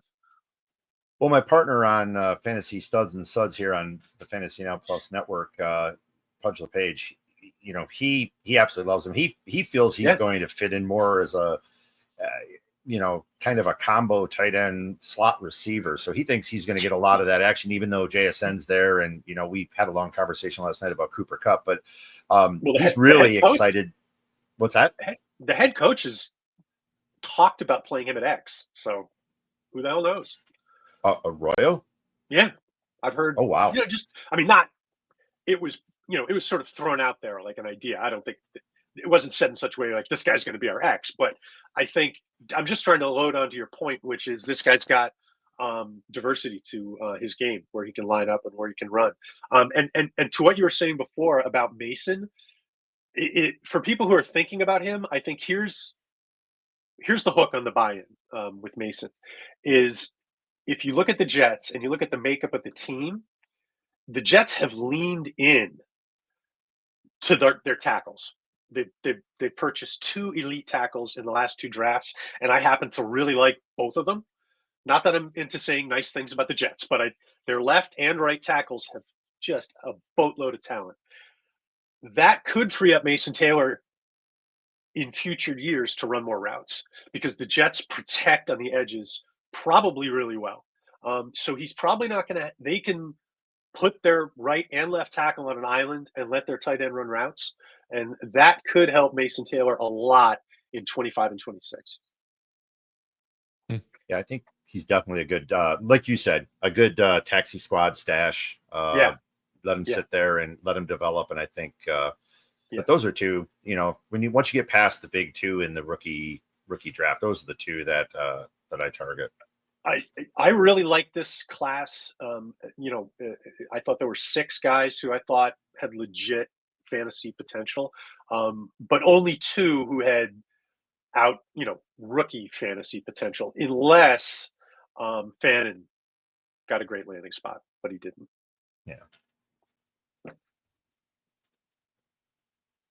Hey, Mr. Guy in the middle, you still there? Are you listening here. to music? No, actually, I'm not. I'm here. Promise, yes. I like as a thought experiment. I want to not go to bed, wake up, and start podcasting at 6 o'clock. Well, not wake up at 6 a.m. and start podcasting. I can't even imagine what's going through your head right now, or what's not going through your head right now. My whole house just woke up within the last 30 minutes, so it's. Oh, so now you have dad responsibility on top of this. Nice. I don't have kids. I have 2 dogs and a wife. Okay. There you go. Oh man. Yeah. I'm envious. I during the little break, I was hearing them screaming outside, neighbors walking by our yard. So it was... I'm about to have both of my adult kids living back in the house. So yeah, we got we have an interesting summer coming up here. We love them. Don't get me wrong. But we're gonna be really full. Do you guys is there anybody in this rookie class where you guys are just like, I can't figure this player out. I just want somebody else to take him. I mean, I've got a couple of them. One of them's Luther Burden. Burden's a good one. Yeah, I He's don't a know. good one 'cause I have trouble valuing Luther Burden. he's entering in as wide receiver 3, which is exactly what Roma Dunze came into, but he has the ability to actually be the slot receiver. And Odunze can get moved to the outside. I mean, he's Yeah. basically filling in the Keenan Allen position from last year. Burden is, but he's much smaller than Keenan Allen, so it's Yeah. interesting. And I mean, if you had said to me like 3 months ago,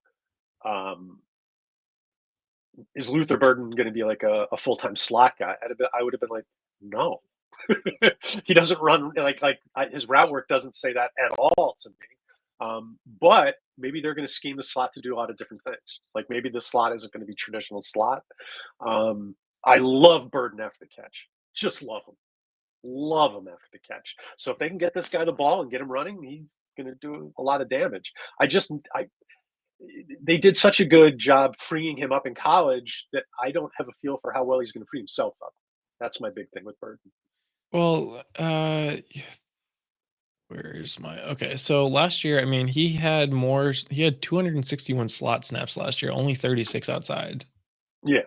Well, no, yeah. I mean, they're constantly running him. I mean, and I don't know what they include as a slot snap. I mean, he lined up H back. He lined up in the backfield.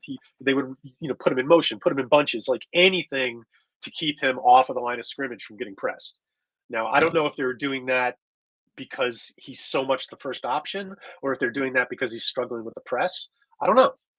I honestly don't have the answer to it, and that's what bugged me. Yeah, I mean, he So- is a question mark there. Yeah, but I mean, he's such an exciting player. So he's one of those guys where it's like I'm not really taking Luther Burden, but every time I have to watch him go by, I'm like, I might regret this. It's one of those. What about Matthew Golden? We already talked about him. I'm a big fan Oh, of okay. Matthew Golden. I just don't think that Green Bay is necessarily a great spot for him because I think they have so many guys, and I think a lot, and they're good players. I mean, I don't know if Dubs is there much longer, but he's an underrated player.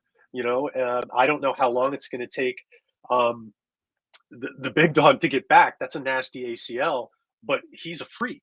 So you've got multiple freaks there. Obviously, I think both of the tight ends there are really good players, and so I just think it's an ensemble offense, and that's where I just don't see Golden becoming, a guy who's. I don't see 10 target games in his future as a rookie. I just don't see it. I've passed on him a few times where you were talking about players you just don't know what to do with. And I've passed on him a few times for that very reason. You don't know what the ensemble cast is a great way of putting it. You don't know if they're going to move Reed. Dobbs, is he going to stick around? There's a lot of question marks. And so for the first couple of years, I don't know what to expect out of him. Yeah, and I really do like him as a player. So I don't want to dog the kid as a player. It wouldn't shock me if he ends up being really good.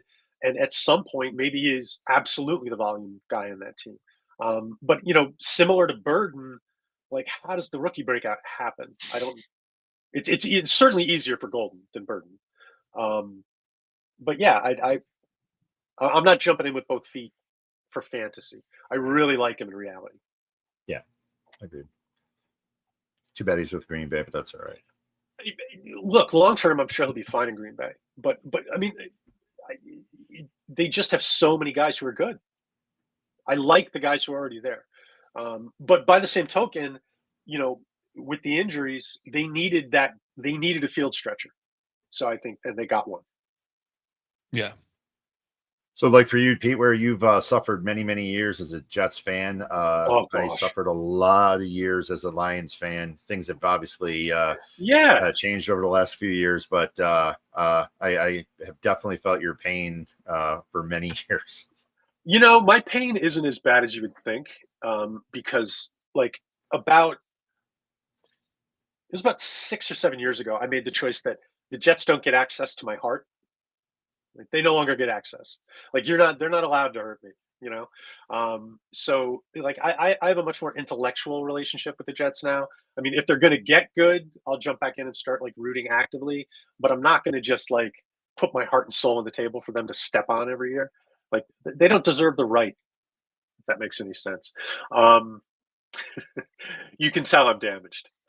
It's bad. It's a totality of damage. I was a really big Jet fan for a really long time. I did season tickets for 10 years. I've probably been to 100 Jet games. So like I paid my dues, and you get to a point as a Jet fan where it's like, well, how much pain is rational for a human to take? You know, like at some point you have to start protecting your soul. But back to Golden. I you know it's not that I don't love Golden. It's that I really like Christian Watson, and I really like Jaden Reed, and I like Romeo Dubs. And you never know when Wicks is going to start hanging onto the damn football. And I think a lot of people have sort of like. I was a big believer of Tucker Kraft when he came out. And I warned people, like, you can go back and listen to my podcast, be real careful with Musgrave. Everybody was really into Musgrave because he had straight line speed, but Tucker Kraft's better at football. And that's sort of played out. But now I'm sort of reminding people, don't forget about Musgrave because he's now a third-year tight end, right? Like he's now been developing. He's now healthy again. We might see that straight line speed and the fact that he's been learning the system for a couple of years. He could start making plays. So that's why I talk about ensemble here. Like when you look at Musgrave and Tucker and all the receivers, you could have a lot of games where nobody's getting 7 targets. Well, and that's the problem with Green Bay. And from a fantasy perspective, we had a conversation last night during this stream where we talked about the Cincinnati Bengals, where they were talking about best teams for fantasy. And, we were talking about, Justin even brought up the fact that the Cincinnati Bengals, the problem is you never know who's going to, who's going to get the target share at any given time. So you play Chase, and I mean, you're never going to go wrong with playing Chase, but I mean, you're starting Chase and suddenly Higgins goes off. You have Higgins and you start him and he can have 2 down. It's the volatility sometimes when you have so many stud players on a team is sometimes hard to address. I'd rather have somebody like JSN in Seattle where he's going to be the featured receiver. So yeah, a lot of times that's what I do. I'm targeting the person who's just going to get the shares, or they're going to get the targets. I mean, it's like I think Chase still pays off at his price. And sometimes, and maybe it's better to flip this, but I mean, I like targeting Higgins if I get at the right value on him, because to your point, now I've got hidden value, because if Chase misses time, Higgins becomes sort of a monster, So I don't want to lean into Higgins. I don't want to pay up for him, but I'm very happy to let him fall to me because of what you're talking about. I had a long discussion a few years ago with Rich Rebar, Lord Reeves, and he sort of got me into this whole frame of thought that you should always think about how the targets are going to flow if X happens. And I've gotten more into doing that every year. That's why it's good to have Rich on your podcast. Like he straightens your head out sometimes. And I think, teams that have those monsters, if you let them fall to you, it can really work for you. But yeah, overpaying for guys who are in, a dogfight, like think of the kitchen table. There's like 6 kids and 4 pork chops. Like you really, like I was in a family with 2 kids. I didn't have to fight at the dinner table. I had friends where there was 4 and 5 kids and nobody got enough. Mom never made enough food. So it's that kind of team. So I'm with you. You do have to be careful with these teams where there's just not enough to go around. And then you have teams where it's the opposite, right? Like, how do you not buy into CD Lamb last year? Like, the volume was just like the projected volume was just, I mean, it ended up not working out. Dak got hurt, all kinds of crap went wrong. But those situations where you've got like unnatural projected volume, Neighbors could be that kind of player this year. I like those situations. A couple years ago, do you remember Keenan Allen? I think it was maybe his second year. He had a target flow because like all the other receivers got hurt, and he was getting like 11, 12 targets a game. And I remember talking to people the next year. It's like, guys, the rest of the offense is going to be healthier. Part of that was just an unnatural target load. Like sometimes we need to be able to remember how these things came to pass.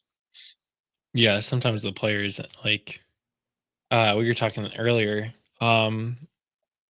I don't even remember what hour at this point, but we were talking about just quarterbacks and league Your name media. is Justin. You're on a live Yeah, feed. my name is Justin. Something about Extra Life. We're raising money.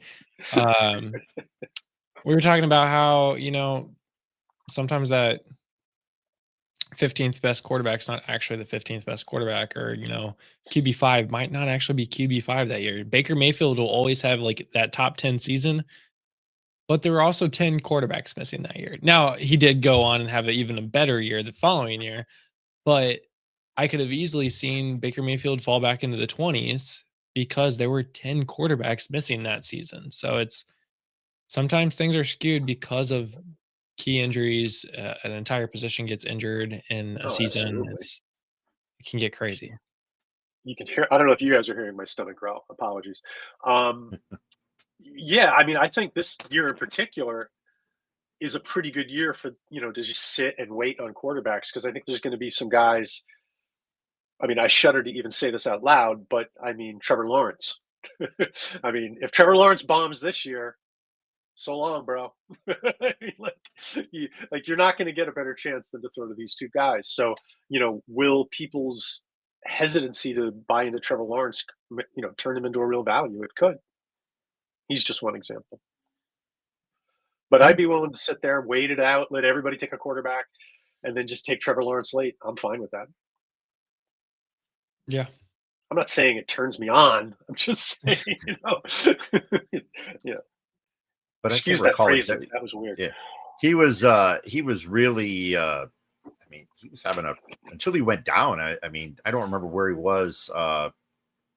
He was top 10 QB until he went down. Correct at that point. I mean, he can throw. I mean, we can talk about his limitations. I mean, I think that's the problem we get into in fantasy sometimes, in NFL in general, is we define guys by their limitations instead of their projections. Like you can have a lot of a lot of limitations as a quarterback, and if you play in a good offense, you're gonna like Brock Purdy. Like if Brock Purdy was a Jet, you would know who he is. But he plays for Shanahan. He gets great protection, and he's got weapons, so we do know who he is. That's the way the game is played. That's the way it works. So yeah, I'm with you. Opportunity. Yeah, and I mean, Purdy does things that a lot of other quarterbacks can't do, and he's an impressive guy in many ways. But that won't pay the bills unless the rest of the offense is working the way that offense works. Like I don't think Green Bay can play the way they play with Brock Purdy, for example.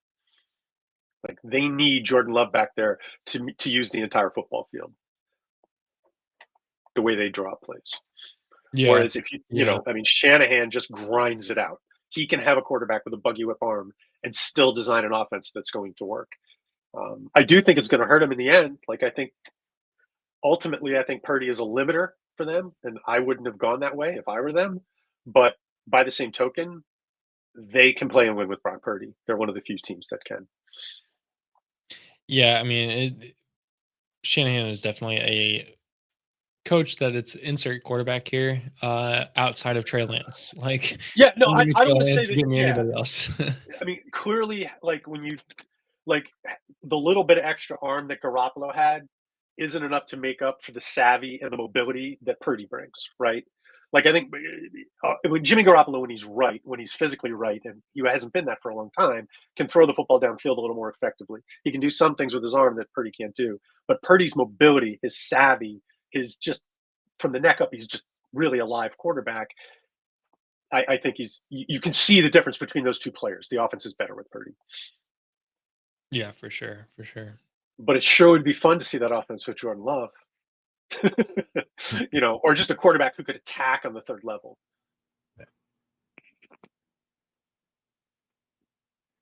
All right. Yeah, any other players you guys want to talk about? Over here? I mean, in rookie drafts, let me just buzz through. Is there anybody we didn't hit? Covered quite a bit. I mean, we talked about. I was sort of high in the 3 Jalen's going into the draft, and I think I like Jalen Noel. Let's see. We hit a lot of guys. I mean, Ted McMillan, we didn't talk a ton about. I sort of feel like people are underrating him. But this is such a good draft class that even somebody like me, it's not like I have the 4th overall pick. I'm definitely taking Ted McMillan. No, I might not, but I do think people are missing how good he might be. Like, it would shock me if in 3 years that I guy's do a feel top like 6 fantasy receiver. It wouldn't shock me.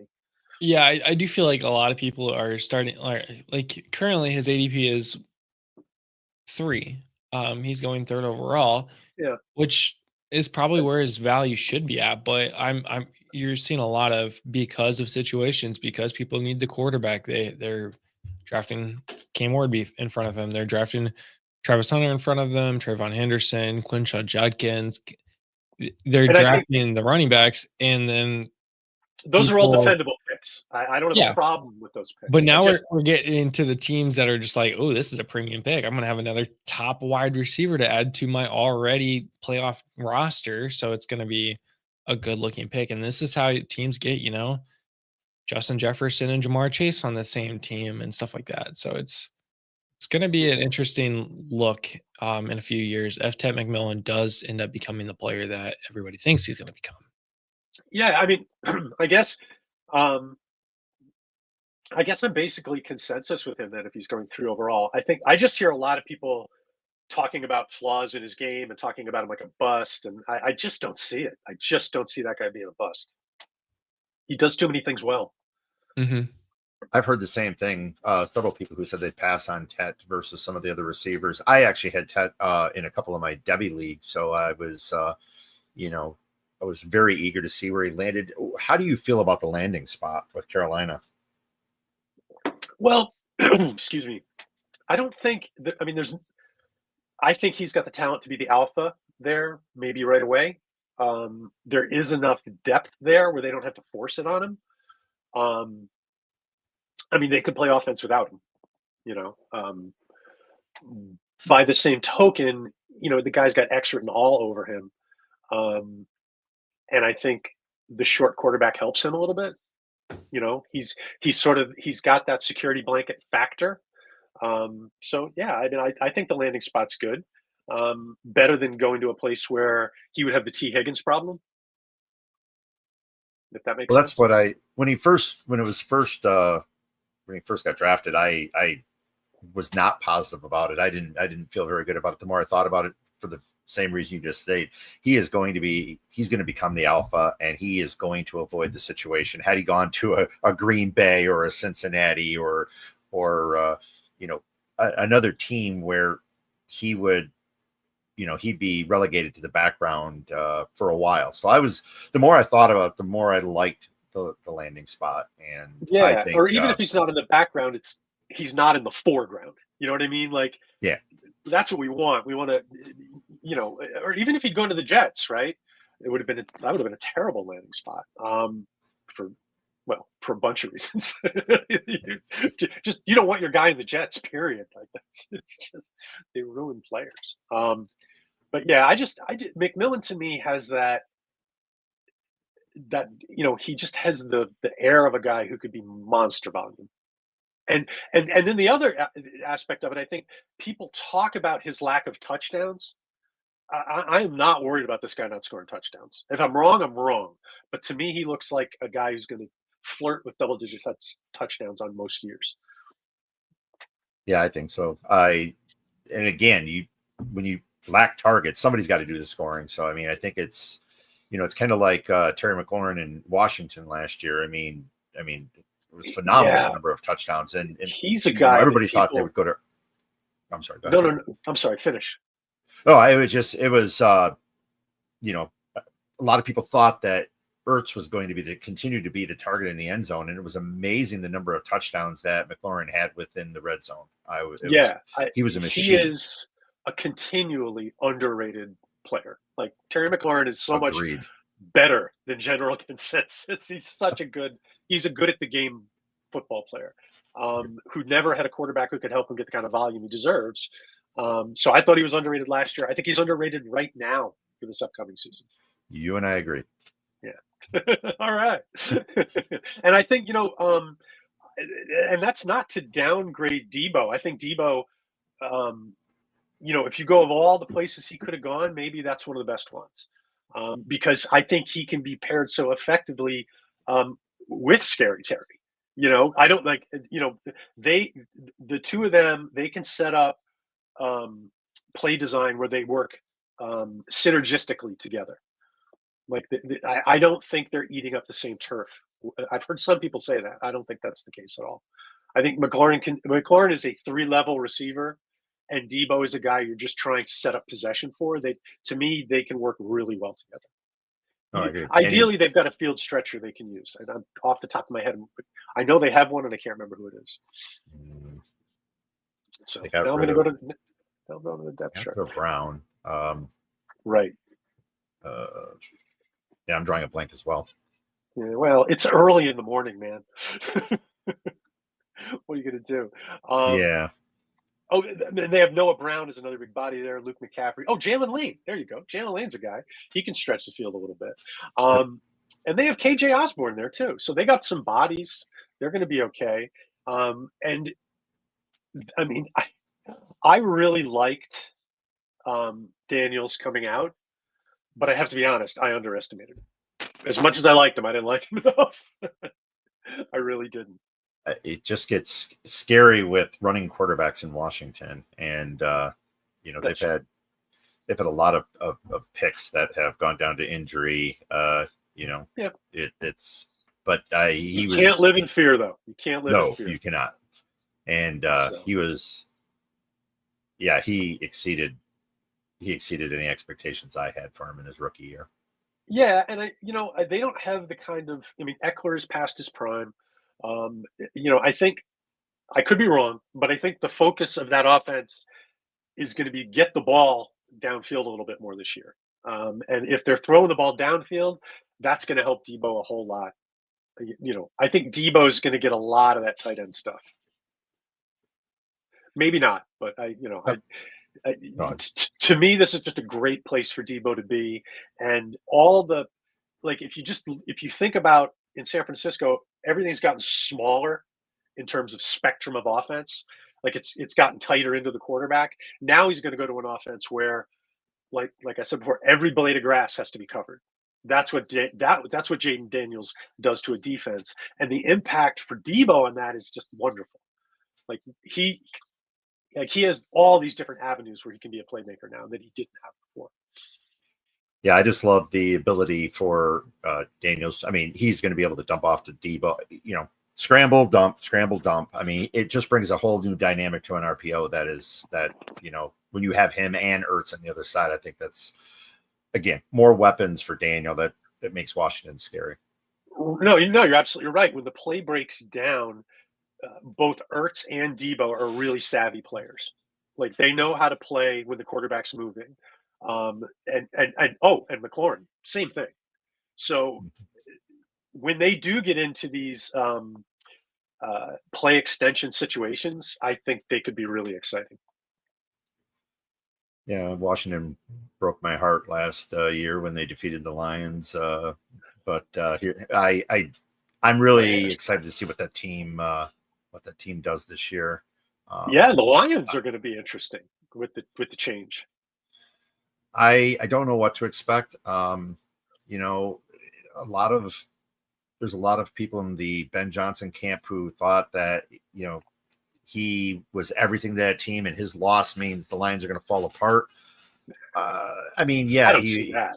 I don't see that happening. I think Dan Campbell and Brett Holmes are excellent at finding the right people to guide the player. The players are still the players. I mean, we'll see what kind of play calling you get. I'm sorry. No, they went up front on both sides of the ball. I mean, when you start with that, and I mean with Campbell, that's not going to change. Like these guys are going to win up front. So most schemes work well behind that. A great offensive line is a great offensive line. Right. You can do a lot of things when. Absolutely. And nothing against Ben Johnson, who I like. But a lot of guys, if you're a competent offensive mind, that stuff's going to work in Detroit right now because you've got everything. Other than a quarterback who can throw to all three levels of the field, you've got everything. We talked last night about Ben Johnson and him going to Chicago, and how I reserve my judgment. I know a lot of people are anointing him the next great NFL coach, but I've just seen way too many times where coordinators, both sides of the ball, become head coaches and just fail. Yeah. They're phenomenal. I use Jim Schwartz as an example. Great defensive coordinator, was not a good head coach in Detroit. Oh my God, this is the longest list in history. We can go through names all day. Yeah. Let's not even do it. No. But I mean, you're right. It's going from coordinator to head coach is like going from college to pro as a player. You're going to be finding out some things. I mean, even if you are if you're an offensive guru, okay, great. Josh McDaniel, we already talked about this guy today. Some of these guys, when you move them over one spot, that thing that they were doing with their right hand, they now need to do with their left hand, and it becomes too much for them. So you never know. And it also, I mean, organizations, will the Bears be a good organization to the new head coach? I hope they will be, but you never know. The worst thing in the NFL is when the GM and the coach aren't on the same page. So hopefully they will be, and they'll stay that way. But right now we are in, for the Bears, everybody's really excited. It's like a Broadway play that hasn't opened yet, but there's going to be opening night, and hopefully it goes well. I mean, I'm excited about it. Caleb Williams, I mean, very interesting time to be trading for Caleb Williams or to have Caleb Williams in Dynasty. You've got the agita of what happened last year, but holy crud, if you can just forget about that for a second, I mean, so much optimism. Is there a team that has more quality targets for a quarterback to throw to than the Bears? Not many. It's solid. And, I think, aren't there still some questions on the offensive line that are, I don't know they did much to really shore that up. I thought that's the issue. Yeah. And so I think Caleb's still going to be scrambling, but with all those additional targets, it makes it a lot easier for him to, find someone so he's not getting, plastered into the ground. Yes. I think it's going to be a big help. Yeah. And that's where Johnson, I think, to me, that's why if you're a Bears fan, forget about whether he's going to be a guru or, an elite coach. Obviously, you're hoping for it, but he's competent. He's not an idiot. And you now have an offensive guy in charge of your offense who's got the ability and he's got the authority. So it's just crucial because, like you say, the offensive line isn't going to pay the bills yet. So you need an offensive mind in charge that's going to beat it into the quarterback's head that your money skill is distribution until we fix the offensive line. So to me, that's where the rubber is going to meet the road. Can the head coach get the quarterback to just down ego just a little bit to get yourself into a distributive mindset? Because if he just gets the ball to Odunze, if he just gets the ball to Burton, if he gets the ball to Loveland, distribute to the running backs, DJ Moore, all these guys, all of them, heck, even Cole Kmet, just get these guys the ball. They'll knock people over. They'll run away from people. So, it's all there for the Bears. But they need the switch in Caleb's head to be green, not red. If that makes any sense. Yep, it does. And I mean, if it happens,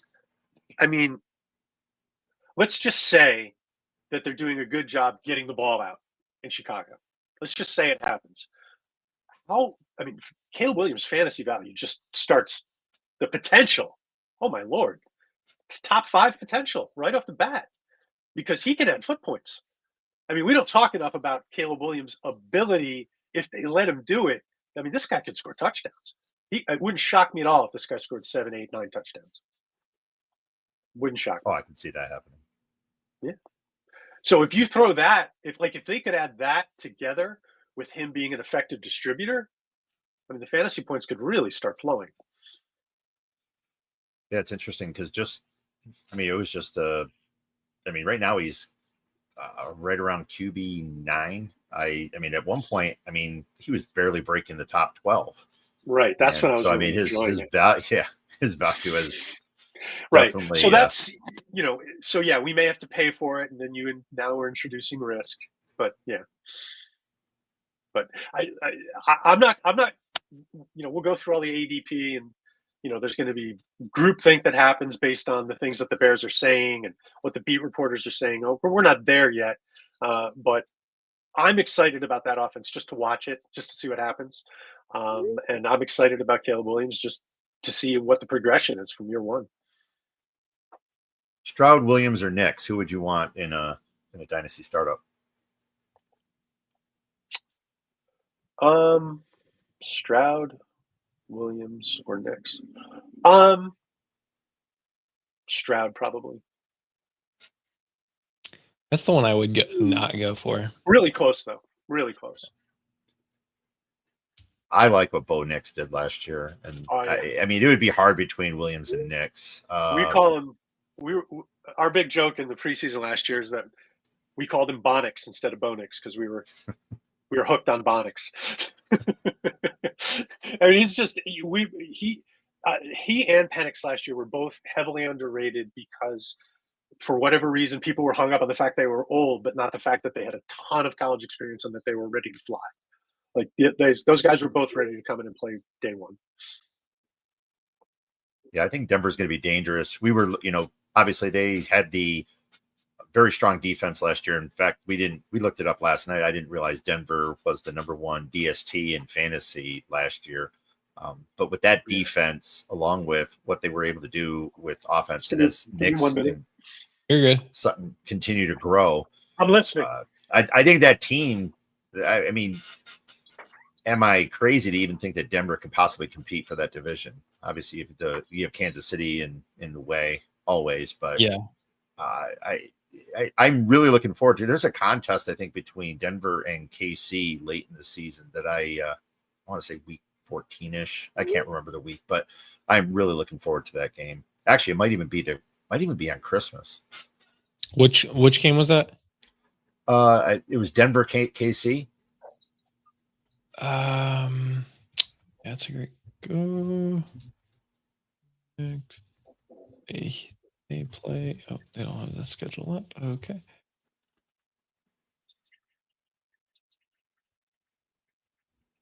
I don't. Yeah, actually, it might be Christmas. Okay. I want to say it's the night game on Christmas because the Lions play the Vikings in the middle game. Yeah, it is December 25th at Kansas City. Yeah, at 7:15. That game could be very important for that division. Yeah, it really could be. I mean, do I think the Chiefs probably end up winning the division anyway? Yes, probably. But that could put the Broncos in second if they win. That could put them right there in the playoff hunt and everything too. So it's going to be a very important game for Denver, certainly. I love that conversation. I think the Chiefs are 50-50 at best to win that division. I think Denver, the Chiefs, and the Chargers are all really good. I think people are just sort of. I think I'm with you on Denver, and I think people are really underestimating how good the Chargers are going to be. That's true too. That's just a really, really good division, and then the Raiders are even getting better. Maybe not. Yeah, I think but I think the Raiders could be sneaky. I think they could be sneaky good in this division. This division could be, when you talk about toughest divisions in the NFL. This is right up there. I mean, we were just talking. I mean, NFC North, right, and AFC West. I think. What's the other division we should be talking about? AFC North, maybe. I don't know. Probably not. Steelers aren't that good. Browns aren't that good. The Steelers always find a way to end up with a winning record. I don't know how they do it. We talked about that last night as well. I just don't get it. But I mean, like, there are 3 teams in the AFC West who I think all have a shot to go to the Super Bowl. Oh, wow. A shot. Just a shot. It would not shock me if Denver was in the Super Bowl. And it would not shock me if the Chargers were in the Super Bowl. I mean, it's probably going to be the Bills. Probably. Or maybe the Ravens. Or maybe the Chiefs. But Those teams, I just think, are much better than people realize because of the coaching, as much as anything else. Those guys are good coaches. Yeah. Agreed. I mean, let's forget the teams. Let's just go by coaches. Is there a division in football that does better than Andy Reid, Peyton, and Harbaugh? Is there a division that can match that? Probably not. And who's isn't Carroll in the Raiders? Yeah, and Carroll's Right with the Raiders. I mean, those are the other West, the NFC West. The coaches are pretty damn good. You got Shanahan, got McVay, but man, Harbaugh, Peyton, and Andy Reid. That is, three coaches have been to the Super Bowl, two who've won it. Yep, that's pretty darn good. And Harbaugh's got a NCAA ring, so. And Harbaugh also, I mean, he didn't come back to the NFL for any other reason than win a darn Super Bowl. Like, it's all about winning a Super Bowl for that guy. Agreed. Yeah. That you now that you put it that way, that is one heck of a lineup of head coaches in one. No, it really is, and and when you look at Denver and Harbaugh, like both of those guys want to pound the football. So like it's like there are going to be some real wars in this division. Like when the Chargers play the Chiefs and the Chargers play the Broncos and the Broncos play the Chiefs. I mean, these games are going to be off the hook, all six of them. And at least one of them is going to be last game of the year, right? Has to be, because last week's always divisional, right? So, yeah, I'm sort of a Chiefs fan, but it's tough. I like that whole division now. Just I'm a Jet fan, so I like to root for other teams because what am I going to do? Root for the Jets? It's they like after Jet seasons end, they keep playing football. That's yeah. I mean, most NFL teams do play football in October, November, December. Some do in January as well. So meaningful games for Jet fans rarely get out of October. Yeah, some play football better than others. Yeah, it's just the Jets don't even think about football well. They play it poorly. They design it poorly. They draft it poorly. They pay it poorly. They built a bad stadium. I mean, the Jets do nothing right. The crazy thing is that the Jets have like players that can play. I mean, there's always players to root for. Yeah, we think Breece Hall, Garrett Wilson, like those are two studs that many people draft very highly. I mean, they are top 12 in their position. Last year, the Jets did a really good job of not playing Breece Hall and passing downs. I mean, the Jets just have a really insane way of doing things. Yeah, let's bring in the rookie pounding back on pass downs and put Breece Hall on the sidelines. I mean, they did it so many times, and you're just sitting there going, "What are we doing? Who's in charge of this taco state?" Yeah. Well, and how many years have the Jets wasted incredible defenses? I mean, well, on that side of the ball, it's just it's criminal. And then everybody in New York, like, hey, let's all kill Zach Wilson. It's Zach Wilson's fault. It's like, look, there are things we can say about Zach Wilson that are not positive, obviously, but the idea that this 20-year-old kid is the guy who brought down the Jets, yeah, sure. The common denominator is the owner. He's so bad. So bad. I think you were alluding to it earlier, and I truly believe you can take a good quarterback in the right system and make him great. You can take a good quarterback in the wrong system and just destroy him. And I think, it's amazing. Definitely. And so when we see these players and we want to call these players a bust, and how often is it because they just were in the wrong spot? They didn't have the proper coaching. I think it's so much more often than people want to realize. And the thing is, nobody wants to defend a bust. Nobody wants to do it. So when guys go bust, that's it. They're dead wood. Who's a good example? Okay, let's go with Derek Carr. Okay, I'm not a huge fan of Derek Carr, but let's just say hypothetically that Derek Carr had been drafted by Shanahan, and he played with Shanahan his whole career, and he's always had pass protection, and he's always had a running game behind him. I think we'd probably be talking differently about him than we do now. And again, I'm not a big Derek Carr fan, but he's had really average teams around him his entire NFL career, and the results show that. You know, and what if we had, like, say Zach Wilson had been taken by a smart NFL team, and he hadn't played for, and he got a Jackson Dart scenario where he's actually going to learn for a year. We might have looked at a different outcome with that player. We'll never know, or we're never going to know. But some teams damage players. They damage them. The Jets are one of those teams, and Chicago damaged Justin Fields. And by the way, Jacksonville has damaged Trevor Lawrence. I mean, they have. That Urban Meyer off ramp, that didn't do any good things for your quarterback. Didn't do any good for ladies in bars either. But that's another story. Very true. Oh, you see quarterbacks move from one team to another. They get into a different situation, and suddenly they thrive. Geno Smith, Ryan Tannehill. Tannehill. Yeah, and there are going to be more. Baker Mayfield. You take a player, you take him out of a bad place, move him to a good coach who can coach him up a little bit, right? So Baker, remember when he finally got on the field for the Rams, and it was like, what the heck is going on? When he was in McVay's offense, and he'd been sitting there, he was there for what, like 8 days or something like that. But you put him on a team where the train is running on time, and all of a sudden Baker Mayfield looks functional. And then all of a sudden Tampa's like, oh, maybe Baker's okay. He goes down there, and all of a sudden everybody loves Baker, right? I mean, if you go Baker pre-Rams, right, and go ask anybody to defend Baker Mayfield, no, it's not happening, right? So we give up on these guys too soon. So, I'm a Jet fan, and I mean, I was never big on Geno, but when he left the Jets, if you'd said, hey, can Geno play at all? I would have said, yeah, he can. He needs a lot of help. He needs to sit and watch for a year.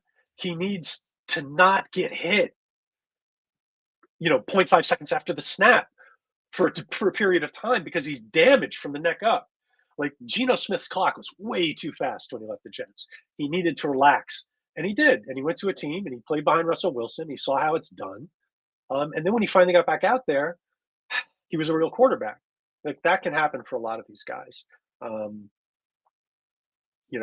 So I don't want to be chased around social media for talking up bad players, but I mean, there's quarterbacks. Like, if we went through right now, I would probably give you some names of guys who it's like, yeah, he's got a shot. Justin Fields for the Jets this year.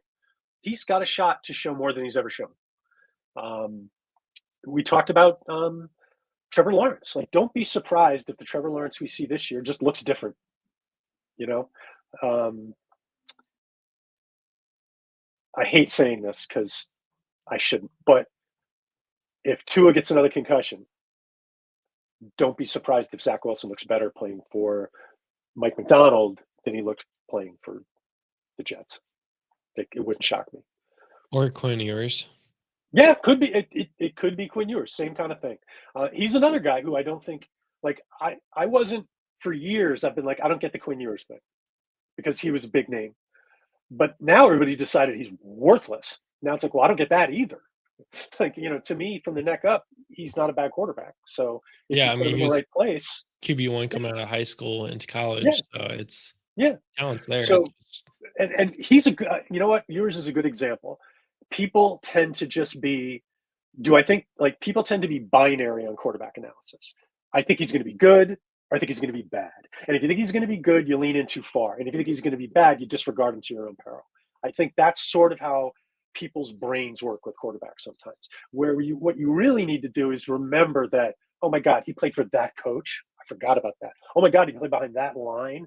Forgot about that. Oh my God, he had those receivers to throw to. Oh my God, he had all three.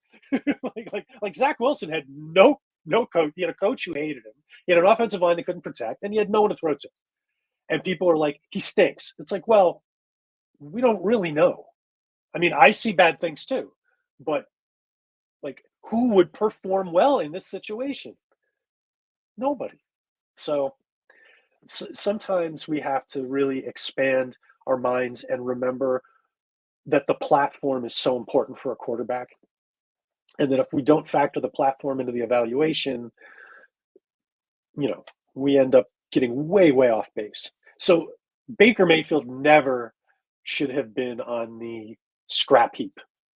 He always should have been, well, he hasn't performed as well as we thought, but he's still a guy with talent, right? But that's not what we thought of Baker Mayfield. He was Siberia. And I think when we throw guys who are top 5 talents into Siberia after a year or two, we're being emotional, I think, most of the time. It doesn't help when you start your career in Cleveland. So, no, and by the way, the same thing can be true in reverse, right? Like we hung on to Deshaun Watson mentally, some people, for too long. Like when I saw him play last preseason, I'm like, this guy's shot. I mean, the film on him preseason, I'm like, this guy doesn't have it. I mean, forget about the off-field stuff and whether he's a bad guy, and obviously he is, but he's not Deshaun Watson anymore. Even that last year where he didn't actually play with the Texans and he sat out that whole season, that was telling to me, when you could look at that and go, is he sitting out because he wants a new contract, or is he sitting out because he's done? Like, retrospectively, you might be onto something in the tank. And sometimes players go, you know what, I don't have any more to give. I think I'm done playing the game. Yeah. You know, and some, I mean, I remember last year I talked a lot on my podcast about Kirk Cousins, and that I respect Cousins as a football player. I think he generally was underrated most of his career. He was definitely underrated early in his career, but the injury he had at the age he had, combined with the type of quarterback he is, wasn't good, because he was already not enough arm. He was already not enough arm, and now you're gonna mess with his plant foot. Like, you know, Rodgers was a left Achilles, but Cousins was a right Achilles. So to me, Cousins' Achilles was a much bigger concern. And you really saw it when he was out there. He just didn't have anything. He couldn't step in, and he was already a guy who, I mean, for Kirk Cousins to throw to the third level, he needs his weight moving forward. It's like a really important. And, you know, he wasn't getting that push off the right foot. Early in the year, you could see he didn't even have the confidence in it. I think sometimes we need to really look at the underpinnings of the moment, and Kirk Cousins wasn't Kirk Cousins anymore, and he may never be Kirk Cousins again. And I remember somebody I really respect and like a lot, Adam Hartstadt, was saying he had a big thing with Waldman, and they were going on and on about it. It really actually makes sense what Atlanta did, because quarterback's so important that leaning in on 2 quarterbacks and overpaying actually isn't that crazy. I sort of understood what they were saying, but those 2 quarterbacks they took were such a bad fit to put together, because you're taking a quarterback who's an old guy who isn't going to be ready right away with an older quarterback prospect whose primary benefit is that he's ready to play right now. So, like, if you're drafting Penix, you should be drafting him to play him. But they drafted him to sit behind a guy who might not really be ready to play. Like, the whole thing was it was the wrong mix. So, it seemed clear to me that they did the Cousins thing and then sort of changed their mind after. Like, to me, if they were on Penix, there's no way you sign Cousins.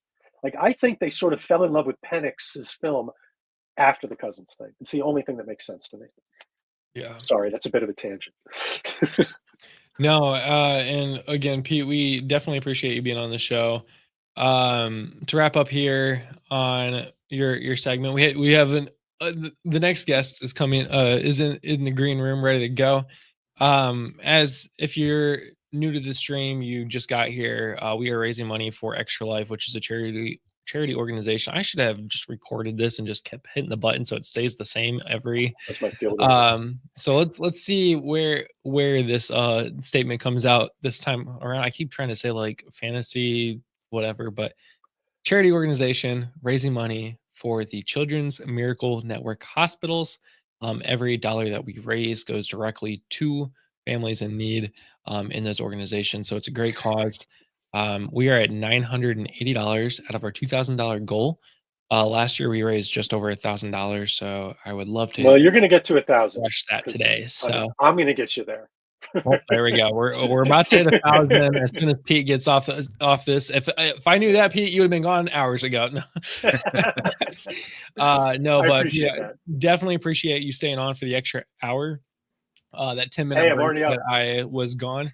I might have just been laying next to the desk listening to you guys, just stretching and getting blood back into my brain. If that's what you did, I'm happy to help. I hope I seem a little bit more alive than I was about 45 Bro. minutes ago, because I was like, thank God Jeff's here. Like, When you told me what you were doing, I was just like, oh my God. Like, hey, for $1,000 for charity, it's worth it. But yeah, I mean, what and you're doing right now, I could not do. hopefully I we would be double that in the next 11 hours. So I we'll would have see. syllable problems right now for sure.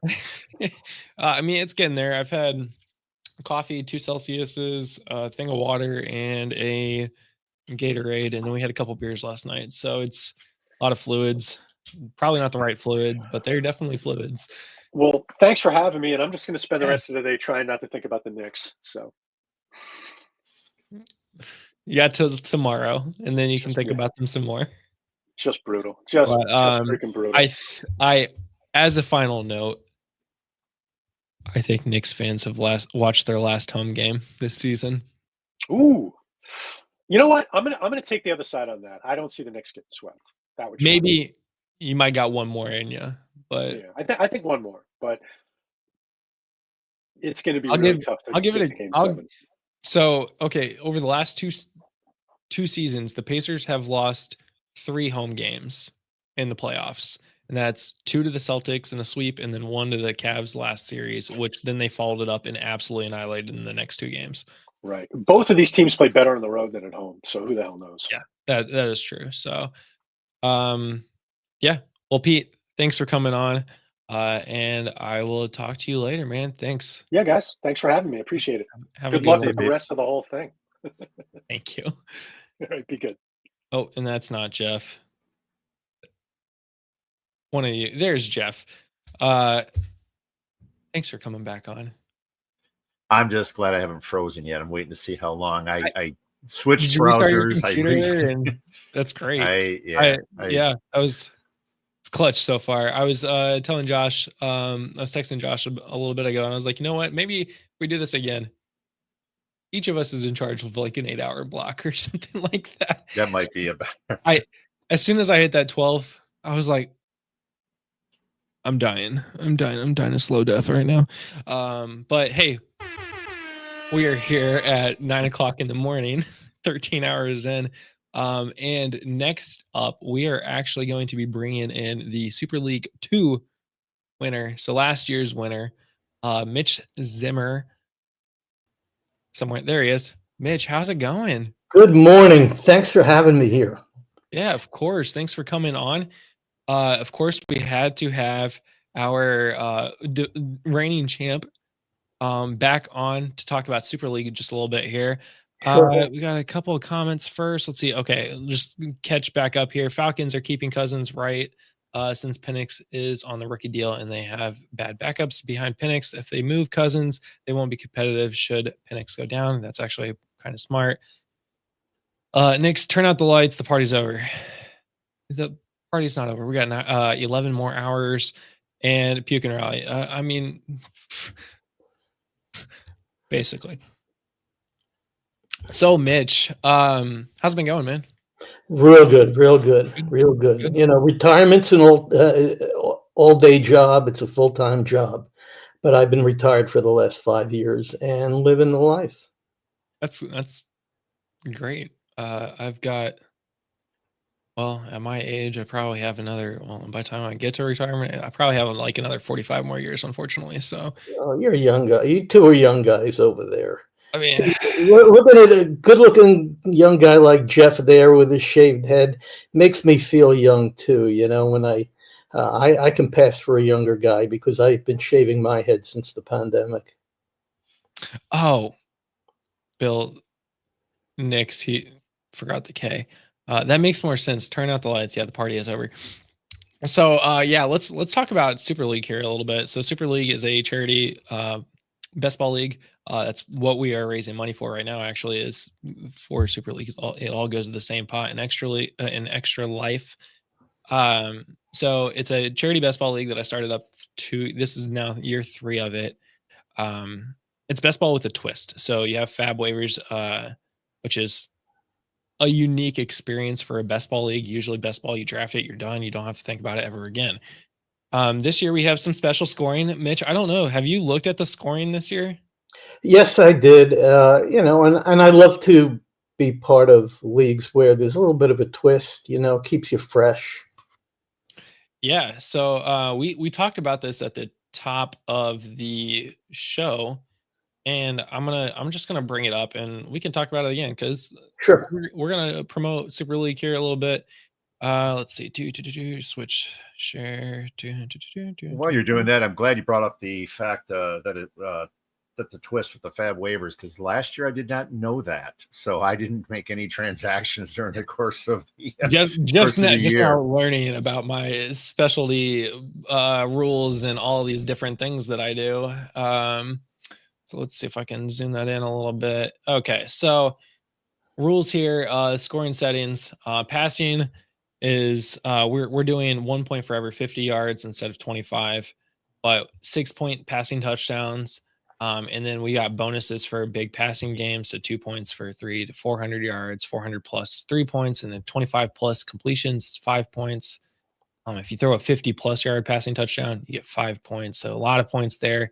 And that you're going to see these bonuses for the rushing and receiving stats too. You'll see those here as well. Similar with the carries. And so forth. Rushing first downs are a quarter point.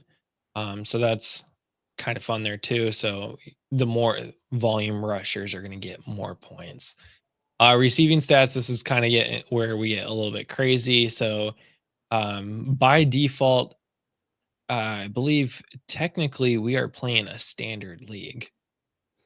However, there are reception bonuses for the different positions. So wide receivers will get 1 point, running backs will get a 1.25, and tight ends will get 1.5. You're still going to get those bonuses like you see in the other one. And we hit that's $30 more that Pete just donated, which puts us at $1,010. So that's fun. We're over that $1,000 mark. Thank you, Pete. So yeah, we're seeing bonus points here again with that 50-yard touchdown. So new thing to Super League that we haven't done in the past is adding the kicker back to fantasy football, which is going to be fun in a best ball league because maybe you just get a good kicker and just run it out for the season.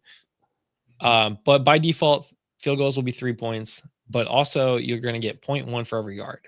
So you kick a 31-yard field goal, you get 3.1.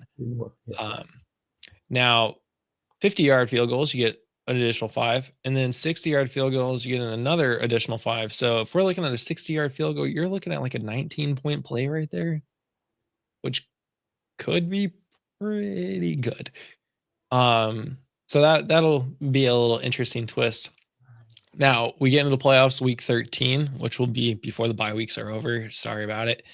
We'll take the top 50 players and do a bunch of things. Then 18 teams will advance to the next round. 22 will be eliminated. Or I'm sorry, reading this wrong. If you win 18, get 18 wins in the regular season, you will automatically get a playoff bid. 22 losses automatically eliminates you.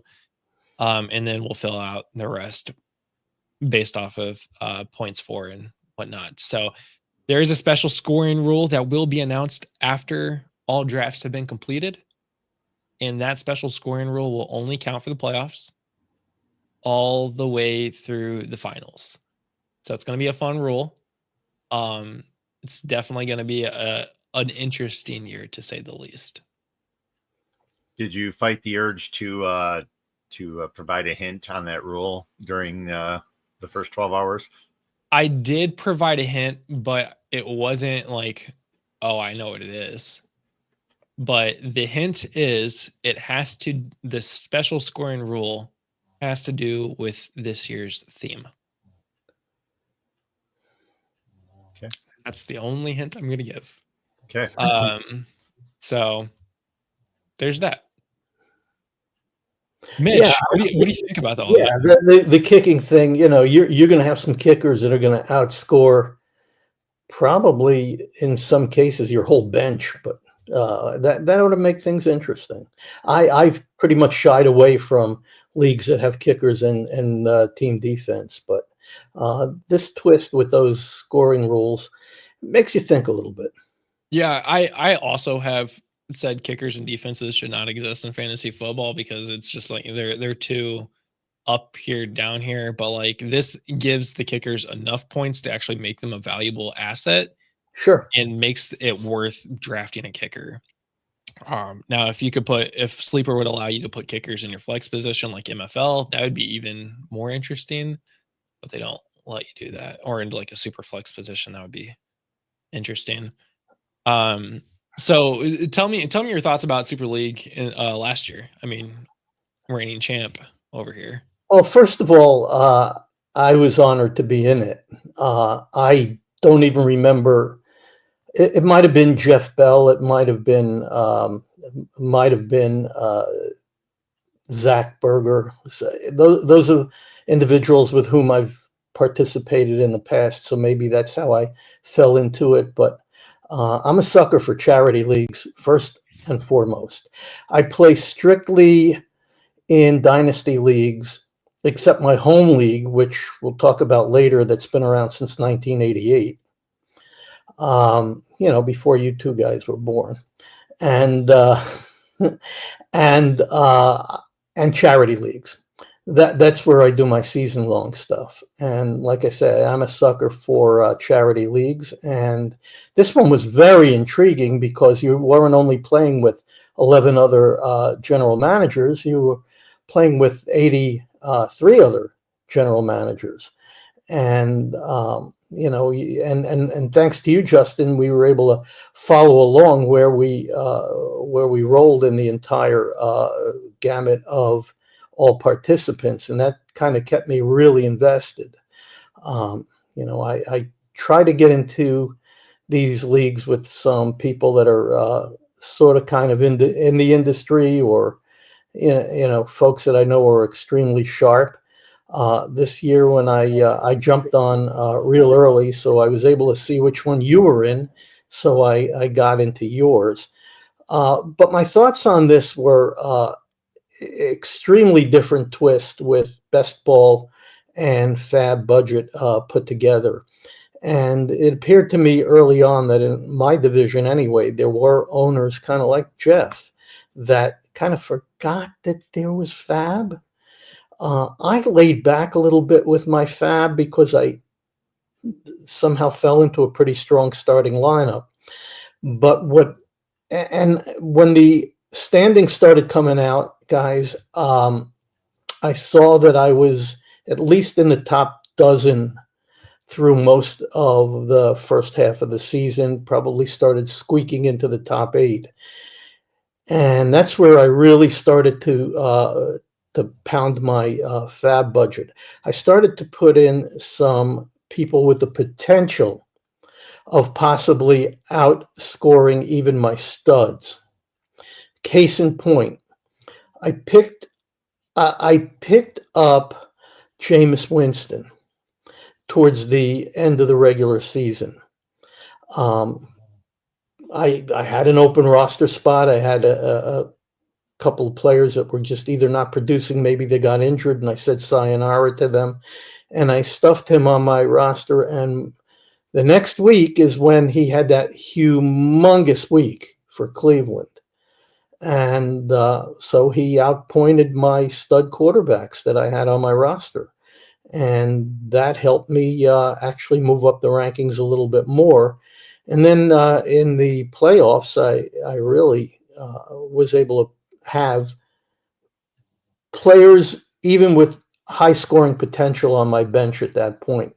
So I just let the lineups take their own course, and up I went and got into the championship game. And my goodness, everybody performed. I had guys that players that didn't have to be in the starting lineup that might have helped other teams at that point that were playing. So it was just a fascinating way to stay engaged, to donate to a worthy charity, of course, and participate with many people that kind of know their stuff. I mean, sometimes I wonder how I even got invited to be on the 24-hour live stream here with all these excellent content creators. I'm just a guy, you know. But you won. You beat all of us. Uh, And if I God kind of know can what be I'm my doing in witness best right now, ball. I kind of know what I'm doing in best ball. You know, I come into the, especially in sleeper, I come into the chats and crack jokes and, you know, kind of crack jokes where I am the butt of some of them because of my age. 72 years old. And you know, the jokes, some of I invited almost everybody in all of my leagues to hop on at some point. So I don't know who's in the live chat, who's here, but you know, they'll hear me say that my very first ever live draft was at the First Supper. And we had, you always have a general manager that nobody can trust. And we had that guy, his name was Judas, who was always willing to stab you in the back. You know, and things like that. My first draft pick was Bronco Nagurski, and jokes like that, and so on and so forth. So they think I'm some kind of knucklehead. And then towards the middle of the draft, I'm starting to put myself into auto pick. But why I'm doing that is because let's say I'm 4 picks away, and here I'm giving everybody my best ball strategy. But you know what? I'll take my lineup and beat yours, and then I'll take yours and then beat you with your lineup, with my strategy. And when I'm 3 or 4 picks away in a certain tier, I will queue up 4 or 5 players that I'll be happy with regardless of which one I get. And it moves the draft along, and that's kind of cool, but it gives the other owners the sense that maybe this guy's not really paying too much attention. You know, they don't pay attention to the little green dot next to your name. That means you're actually in the draft room at that time. And I start getting some players, and I work it out. And somehow, I'm telling you, with all the talent that was amongst the 84 competitors, somehow I managed to squeeze right up there early in the season and stay up there. yeah, you did an excellent job. Definitely last year. I wanna kind of shift our conversation. We were talking about being a league commissioner. Jeff does you almost kind of do a segment each week on Fridays about commissioning leagues and doing different things. And Mitch, I mean, you've been obviously around the block a couple times here and there. I mean, your first draft pick I've never even heard of in my life before, so uh, that's great. Look him up.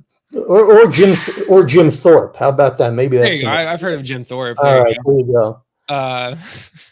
So as a league commissioner, how do you handle a bad player that kind of like skirts the lines in terms of rules, but like is really like, come on, guy, like, come on now. Well, you see, first of all, this I have to take you all the way back to my home league that started in 1988. I wasn't the individual who started it. I wasn't the commissioner, but by the 3rd year of the league, actually 4th, 1991, somehow circumstances prevailed that all the folks in the league trusted me and to run the league and keep the money and all that, and I became the commissioner. And you have to remember, it was the wild, wild west in terms of scoring systems, rules. Everything was done by hand, and you know, we can get into that a little later too. But the rules weren't tight enough, and there were plenty of opportunities for general managers to skirt the rules because the wording left a lot of holes. Okay. And so I had to really stay on top of how the folks in the league that were trying to squeeze past the line a little bit, not just walk up to the line, but jump over it, uh, either slightly or significantly, and tighten up the wording. So the best commissioners can be that individual that's very transparent right at the beginning, right from the outset, that has nice, tight rules that really can dissuade or dissuade somebody from trying to skirt the rules. So when I'm commissioner, I really make sure that everybody understands the rules and the scoring systems before they even join, if it's a startup. If they take over an orphan team, if it's a dynasty league that I run, I make sure that they can come in, they can look over the rules and decide if they want to be in. But the rules will speak for themselves, and there'll be very, very small opportunity for skirting the rules. Now, there is one thing that you really can't let the rules help you out with in a dynasty league, and that's tanking. So to answer your question about owners that skirt rules, in my experience as a dynasty commissioner, the individuals that are most guilty are the ones that blatantly tank.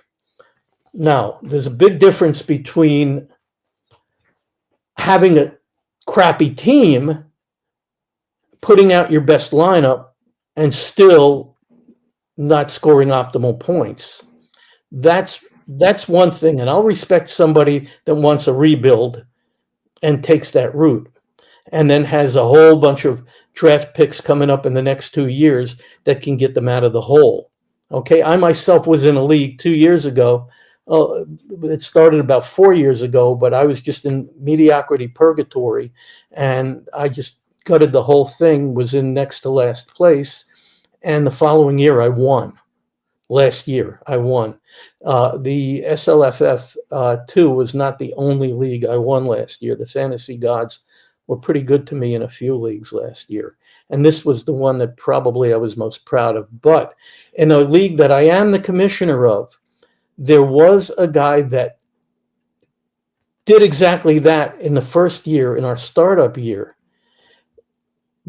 where we didn't have he drafted terribly. But in the second year, he started to have some good players on his team and wouldn't put them in the starting lineup. I had to have a word with the guy, and he told me I was being a very harsh commissioner. I was being a dictator, and so on and so forth. But what I went ahead is I took a poll of the league and asked them if they wanted to go to max PF, maximum points 4, which is becoming very popular in dynasty leagues. It overwhelmingly was accepted by the league. And this person, even if he decided, and I'll give you 2 examples of players that spent some quality time on his bench. One was CeeDee Lamb, and the other was Malik Neighbors. And you just can't do that. No. And so this year we're in max PF, and he's going to have to play a little bit, this guy. Yeah, I've implemented the max points 4 in all my leagues. There's no question about it. That is the anti-tanking rule, basically, where even if the players on your bench, it's scoring. It's kind of like your best ball scorer, essentially, for the entire season. It's putting out your best players and keeping that score separately. So you sort by that. That's how you do the draft order. So yeah, I definitely like the max point 4. There's been some other ideas that have come across the last couple of years that I haven't got implemented in yet. Not enough people really want to buy into that. But a lottery system for like the bottom 4 picks, everybody gets 25% of a chance to get that first overall pick, and just like the NBA, you just draw it out of the hat and see who gets that first pick out of the bottom 4. So it's not enough people are trying to buy into that right now, but Right, because their favorite teams in the NBA and the NHL don't always end up with the number 1 pick, even though they had the worst. I mean, I go all the way back. If you remember when Patrick Ewing was the number 1 pick for the New York Knicks, they won the lottery, but they were not the worst team in terms of winning percentage the previous season, and everybody was crying foul, and the fix was in, and so on and so forth. So I can see that, Justin. I think Max PF really, the onus is on you, and not some kind of luck in terms of a draft lottery kind of thing. I really buy into the Max PF. Yeah. Jeff, how do you deal with the difficult owners in your leagues? Well, first, let me comment on the Max PF. I absolutely love the Max PF idea. The only problem that I have right now with the Sleeper platform is, which most of my leagues are on, although I'm getting more and more into MFL, is the problem. I think that Sleeper includes taxi squad players in that Max PF calculation. So that's something some GMs in my leagues haven't liked, and so we haven't adopted it yet, but it's something that we're going to. I think I agree with Mitch that is an objective way to handle it versus, and it doesn't involve luck like the lottery. I've heard the lottery idea floated by a lot of different people, and I'd rather not go that route. I'd rather do Max PF. But talking about, first of all, my first league was in 1991, and Mitch, I give you all the kudos in the world for being a commissioner back in those days, because that was work back then. There was a lot you had to do as commish. So, I commend you. My first league was in 1991, and the league I was in had no rules. I mean, literally no rules. They were made up on the fly, and it was very, very difficult. In that environment back before, computers and the ability to track everybody 24/7, it could be some time before you even realized that somebody was doing something they shouldn't be doing, or that they were actually skirting it. So as we got more into technology and as we were able to move, I think that helped commissioners manage that more. For me, I believe first and foremost, I believe in a very, very strong, comprehensive set of rules, so that a lot of the issues that might arise are already mitigated through those rules. And you can't obviously consider every possible scenario that might occur. Again, I keep going back to the Hamlin situation. There are things that sometimes a commissioner just has to make a call on, and that was one of those. But I think when you have a really strong set of rules, and again, those morph over time, Right. you don't just, your first year in the league, you may not have everything covered, but as you continue to tweak those rules, as you continue to work with the other GMs, those rules, it's very easy for the commissioner to just say, hey, here's the rules. This is what you do. And I think when you tweak those and fine tune them over time, it becomes very difficult for a GM to skirt the rules. I think one of the things you were talking about was tanking. And again, there's no real way to control tanking other than through max points. So I think that's one of the things that we're doing. I thought what Mitch said earlier, I love the way he articulated, the way that he handles the GMs in his league. And I agree. It takes a strong commissioner has to be able to find a diplomatic way of being able to entice GMs to do the right thing. And so what Mitch said was great, because it's important. You don't want to come over as as overbearing. You don't want to come in and look like you're being a dictator. I think rules help with that in some regard too. But I agree. A good commissioner has to find a way to balance being resolute in his or her administration or application of the rules, but also, be sensitive to the GMs and work with them to make sure that they understand that, the rules are there for a reason. And being transparent with everybody in terms of what your expectations are. And this gets established early on in the startup phase. If you're starting up a new league, you can have a one-on-one with somebody that takes over an orphan team if that is part of the picture. But I actually started up 2 new dynasties this season. And first thing is I set up the entire rule base and the scoring systems, and I put together a little bit of a narrative that I would copy and paste and send it out to the people that were interested in being in the league, along with the sleeper invite, and say, okay, well, this is what you got. It's Superflex, Dynasty, PPR, tight end premium at one point, all those things laid right out there. And I also, guys, lay out the payment system as well. In dynasty leagues, it's paramount for me anyway, and I think you folks can agree with this, is to pay one season in advance at least. And in some cases, in some leagues that I do, if you actually trade for a future pick 2 seasons later, or 3 seasons later, I make you pay for those seasons. In other words, somebody tried to, not tried, already successfully traded for a 2028 draft pick. Well, I made that owner pay up for 27 and 28. Not made. I mean, I told him that's you have to do that, or else I'll rescind the trade. I don't like to rescind trades. We can talk about that too. I'm not a commissioner that vetoes trades. I let anything go through. Collusion. If I don't think I invite people into my leagues that would really get involved in collusion. I kind of know who I'm inviting in a league. It's usually somebody I know, or that somebody I trust real well knows me, or and so on, and invites that person in and knows that person and said, Mitch, this is a good gal, this is a good guy. But the transparency is critical, especially when you're starting up a league. And also, you have to be a communicative commissioner.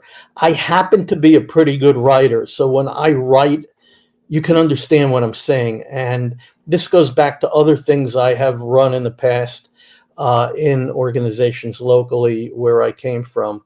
I would write for the lowest common denominator reader. I'm writing for a third grader that a third grader can understand. Not to insult people, but that's the easiest way for everybody to understand what I'm trying to say. I'll keep the $1,000 words out of it, and so on and so forth. And sometimes somebody new in a dynasty setup, sometimes somebody new to fantasy football, new meaning maybe the last 2 years they're starting to get involved, might not know all the nomenclature, all the verbiage. So I try to keep it simple and communicate very clearly what the league is all about, what the rules say, what the scoring system means, and so on and so forth. I also have gone to something else where that Sleeper put in, and it's worked out successfully in leagues that I've participated in.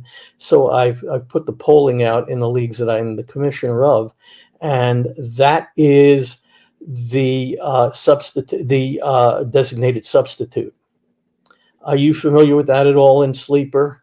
Yeah. So that takes a little bit of explaining.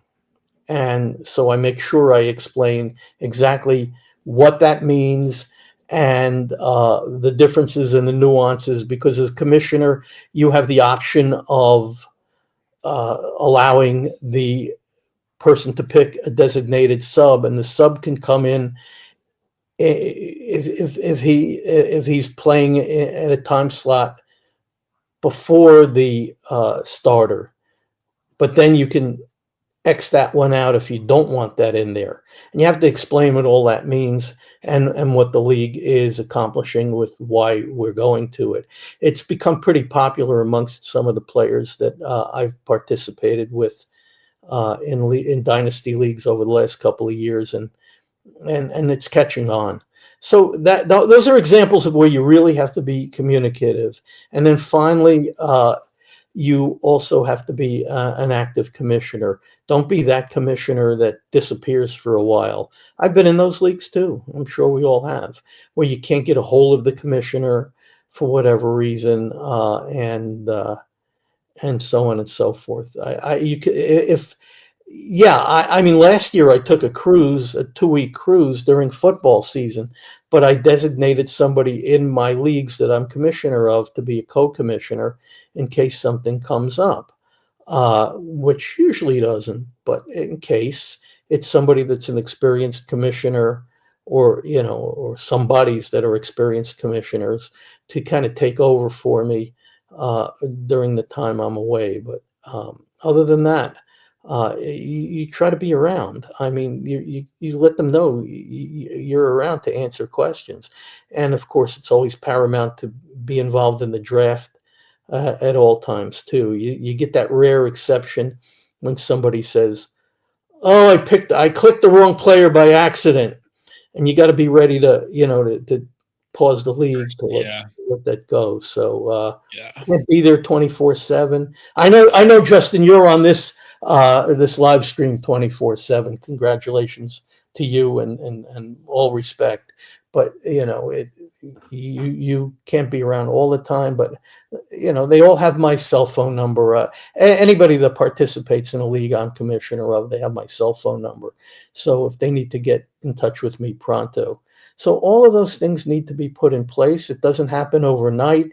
As I say, I've been a commissioner since 1991, so I know what the pitfalls are, I know what the strengths are, I know what the challenges and the opportunities. And the opportunities are always there to make your leagues better.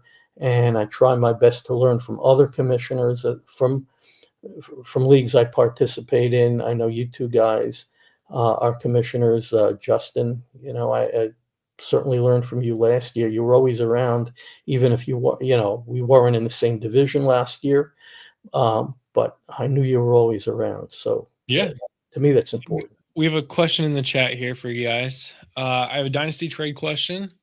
Would you guys rather have Hampton or Bucky Irving willing to trade Kyler Murray for the 103, or for Bucky, and both owners agreed? PPR super flex. He said his other quarterbacks are Caleb Williams, Brock Purdy, Kyler Murray, and Kirk Cousins. Running backs are Breece Hall, Monty, and Najee and Pollard. So he's looking for either Hampton or Bucky, essentially. Oh, Jeff, take this one first, and then I'll weigh in. I didn't. He said this was a super flex. Yeah, full PPR super flex. So he's got Caleb, Purdy, Murray, and Cousins. He's looking potentially to trade Kyler Murray for the 103 to get Hampton, or for Bucky. So basically trading Kyler Murray for the 103 or Bucky. I mean, in a super flex, leaving yourself with only two viable quarterbacks is kind of tough. I'm not sure who he would replace Murray. Who he'd replace Murray with. Especially since I don't know that. Yeah, you got the running backs. You got Breece Hall. You got David Montgomery. Najee and Pollard are okay, but I mean, in these days, I mean, you really need more than two running backs. I don't think I do this. I like Irving. I'm not saying Hampton isn't. I'm going to say no. I think losing the quarterback is huge in a super flex. You do have other running backs, and you have Irving. I don't know that I would want to make this move. Yeah, I'm in agreement there. I would pass on this trade as well. And I always try to go with the known quantity. And Hampton can.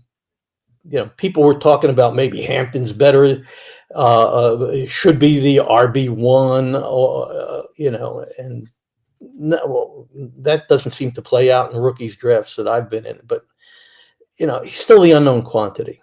Whereas what you're getting with Bucky Irving, young guy, and you're not losing your quarterback. Agreed. Yeah, I do fall into that category, guys, where in a super flex league, I try to at least have a viable third quarterback. I am in the middle of a live draft right now, a startup. I am not the commissioner of this one. And in the what round? In the 9th round, after I already had my two starting quarterbacks, I had to hold my nose and pick Anthony Richardson. So I do have somebody in my back pocket to be my third quarterback if I need it. And at that point, I know nobody will take Daniel Jones in the 18th, 19th round. I'll probably pick him up later. I don't think anybody there is going to just pick Daniel Jones because, just to block me because I drafted Anthony Richardson. Not that I'm going to rely on Anthony Richardson that much, considering who my other two quarterbacks are. So I always have a third quarterback in my back pocket if I can. Yeah, especially for Superflex, it's so important to have having a backup quarterback, a third quarterback that is viable. Sometimes you can't land that third quarterback, and you just have to have a stud on your bench ready to go in at any point, basically. So, do you know last year in the league that I was tanking, I actually did not have a third quarterback, and you could even make a case that my second quarterback was but he kind of was okay. I was until he got hurt. I was, believe it or not, using Hill from New Orleans in my Superflex, and one of those weeks I think he had 22 points or something. So Taysom Hill really worked out for me in my Superflex position. I had a very strong tight end. I didn't have to play. I had Laporta. I didn't have to play him in tight end, but he worked out for a couple of weeks in Superflex. But I still came in last place and still got the 101, and that's the only share of the only share of 1-1 that I had. So I hope we answered this question. Yeah, I hope so. Basically said, don't make Don't that do trade. it. Keep Kyler Murray. He's more valuable than Hampton and Bucky. I mean, both of those are very good running backs that should get you, 5, 6, hopefully 7 years. But I mean, assuming Kyler Murray stays healthy, Kyler Murray should last longer than that. I mean, quarterbacks are more valuable than running backs in fantasy, especially in super flex leagues. Looking at who those three quarterbacks are, though, maybe this individual was trying to alleviate himself of having to make that choice about which two to put in his starting lineup. I mean, none of those three was Josh Allen or Jalen Hurts, or the top tier of quarterbacks. I've had that situation where I have had to choose between Jordan Love, Brock Purdy, and Baker Mayfield. It's worked out for me, but sometimes you drive yourself crazy. Which one of the three of them to sit? You really have to dive into the matchup and so on, and who they're playing. But some general managers don't want to have that headache. They wish they, in the startup that they had one of the first 5 picks so that they can pick Lamar, they can pick Josh Allen, pick Joe Burrow, and so on. But Caleb and who do you have? Caleb, Purdy, and Murray, right? So it's like, which one am we going to go with this week? That's a very good point. Yeah. Wasn't considering it from that angle. You're absolutely right. Yeah. Well, sometimes you make the wrong decision. I actually was in a league where I was consistently last year one of the top two in points scored, and I was trending to make the playoffs and maybe make a push. And that week where San Francisco played in Buffalo, the snow game, and I had McCaffrey. I was holding on to him. He was on my injured reserve almost all season. He played in that game and got hurt again. And Purdy did absolutely nothing. I put Purdy in the lineup, and I was back and forth between Purdy or the other two quarterbacks I had on that team, and Purdy was in there. He crapped the bed, and rightly so. That conditions were abysmal in that game, and guess what? I ended up in 7th place. Didn't make the playoffs. Yeah. So, Yeah. so yeah. So, if we're still talking about, being a good commissioner, there's certain nuances to being a commissioner long term in a dynasty league. I know, I believe it was Pete in one of the last segments, or somebody chimed in and said, dynasty leagues end up dying after a few years, and maybe if you can try to keep your league going, uh, that to keep people interested, keep everybody, you'll have an occasional turnover, but try to do your best as the commissioner to keep everybody interested. Then, when you're the commissioner of a season long league, you might have more turnover, and you might have to be recruiting more people if you on a year-to-year basis if you want to keep the league going. So, articulating the rules and the scoring system and staying on top of that and keeping that league viable for the diehards that have been with you for several years is another whole set of challenges. So you really need to stay on top of that as well. And then finally, when it comes to charity leagues, I've never been a commissioner of a charity league, but that's where I really tip my cap to those of you that run the charity leagues, because it's really important to make sure everybody understands the importance of donating to the charity and what it's all about. But also, you want to make it fun for people. When you're competing in a league where you're not going to make any money at the end of it, sometimes you put that league on the back burner in terms of your ability to stay on top of each and every one of your, dozen or more leagues. But this SLFF 3 and last year too, I really stayed engaged because there were some people in there I wanted to show that I can Do compete. it. Yeah. No, I definitely I love the charity aspect of it.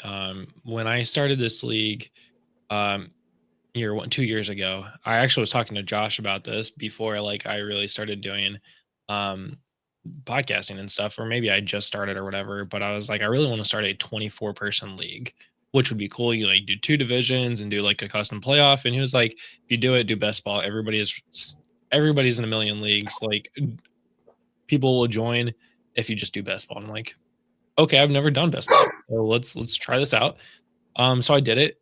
I took a while to get to 24, and then once I hit 24, all of a sudden 12 more were like, I want in. And I'm like, oh god, okay, 36. And they were like, is there a buy-in, or like, uh, can my buy-in just go to charity? And I'm like, yeah, okay, cool, we'll make this a charity league. So since then, like, it started with 36 people. I think we raised about $120 year one. Last year we raised $1,043. So just went back and looked at that. And right now we are at $1,010. So we are $33 from tying last year's record, or last year's total. And we're getting up there. We're not quite at 84 people yet. I think we're at like 73 registrations, maybe 72, but drafts don't start for another 2 months. So we've got time. We're already ahead of schedule from registrations. We just, need more people to sign up. So if you're watching right now, head over to fantasynowplus.com/about, or just go to fantasynowplus.com and click on that Super League link at the top. There's a registration form. Go to that and register. It's that easy. You'll automatically get a bid. I'm accepting anybody that registers for the next month. So It's a fun league, like Minch said. It's been a fun league. It's an engaging league. It's different. That's the thing. It is much different than any other league that you're probably playing today, which is cool. I think I've told. I'm forgetting who all I've told this to. I might have said this within this hour. I like to play in different leagues in every league that I'm in. So like I don't like doing the same league twice because that's not fun. Like it's fun to have different scoring settings, and then when you get to waivers, you're like, why is this guy ranked so high? Like, why is this guy not ranked so high? And you're like, oh yeah, duh. This person gets 5 extra points for 50-yard passing touchdowns and stuff like that. So it's Yeah, and I've shared your link on most, if not all, of my leagues, and I also invited almost everybody I know to at least check us out here during my segments. So hopefully, there's a few people that I invited in to watch this, to stick around, watch some of the other great people that will be coming on later, and join the league. I mean, it'll give you an opportunity to knock the champ off the throne. And if you join the league and you're one of Mitch's friends that he invited to come, mark him down as a reference. I'm not saying there is we're having a reference contest, but I'm not saying there's not a contest right now. It's an internal contest, but I'm willing to make this for anybody. That Mitch, if you bring in the most people to Super League, you might end up with some Fantasy Now Plus merch. Ooh, I see you're wearing some nice swag over there. Yeah, I've there got a you nice go. little polo. Yeah. So in fact, Tim, Tim B7 just signed up, watching us right now. Just signed up. He's in a couple of my leagues. I will definitely change some things to make sure that your name goes in on that one. So you're already on the board. You're at 1. You're tied with a lot of people right now. No, maybe Tim will bring his son into this too, because I invited his 20-year-old son into one of my leagues, Heck yeah. who's going to be there. So I think his name, if I recall, his name's Connor, and maybe Connor will want to join too. And I don't know if there's any room left in Captain America, but if you jump in and take a look at that, probably not. I think because Justin is in that one. I think that one flipped first. It was quick. Yeah. It's not because of me. It's because Captain America's pretty cool. What can I say? Well, there is that. I mean, but we can spend the whole nother hour talking about that kind of stuff. But I was more of a DC guy than a Marvel guy. But but that's a whole nother. I know. That's why I want to win the Captain America, crown there, because you got to have a DC guy, repping, So there's that. But yeah, join the league. Mention to Justin that you know me if you're here, and there's room, and it's a good charity. I think because I'm a senile old guy, I think I donated 3 times last year. I think I just said, well, I don't think I donated yet. I might have forgotten, so I donated again. Thanks. Yeah, I don't question that.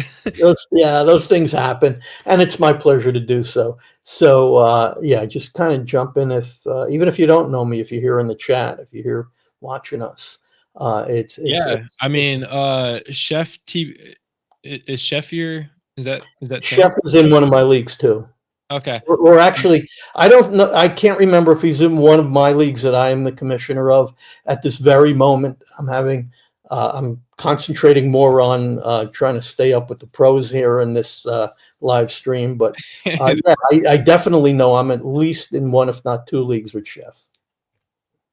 Awesome. Who, by the way, has been watching you on the live stream pretty much all morning, if I'm not mistaken. So Chef has been here, I think, since Tommy and Dustin were on earlier. I was popping on and off, but walking my dogs. I think one of them sleeping right there behind me. I have Boston Terriers. You guys were talking about being dog people before, and absolutely. Mine were just napping right next to me, and then they got a little restless. You could see the little thing behind me there. Those 2 things at the top of that little book stand. Our Oh yeah. yeah, my Rocky is the one with the ears down.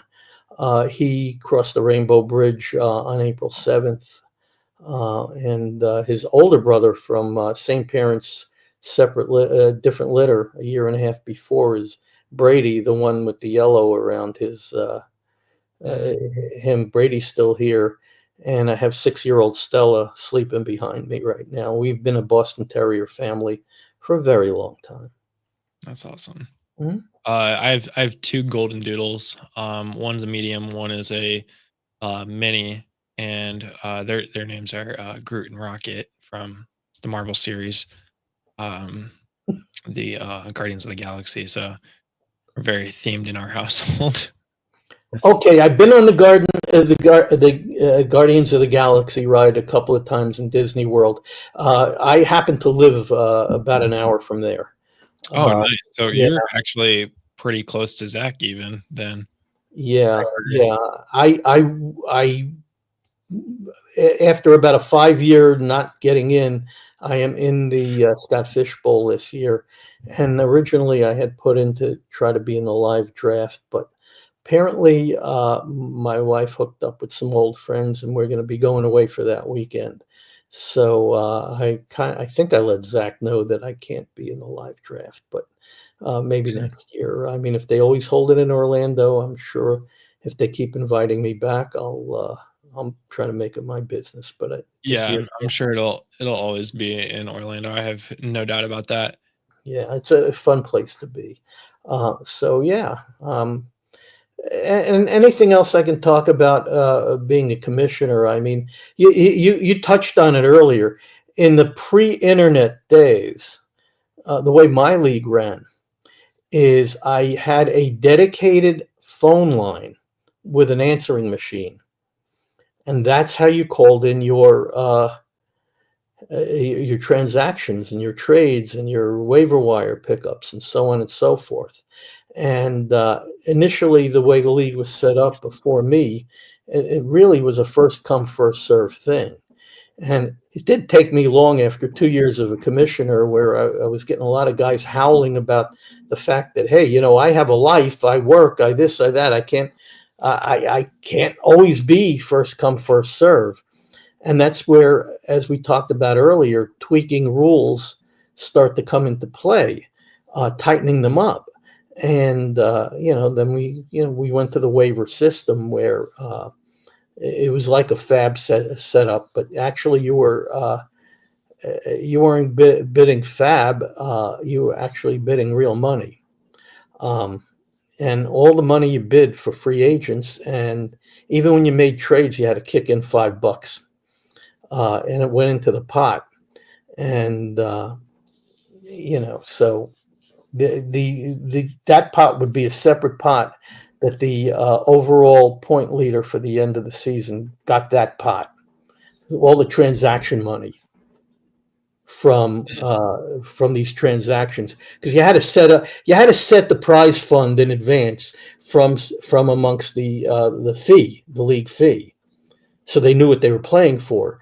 But then when you articulated that, don't be shy about making transactions and kicking in the $2 or $3 or whatever it was back in the 90s, that goes to a separate pot for the overall point scoring leader. And so that made it very palatable to bid your money on certain free agents as the year went on. And in the heyday of that league, we had 14 teams.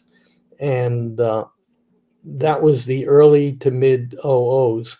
And that's when I did most of my winning, actually. So I would pull down like $1,600, $1,700 pots where I take the championship back then, because somehow I fell into, and it was a dynasty setup where I had Tom Brady, LaDainian Tomlinson, and Larry Johnson from the Chiefs, and some other Terrell Davis, Marvin Harrison, and I just rolled with these guys for years. And but then this, like I say, this league started in 1988, and owners come, owners go. And when I say go, I mean to the fantasy football league in the sky. And figure it out. I'm 72, and back then I wasn't the oldest player in the league then. So we had lost some guys along the way. We now have some sons of folks that have played in the league.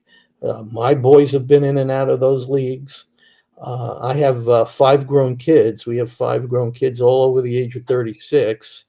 But somehow we're in a holding pattern of only 3 grandkids. I don't know how that's working out. I have friends with 5 kids, and by now I should have about 18 grandkids. But I don't know how that works. But so Yeah. So yeah, they called it. They would call in, and now how did we do that? How did we do the stats? Well, that's kind of easy. The Sunday and Monday, the Monday and Tuesday USA Today was the final was the final word on scoring, and we had no way of knowing if there were stat corrections later in the week. That stuff didn't come till later. And then finally, when the internet rolled around, and at least I was able to, most of us did get on the internet, and the USA Today had a website with all the scores, same as you would find in the newspaper. Then it started to become a little easier for the stats. We had a buddy system. I was not going to keep the stats for 14 or even 12 teams myself. So what you did was you paired up with another owner, and you did your stats and his or her stats, and the other person did their stat or your stat, and then you compared at the end of the week, and then report into me what the tally was, and then I'd be able to. It wasn't the person you were playing against necessarily. It was just somebody that was your buddy the whole season. Yeah. That made it easier. And so that also was a way of keeping people honest. And then hopefully by around 1997 or 8, we were able to start transitioning to electronic scoring. I don't remember what our first platform was that we used, but we did use MFL for a while. I know you said one of you guys said that some of your leagues are on MFL. Now, if anybody listening has any kind of stake in MFL, you can mute me for a minute. But I still think MFL is a little bit in the Stone Ages. I just can't keep up with the free agent lists and how to manage it. I think Sleeper is a lot more user friendly in terms of a lot of things that I need it to be. But back then we used MFL for a while, and then Yahoo. In fact, my home league still uses Yahoo. It's the only league I'm the commissioner of or participate in, other than maybe if there's a charity league that does a different platform. But my home league still does Yahoo. Why? Because the guys in the league aren't, necessarily big fantasy players, and they don't want to learn another platform at this point. We've been doing Yahoo since I believe 2009. So I didn't want to rock the boat there. And it's turned into a redraft anyway. So, and by the way, that's my only IDP league. When we started in 1988, we were IDP, and we just kept that system going. We do IDP in terms of it's a modified IDP. You still, the bulk of your roster is offense, but the way we do it is you can start one defensive lineman, one linebacker, one defensive back, and what I call a defensive flex that could be any of those positions. So you're starting four defensive players. So it keeps the spirit of what we started in 1988 going by keeping it with that type of league. But it's my only IDP league right now. Awesome. It's definitely a different time. I feel like for fantasy football, now everything is digital. Everything's right there in your palm at all hours of the day, any second of the day. It's easily accessible, which is not always a good thing. Well, it's if you got it's like the work-life balance. There's the fantasy football life balance. Yeah.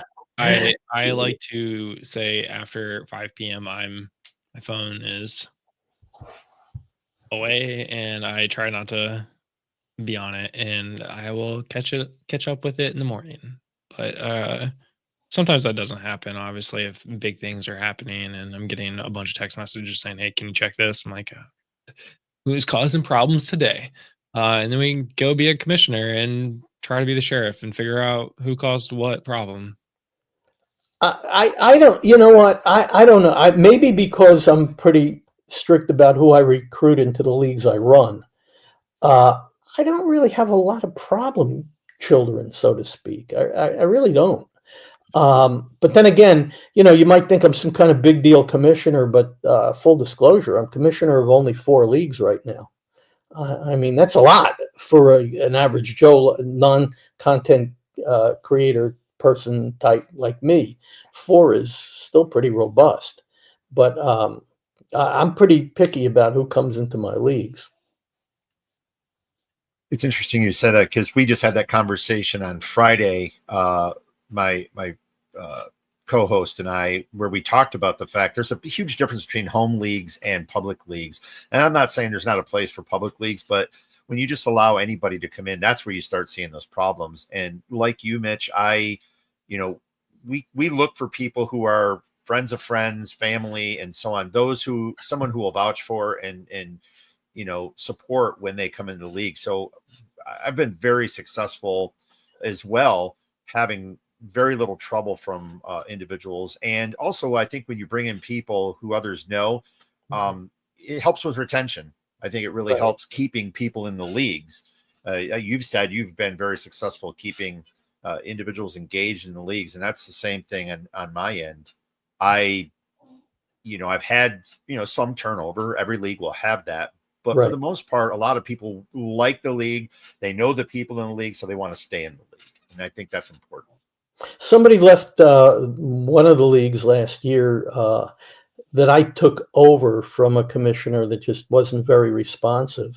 And by the way, I won that league. And when my leagues are over that I run, the day after everybody gets paid, whether it's on League Safe or if I'm the one keeping the money, they get paid the next day. I got paid in this league, and it was a big money league too. It was pretty steep buy-in, and I'm 2-time defending champion. I didn't get paid till the middle of February, so there was a mutiny in that league, and the commissioner, he's still in it, but he's not commissioner anymore. Everybody overwhelmingly wanted me to take the league over, and I did. And one guy had to drop out because he lost his job and didn't want to play in a high stakes league. And also he had to jump into the whole job searching thing and just couldn't really devote the time. And the person that came in was a former champion of a league that several of the other people that were in the league were in the league with this guy, and said, he's worthy. We wouldn't mind having him in here, and he's a pretty stout player. And so now he's in the league, and he's very active in the rookies draft. So and it wasn't a terrible team either. The person just didn't leave because his team sucked. He left very legitimate reason. Lost his job. So Yeah, that's we tough, have that. boys. Chef is running 32 leagues, which I thought my 9 commissioning leagues was crazy, plus Super League. So add how many ever divisions we add there. 32, man. That is wow. Props to you. Props to you. That's a job right there. Like that's a legit. I can't do that. I would not be able to. I don't know. It was only going to be 2 leagues for me, but I started up one, a third. I started another league, and there were so many people wanted to get into it. I actually mirrored that league, and started up another one. I didn't make it a 24 team 2 division thing because not a lot of people really wanted to do that. They just wanted to be in a 12-person league. And so I just got all the people that couldn't get into it the first time. I invited them in a second time. And by the time everybody paid and everything else, guys, one league is going to have its full draft this coming weekend. Not the one we're in now. I skipped the holiday weekend. And then the first weekend in June, June 6th, I think, or 7th, we're going to have that draft as well. But more or less because we got off to a little late start getting everybody involved and everybody paid. But, I'm excited about that. So, but 32. And Chef, you didn't invite me into any of those leagues? Come on. I know, for real. But I'm maybe I am in one of his leagues. I don't even know. I'm in about 15 leagues. So, Mitch, I don't know how much time you got. Jeff, I know you need to take a break, but I need to fill water up real quick because our next segment is fantasy trivia. I'll stay here while you two go take your break so that people know we're still around if you want. We can rotate. I'll take like 2 minutes unless Jeff, you want to go break real quick. No, you go ahead first. Okay. I'll be right back. Yeah, there he goes. And he deserves a break, I mean, like I said, I jumped on very early this morning. Here in Florida, Jeff, it gets very hot real quick. And Boston Terriers are flat-faced, flat-nosed dogs, and some of them have brachial or breathing problems. And so what I do starting around the middle of May all the way till probably the end of September is I get them up and out the door somewhere around 5:45 to 6:15 a.m. before the sun comes up and it gets really hot for the nice long walk. Any subsequent walks during the day, if they have to go out, they just go on my lawn and come back in. And then my wife and I take them out for a nice long walk after the sun goes down, which is kind of nice. And it gets them a little tired, gets them ready for bed. Their circadian rhythm is pretty palatable at that point for a human to be able to tolerate. And so on. So I was up pretty early and I was listening to the guys earlier this morning. So I give Justin a lot of credit for not only running this league, running the SLFF, but also this 24-hour live stream. I hope there's still some of my friends or people I participate with are still here. And even after I back out of here, I hope you're able to really take in some of the content and please donate as well. I mean, they made it real easy for you to donate.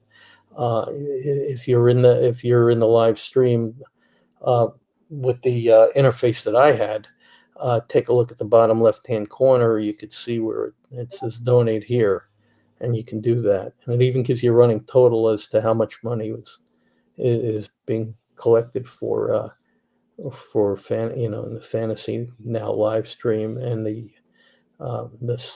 league too, the charity league. It's all there, and we hope you'll support and join the league too. It's fun. It's fun, and if it's going to be the only league you're in with kickers, come on in. We want to see what you do in terms of your aptitude for picking out the best kicker.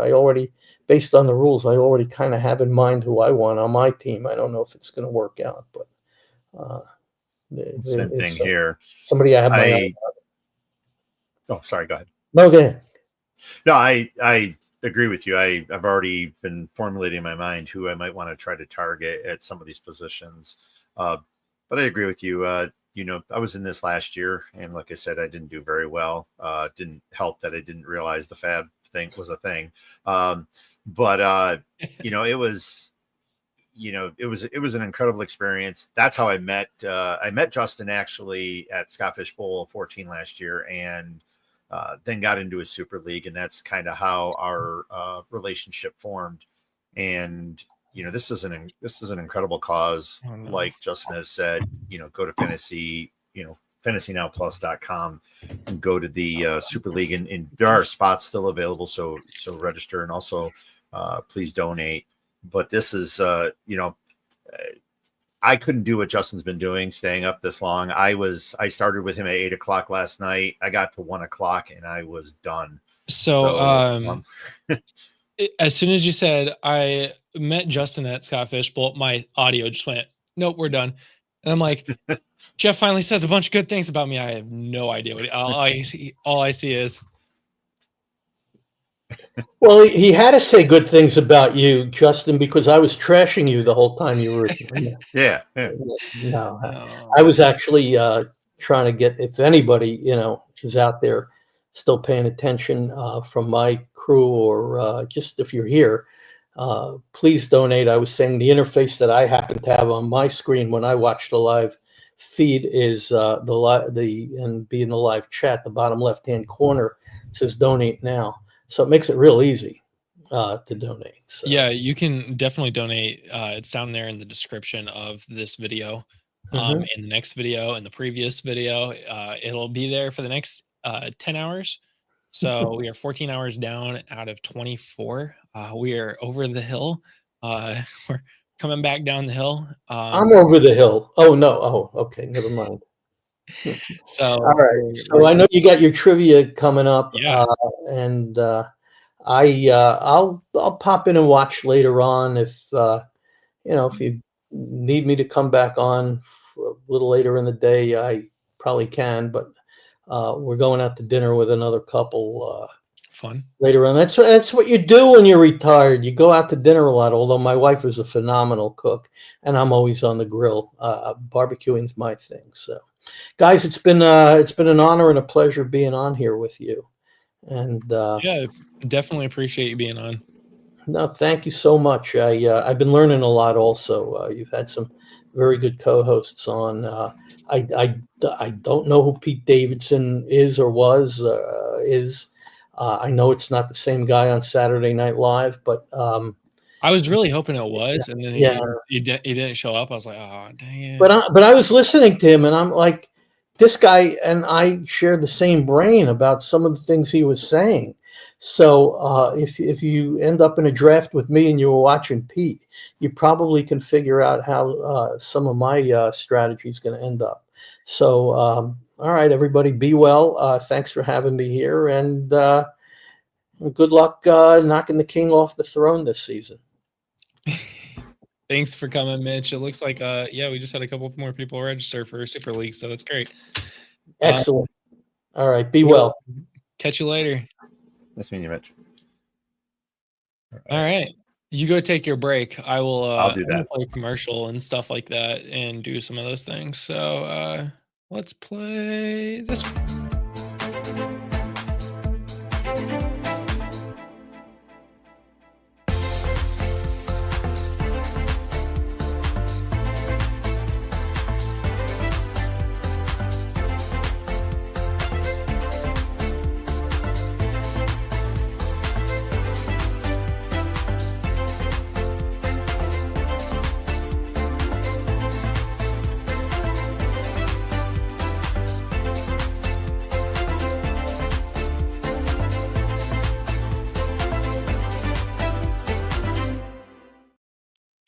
Just me still. Let's go to national champ. Hi, my name's Anna Grace. I'm 11 years old and I'm from Fort Thomas, Kentucky. I play wheelchair basketball for the Cincinnati Dragons. It's a travel team, so we've gone to Wisconsin, Atlanta, Florida, somewhere in there. Anna Grace was adopted from China when she was 27 months old, and 6 weeks after she came home, she had her first surgery on her leg.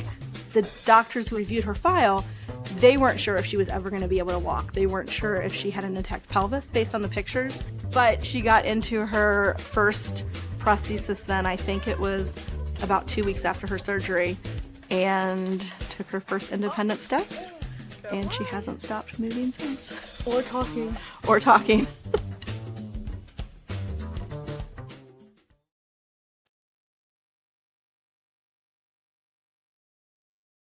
Hi, It's just me. It's just me until Jeff gets back. But yeah, those are just a couple of the things that really goes to highlight what Extra Life is about and the families that they are serving.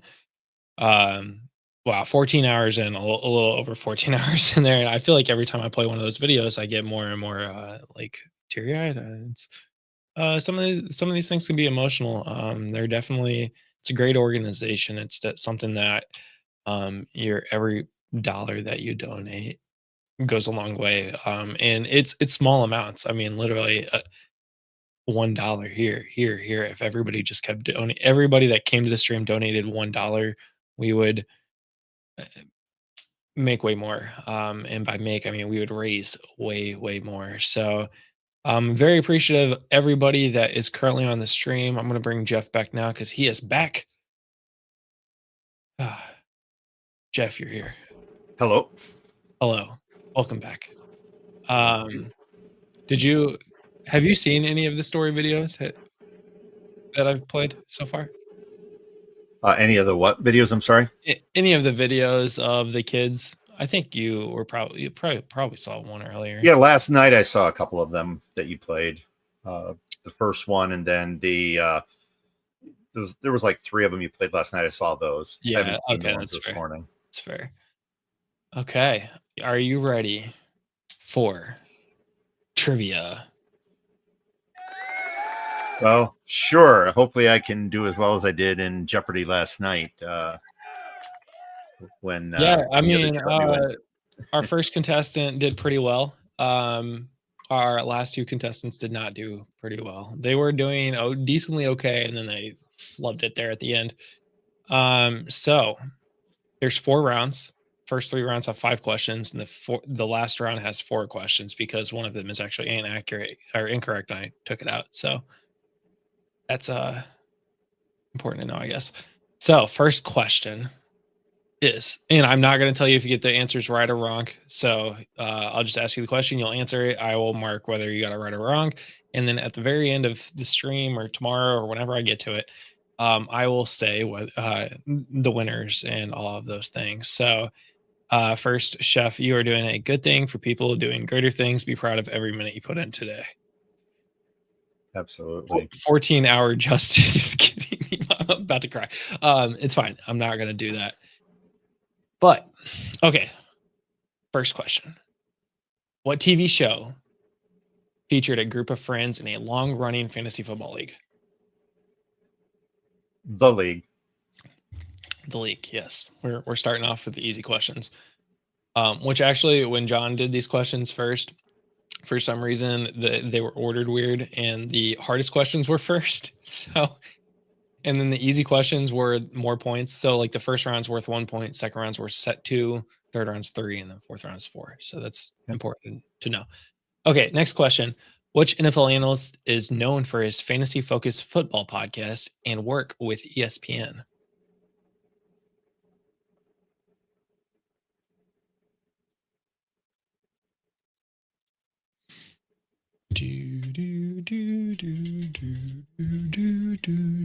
Oh, I forgot to play that. Adam Kaplan. Adam Kaplan. Okay.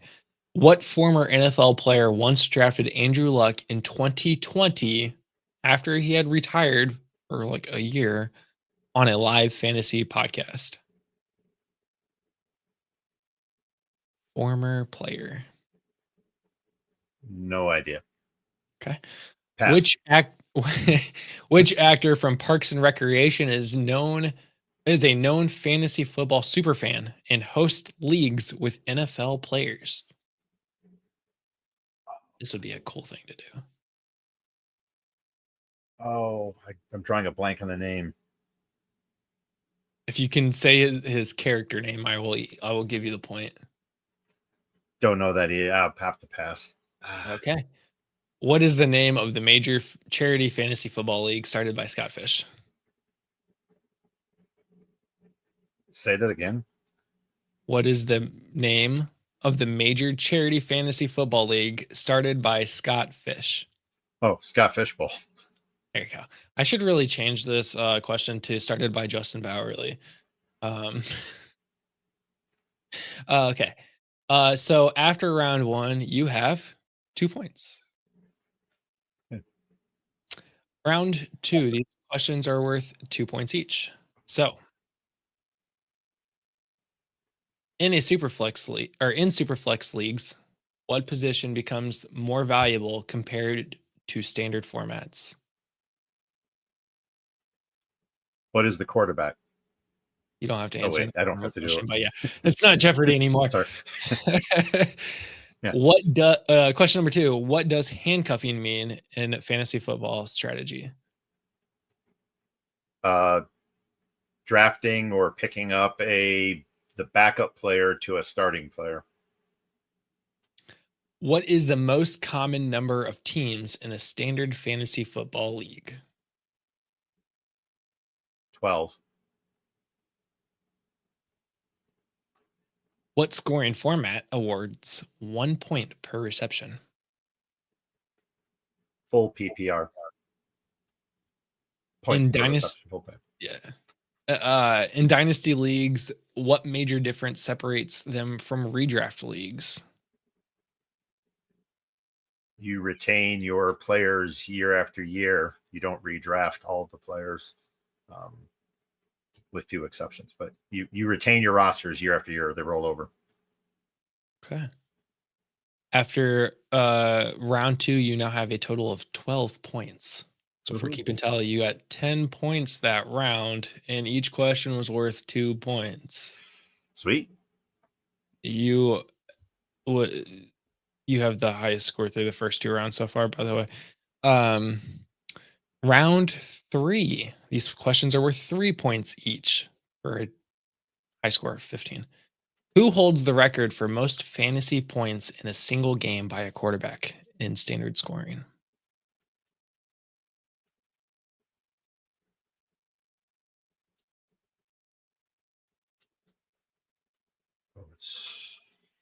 I'll go with Peyton Manning. Okay. Which wide receiver had a 99-yard touchdown reception in 2011 and again in 2018? $25. Thank you, Mitch. Sorry, the bells were going Yeah, off. that Question. you can't remember that one. Which wide receiver had a 99-yard touchdown reception in 2011 and then again in 2018?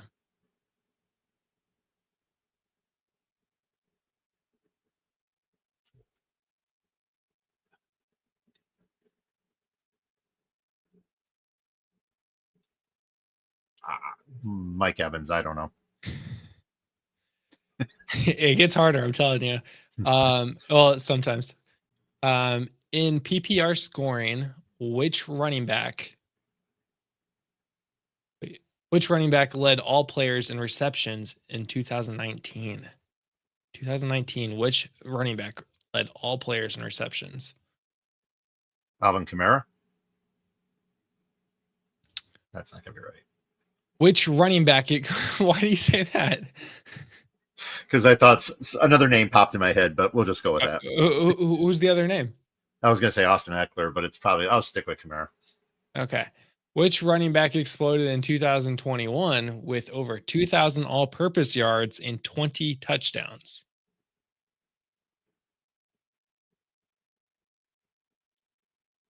(2021) Yep, 2021.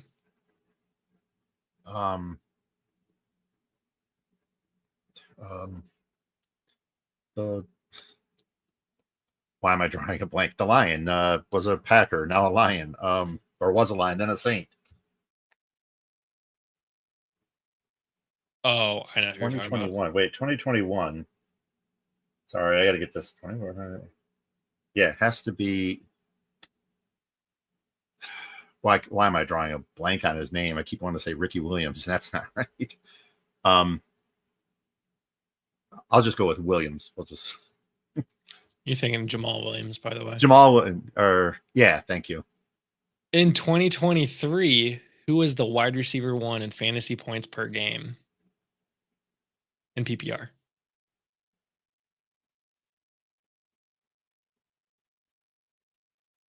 This would have been 2 seasons ago.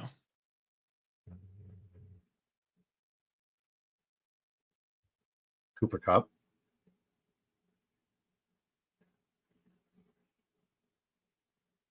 Should know these.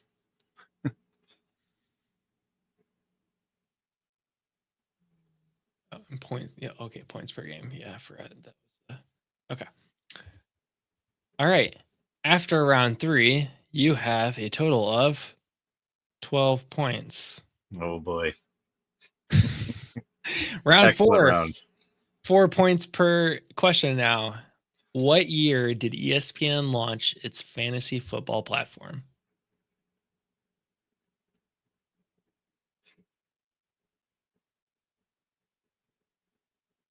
$1999.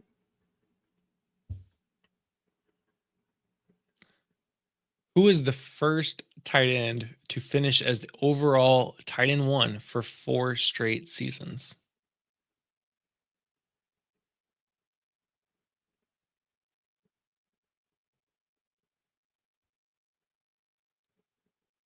Want to say I'm going to go Travis Kelce. Which team did LaDainian Tomlinson play for during his record-breaking 31 touchdown fantasy season in 2006? San Diego Chargers. That's important.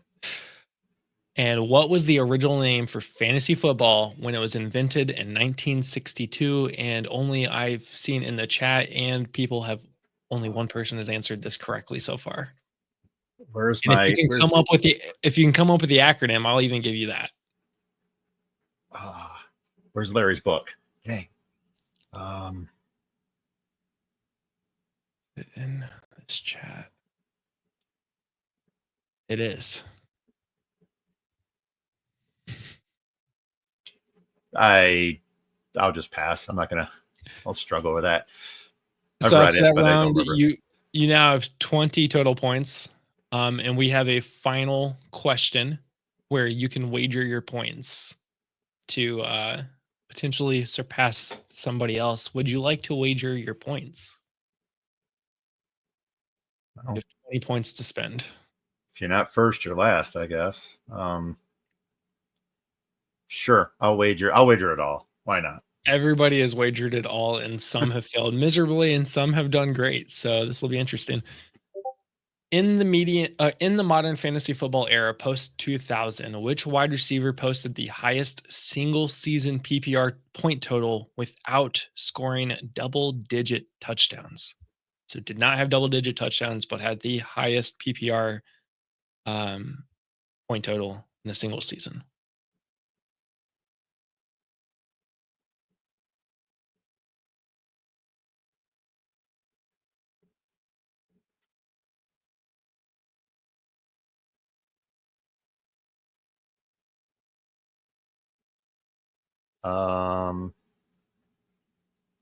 Wow. Since 2000? Yeah.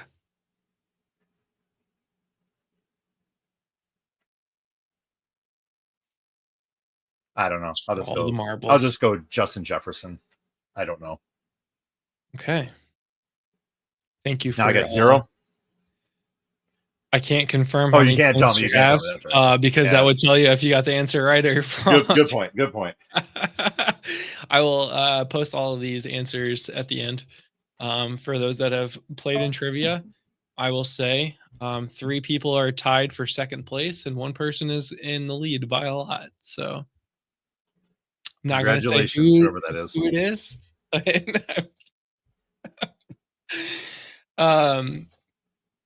Yeah. So okay. That's trivia there. That was more painful than I expected. Yeah, some of those questions were when I was going through them, I was like, oh yeah, this is easy. This is easy. I'm like, I see the answer. They do not see the answer. It's not as easy as it sounds. But they're questions that you'd think, oh, hey, this is easy to. But when you really start thinking about it, I mean, and you're not looking at the stats, and you're not looking at this. And yeah, I mean, how do you? I mean, there's just so much to remember. It's you forget more than you ever remember. Yeah, I will say. So Braden in here was answering one of the rounds, and I will say he got 1 question correct. Oh, so I should have been looking at the comments. Well, they were delayed like 10 seconds. So we were already into the next question when he was answering. Okay. So that kind of helps there. Yeah, I can't cheat. Sorry. So Groot, you want to say hi to everybody? Come here. Here's my child. Oh, hi, buddy. Look. See into Hey, the microphone. puppy. This is Groot, everybody. Groot likes when you donate money to Extra Life. And this is Rocket sneaking up. He has to be a part of everything as well. They love charity and they love. Oh, does that smell good? Now you're gonna lick my microphone. Okay, thanks, bud. Thanks, guys. Now go kill each other. They like to kill each other, and by kill, I mean Ruff Allison. Oh yeah. All the things. So, yeah. I want to. Oh, I forget how this sounds. How does this sound? It sound weird, right? Very weird.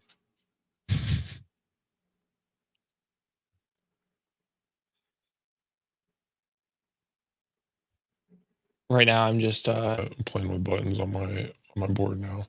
That's where we are on the stream. Let's see. Do I sound like a robot now? Kind of, maybe. Yeah. I can't hear myself, so. Yeah, I don't have that.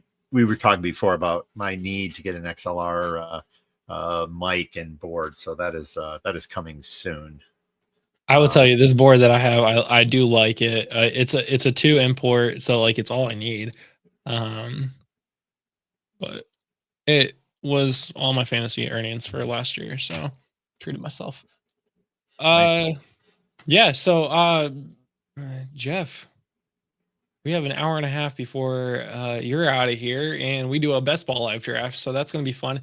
If you are now joining us, we are raising money for Extra Life to support the families with the Children's Miracle Network hospitals.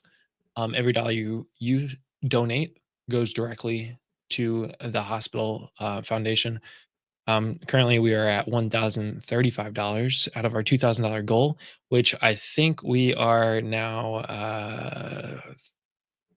$8 away from breaking last year's record of 1,043 or tying last year's. So somebody give me $10. Just do it. So yeah, let's talk about some football. I mean, you've been following the league a little bit longer than I have. By a couple years, not many years, but by a couple years. What are some of your favorite memories of games? Well, I mean, when I think about past games, one of the games that really stands out for me, of course, is the game that has been, has the highlight that's been played so many times, on media, and that is the divisional round game against the Detroit Lions versus the Dallas Cowboys in 1990. Well, it was in 1992 for the 91 season.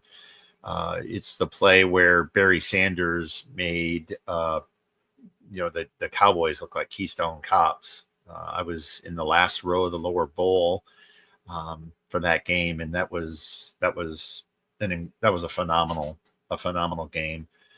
Unfortunately, we went the next week to Washington and got annihilated, but at least that was an incredible game, and that was not only the last playoff game for not last playoff game, sorry, they had playoff games after the last playoff win for a long time, but it was just watching Barry was incredible. Anyone, there's nothing I can say that everybody else in sports hasn't said about Barry, but it was just, being at the Silverdome and actually watching him play was phenomenal. So that's one game. I think another game for me was the 2009 game at Ford Field when the Cleveland Browns were in town, and it was the game that had the longest NFL films mic'd clip that's ever been released, or at least at the time it was. And that was when Matthew Stafford was tackled and separated his shoulder, was pulled off the side of the field. And if not for what's that? And he said, no, he's going back onto the field. And yeah, which he couldn't have done had it not been for a Cleveland Browns timeout. So yeah, I'm trying to remember who the quarterback was that came in. Was it Donovan? No, not Donovan. Who was trying to remember the quarterback that came in and was going to spell him. But when the timeout was called, he wanted back in, and for him to throw that touchdown. And I mean, a lot of people can say a lot of things about Matthew Stafford. And again, we won't go on a long spell with Matthew Stafford again, but you know, the guy has toughness. And that after that play, I was just, you know, when he first went down, I thought, and I was actually at that game. And when he went down, I really thought, here we go again, another Lions player who's, you know, going to be injured and isn't going to amount to anything. And when he got up and did that, it just, there was a feeling amongst Lions fans that, you know, finally, and that didn't transpire. I mean, obviously 2 years later, we finally got a playoff game, lost to the Saints, and you know, a couple years later, another playoff game where we lost. But I mean, it never really, you know, those playoff wins and a Super Bowl appearance never transpired. $10, Braden. Thank you. Excellent. Also a Super League finalist last year. He made I think the top 3. Oh, thank you. And is that now your record? That puts us over the total. Yes.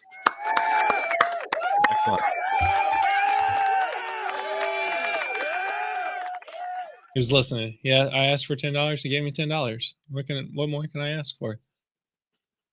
I mean, there's a lot of different games. I think some of them, one of the games, you know, nothing against New England. I'm just not a New England fan, but the Super Bowl where Tyree, you know, caught the touchdown pass off his helmet, or that wasn't a touchdown pass. That was in the middle of the field. But that Super Bowl game was incredible.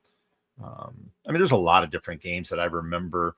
On the flip side, games I'd like to forget. I was at Ford Field for all 8 of the home losses during the 0-16 season. That was brutal, and I think that you know, that was a stretch of, I can't remember the total number of games. It was well into the 20s of consecutive losses the Lions endured, and so that was a brutal time to be a Lions fan. There's been a lot of years it's been brutal to be a Lions fan, and so I mean, like I said, I can't think of any significant games. There's been a lot of great games to watch, but those are 2 or 3 games that stand out to me. Yeah. So my very first game, like first memory as a football fan, was in 1998. Had to say that kind of quietly for Jeff there. Poor Calvin Johnson, for real, Chef. So in 1998, I went to a preseason game with my parents. My babysitter was a Colts cheerleader. So she was able to get us tickets out in like the nosebleeds. But so my parents took me and her son to the game. His name was Paul. My name was Justin. And at the time, the Bengals quarterback in that game was Paul Justin.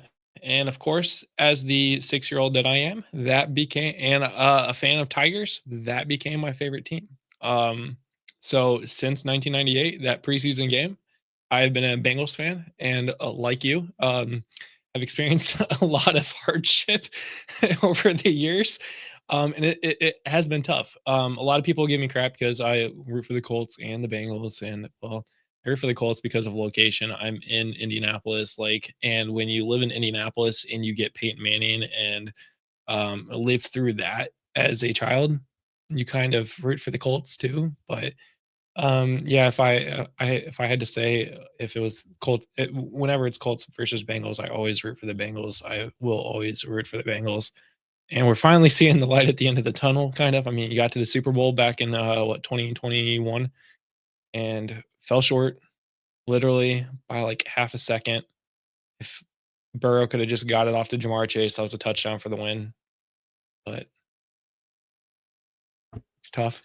But the Bengals have been in what, 3 Super Bowls? Is that correct? I don't like to talk about it, but yeah, I've only seen one in my lifetime.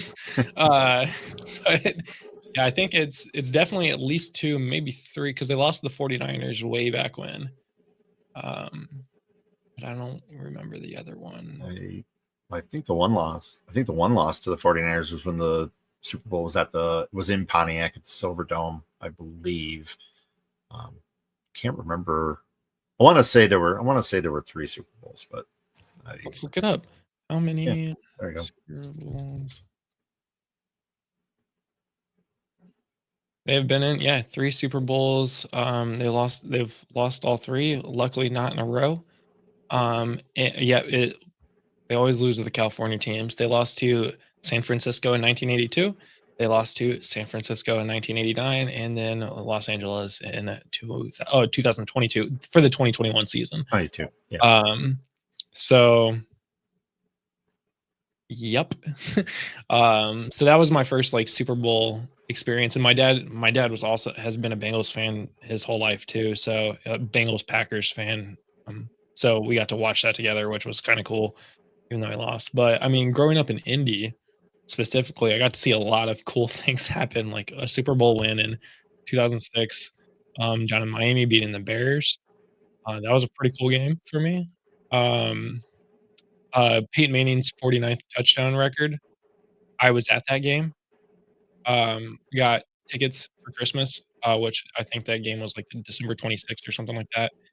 And so me and my dad went to that game when I was a kid, and we like had nosebleed seats in the old RCA dome. And as we were like walking up to the stadium, this guy comes up to us in a suit and is like, "Do you guys have tickets?" And my dad's like fumbling for his tickets. He's like, "Yeah." And this guy's like, "You just been upgraded," and gave us tickets to the 20-yard line where the pass was thrown. 19 rows up. So we were like down in it and got to witness the touchdown pass and catch and Peyton Manning breaking Dan Marino's record at the time. And that's probably like my most memorable experience. Yeah, that's incredible. Kid. After that, I mean, Andrew Luck's like touchdown against the Chiefs to bring them back in the playoffs back in 2013, 14, something like that. That's also like in the back of my head. I will never forget that. Like fumble, the running back fumbled it, Luck picked it up and just dove into the end zone for the touchdown and the win. Yeah, it's amazing to think what could have been with Luck had he not, sustained. We wouldn't be talking about Anthony Richardson right now. No. That Super Bowl you were talking about against the Bears, I think that one was the one in was that the one down in Miami, torrential rain, Devin Hester, the kickoff return, and yep. I remember that. That one I will always remember. The one against the Saints, I will never ever forget in my lifetime. And that is specifically because that Super Bowl was my 18th birthday that they lost. We had a Peyton Manning cake, like the 18 like stitching on the cake and everything, because it was 18, everything was blue and white. That one hurt.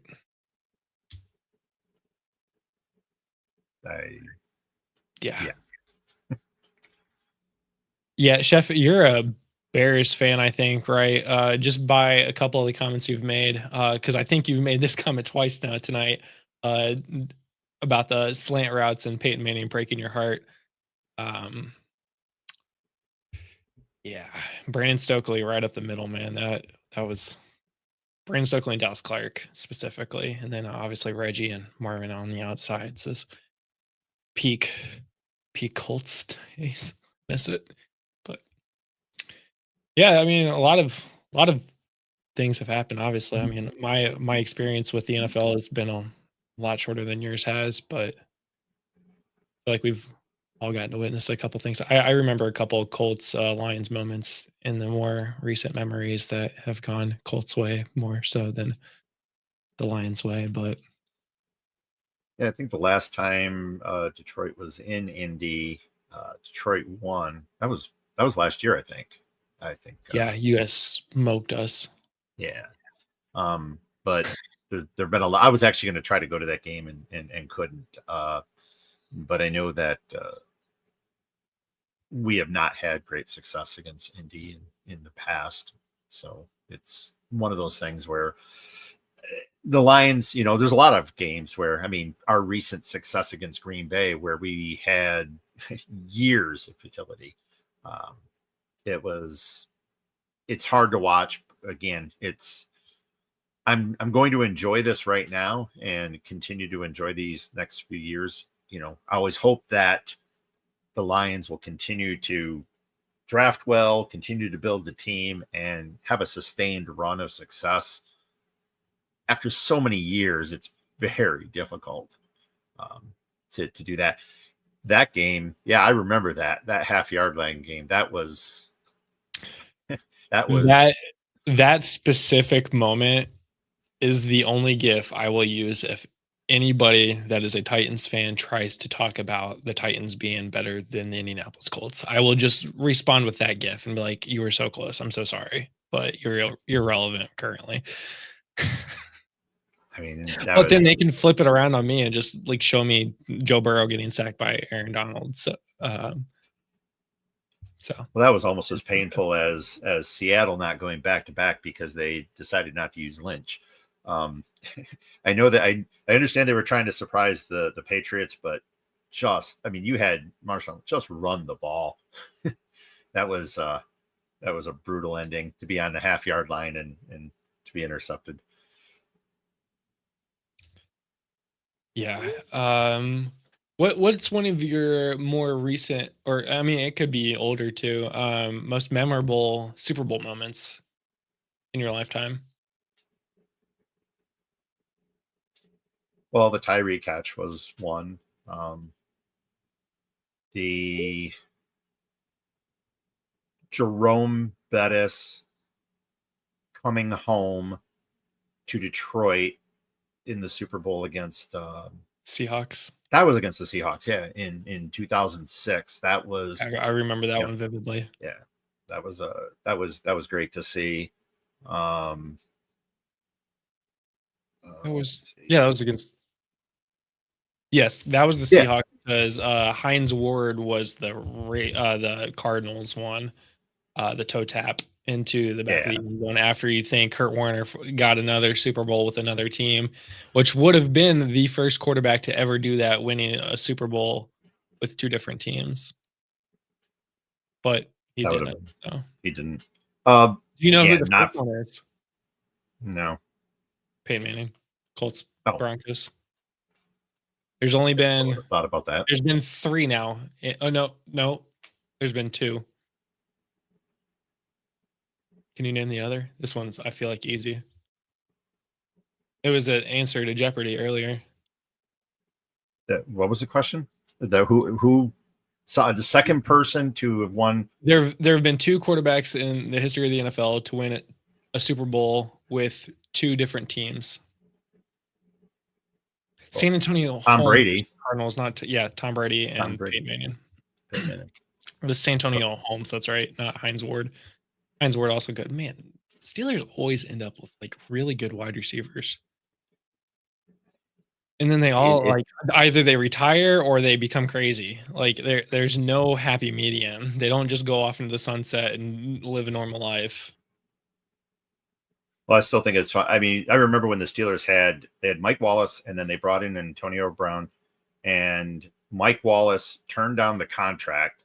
So they gave, at least that's what I recall, they gave Antonio Brown Mike Wallace's contract and let Wallace walk, and he ended up going to Miami, I think. I can't remember. Mike Wallace went to Miami, yeah. Miami, yeah. And so the Steelers just, it's amazing. you look at the team and you think, hey, there's no talent on this team, or they've traded away, or they've let walk certain players, and yet they always find a way to get a winning record. And I find it very difficult, those that, we could talk a while about coaches that people want to see, dispatched from their teams.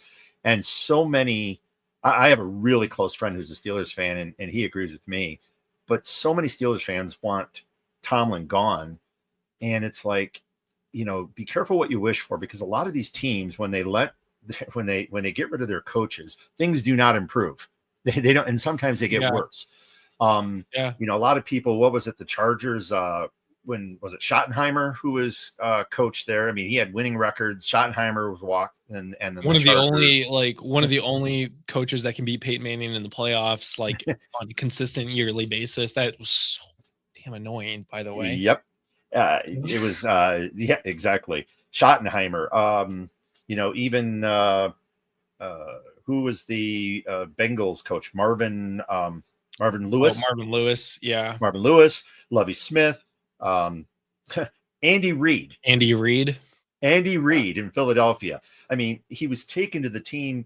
Again, Super Bowls, NFC championships, like you're there, you're just not winning it, and then the team falls apart after he leaves. And Detroit Lions, Wayne Fontes back, Wayne, and granted, a lot of people said Wayne had nothing to do with it, and perhaps they're right. They, because it was Barry, but Wayne Fontes is fired, and after that, other than 1 year under Bobby Ross, suddenly, there's I can't even call it mediocrity, because that's too generous. I mean, just disaster in Honolulu Blue and Silver. After that, so I just, when I hear people wanting to fire coaches all the time, especially when they've been successful with winning records and making the playoffs, I sometimes don't understand it. I understand you want to get them over the hump, but I mean, Tomlin is winning. That team is winning, and it doesn't seem to matter who's on that roster. They win. So why on earth would you want to get rid of a coach who consistently wins, even if it doesn't seem to get to the promised land? That's just me personally, but I don't. It will never make sense to me. Yeah. So I want to play a game with you. And this will just be picking their outcome. Since 2000, we're going to talk about the starting 2 wide receivers for the Pittsburgh Steelers and what have they done since. So in 2000, you had Plexico Burress, who famously went crazy and shot himself and went to prison and all those things. And Hines Ward went out on top. I would say he went out great. Like, he is one of the greats and didn't become crazy. And he didn't go to another team and kind of fall off there. Like, he ended his career as a Steeler. Okay, so that's Plexico Burress and Hines Ward. They were the duo for up until 2005, when Plexico Burress left, and I think went to the Giants. Or was it the other way around? No, he was Steelers first, right? Yeah. Antoine Randall L comes in for a year. Yeah. And then he left, and he then became crazy, didn't he? Or no, he went to Washington. He only was with Pittsburgh for 1 year. No. He was with Pittsburgh for... I don't remember how long he was with Pittsburgh. He was a very spotty... he just wasn't the starter. So he came in 2004, but he wasn't the starter till 2005, and then he had a mediocre season. Then he went to Washington, and he came back to Pittsburgh. Never started in 2010. So he had some key. He had a couple big games, but that was it. Yeah, he never surpassed his 601 yards that he got in 2004, only starting 7 games. So a player that, like, I feel like it was a big name, but didn't pan out to anything. And then Hines Ward, and Cedric Wilson. Again, Cedric Wilson. Okay, so maybe there are a couple guys in here that didn't go crazy. San Antonio Holmes, I feel like, had a decent career outside of Pittsburgh because he went to Washington and did Washington decent. So maybe my theory is wrong. Okay, now here we go. Hines Ward, by the way, has been here for like ever at this point. Mike Wallace. This is the next one. Past Plexico Burris goes to let's see, Miami after that. Then I think he went somewhere else, didn't he? Yeah, then he went to Minnesota and Baltimore for 3 years. Oh, And I forgot about Baltimore. You're right. kind of remember he had a big season with Baltimore in 2016, 1,000 yards.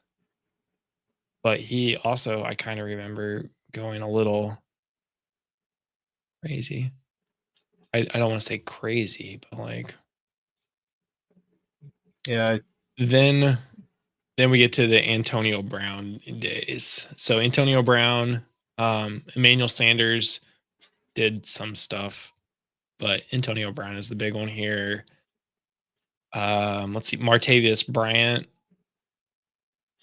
And all of these guys like did well on the Steelers, I feel like, but it's once they left the Steelers, they fell off. It's like Mike Tomlin knew, okay, it is your time to get out of here. And same thing with Bill Cowher, actually. So with Antonio Brown, you also had Juju Smith-Schuster. After Antonio Brown, Deontay Johnson, which, okay, for I think like a year, everybody was like, Deontay Johnson. And then he fell off and has now been on like 17 teams since then. Chase Claypool. And now most recently, George Pickens. So, I mean, some names these are names we all know, especially, in the fantasy realm. But like you said, I mean, Hines Ward and to some extent Antonio Brown, but I mean, none of them were superstars. None of them, if you look at the stats, none of them achieved superstar status. And it's yet they served a purpose in Pittsburgh's offense, and it worked. And they won. Of course, Pittsburgh always benefited from very strong defenses, but at least for the most part. But I just remember Antonio Brown, Pro Bowler. He went to the Pro Bowl. He was an All-Pro 1, 2, 3, 4 years in a row, and he was like wide receiver 1 in fantasy drafts. He was 101 in fantasy drafts. Like he was the Jamar Chase of that time. He was a superstar.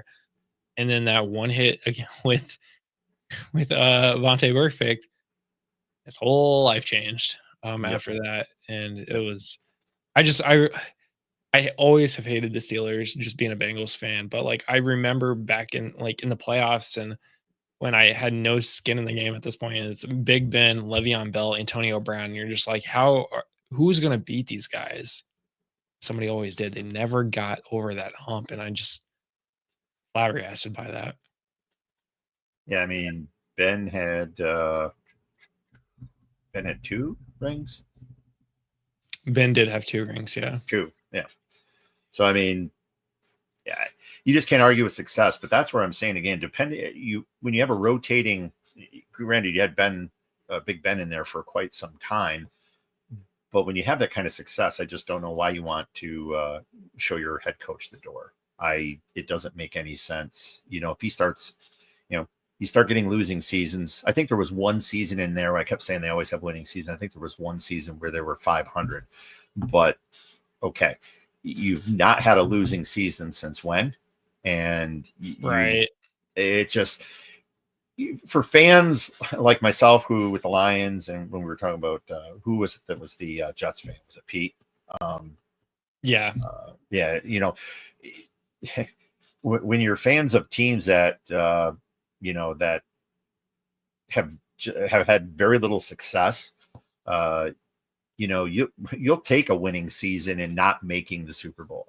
Last year was tough, having a record-breaking season for the Lions, and then not being eliminated in the first playoff game. That was something that is disappointing, but we're playing winning football. Why would I want to argue against the Lions playing winning football? And there were people who even thought that after that game in Michigan, there were people who really believed, hey, Dan Campbell isn't that good. He gambles too much. Show him the door. And I'm like, are you crazy? I mean, why on earth would you want to? It was the same thing when we had Jim Caldwell. They showed Jim Caldwell the door. He was a winning coach for the Detroit Lions. And granted, he's a completely different style than what Dan Campbell is and stuff. But you had a coach that went 9-7, and that wasn't good enough. And it's like, he's at least getting them to a winning record. I was actually going to say the same thing, but on the Colts side, Jim Caldwell, 2009 to 2011 with the Colts, he took over from Tony Dungy. I mean, yeah, a lot of people say he inherited Dungy's team. He has Peyton Manning. That's why he went to the Super Bowl. They still lost. But in 2011, obviously, I mean, Peyton Manning is now hurt for the entire season. Like, he's out, gone. And you're about to turn over your franchise. You bring in a new GM. Obviously, new GM's going to bring his own coach in. They're bringing in a new quarterback. The franchise resets completely. Jim Caldwell then goes to the Detroit Lions, and I think does pretty well up there too. But yeah, he's another one. He's 48-26 as a head coach for the. I'm sorry, he's 26-22. And I don't know if I want to count 14 of those losses for that season in 2011. So it's like, if you don't count the year where you're starting Curtis Painter and Kerry Collins and stuff like that, like, he did pretty well. Only 8 games lost. Like, so it's one of those things. It's just, you get rid of a coach for what, to go to the next thing. I mean, we went from 40-30. The Colts were 40-33 under Frank Reich. They fired him, brought in Jeff Saturday for the 8 games, and now they bring in Shane Steichen. He's supposed to be the offensive guru, the guy who's gonna train Anthony Richardson to do all these things. And can you guess his record right now? 17-17. It's a perfect 500. Like, that's not getting it done in the NFL. Like, is the grass always greener? Probably not. No, and I understand fans and team owners wanting to see the result of getting to a Super Bowl and winning a Super Bowl. But when you have a winning team and that team is routinely going to the playoffs, okay, you go to the playoffs, guess what? That's a potential for a home playoff game, which means more revenue for the team, more revenue in concessions, etc. Why would you want to eschew that for a hope that this new coaching staff is going to come in and change things? And we all know that it doesn't happen overnight. It takes time sometimes to implement that. I mean, there are some coaches that can come in, and I think, one example is in Denver. I mean, Sean Payton came in and did a lot very quickly, but that's the exception, not the norm. And I think it doesn't every year there's that one coach that does that, but it's for a year. Like, and they go out, they get coach of the year and all these things because they're the new coach, they're the new thing. Brian Daboll was one of them. Went for success with Josh Allen and the Buffalo Bills, goes to the New York Giants, they become a winning team. And then what? Like, you get that one season, and then what? And that's what I feel like. I fear that for Ben Johnson in Chicago right now. It's like the golden boy, like Ben Johnson, the guy who's supposed to be the top head coaching candidate for 2 years, gets Caleb Williams, gets this incredible offense, redoes their entire offensive line. I could see a good year this year. I could see a solid 10-win season, which would be a huge bump for the Chicago Bears. What happens next year? Do they continue to improve, or did the league figure out Ben Johnson? And I'm going to lead more towards the league figured out Ben Johnson. Like, not everybody is Sean McVay, Matt LaFleur, like these guys that have, like, Nick Sirianni. Like, not every team is that team who has it figured out, and people can't figure them out. Well, it's one of the reasons as a Lions fan why I'm thankful that actually, a lot of people might see it differently. I'm thankful that Dan Campbell has not won coach of the year, because it seems to be a kiss of death. Stefanski, I mean, he, he's on the hot seat. Daboll, like you said, fine, keep those accolades for other coaches as long as, you know, Campbell keeps winning. And it'll be interesting to see Ben Johnson. We talked last night about Ben. I really like Ben as an offensive coordinator. Will the Lions miss him? Probably, but I think we'll also adapt. But I like I said, I think earlier, even today, I reserve judgment on any offensive coordinator, defensive coordinator that becomes a head coach, because there's just been the success rate has been low. And again, somebody has to become the new successful head coach, and they have to come from somewhere. But the proof will be in the results, and we'll see how that goes for Chicago. Yeah. I mean, and sometimes the answer is not this young hotshot guy. I mean, you would like to think, you know, the NFL evolves and give these newer guys opportunities to do well and stuff like that. But sometimes, I mean, the old tried and true is sometimes good, but then sometimes, like in Bill Belichick's instance, not so good anymore. Like, you also have to evolve to continue to stay in that league as well. So it's definitely tough. Well, and I think as a head coach too, you have to be. It takes a, there's a leadership quality that's necessary in a head coach that may not. I mean, you still have to be a leader as a coordinator, but you don't. Not to the degree that a head coach needs. And so you take, like I said, I'm fond of talking about Jim Schwartz. I think Jim Schwartz is an incredible defensive coordinator, but he was a horrible head coach for the Detroit Lions. And his attitude, his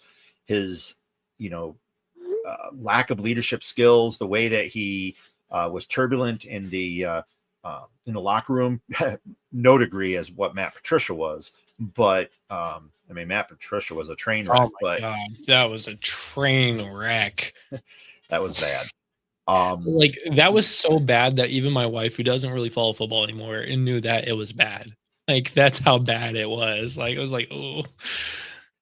Yeah, you when you start chasing away, your star players, because they just don't want to be around you in your toxicity.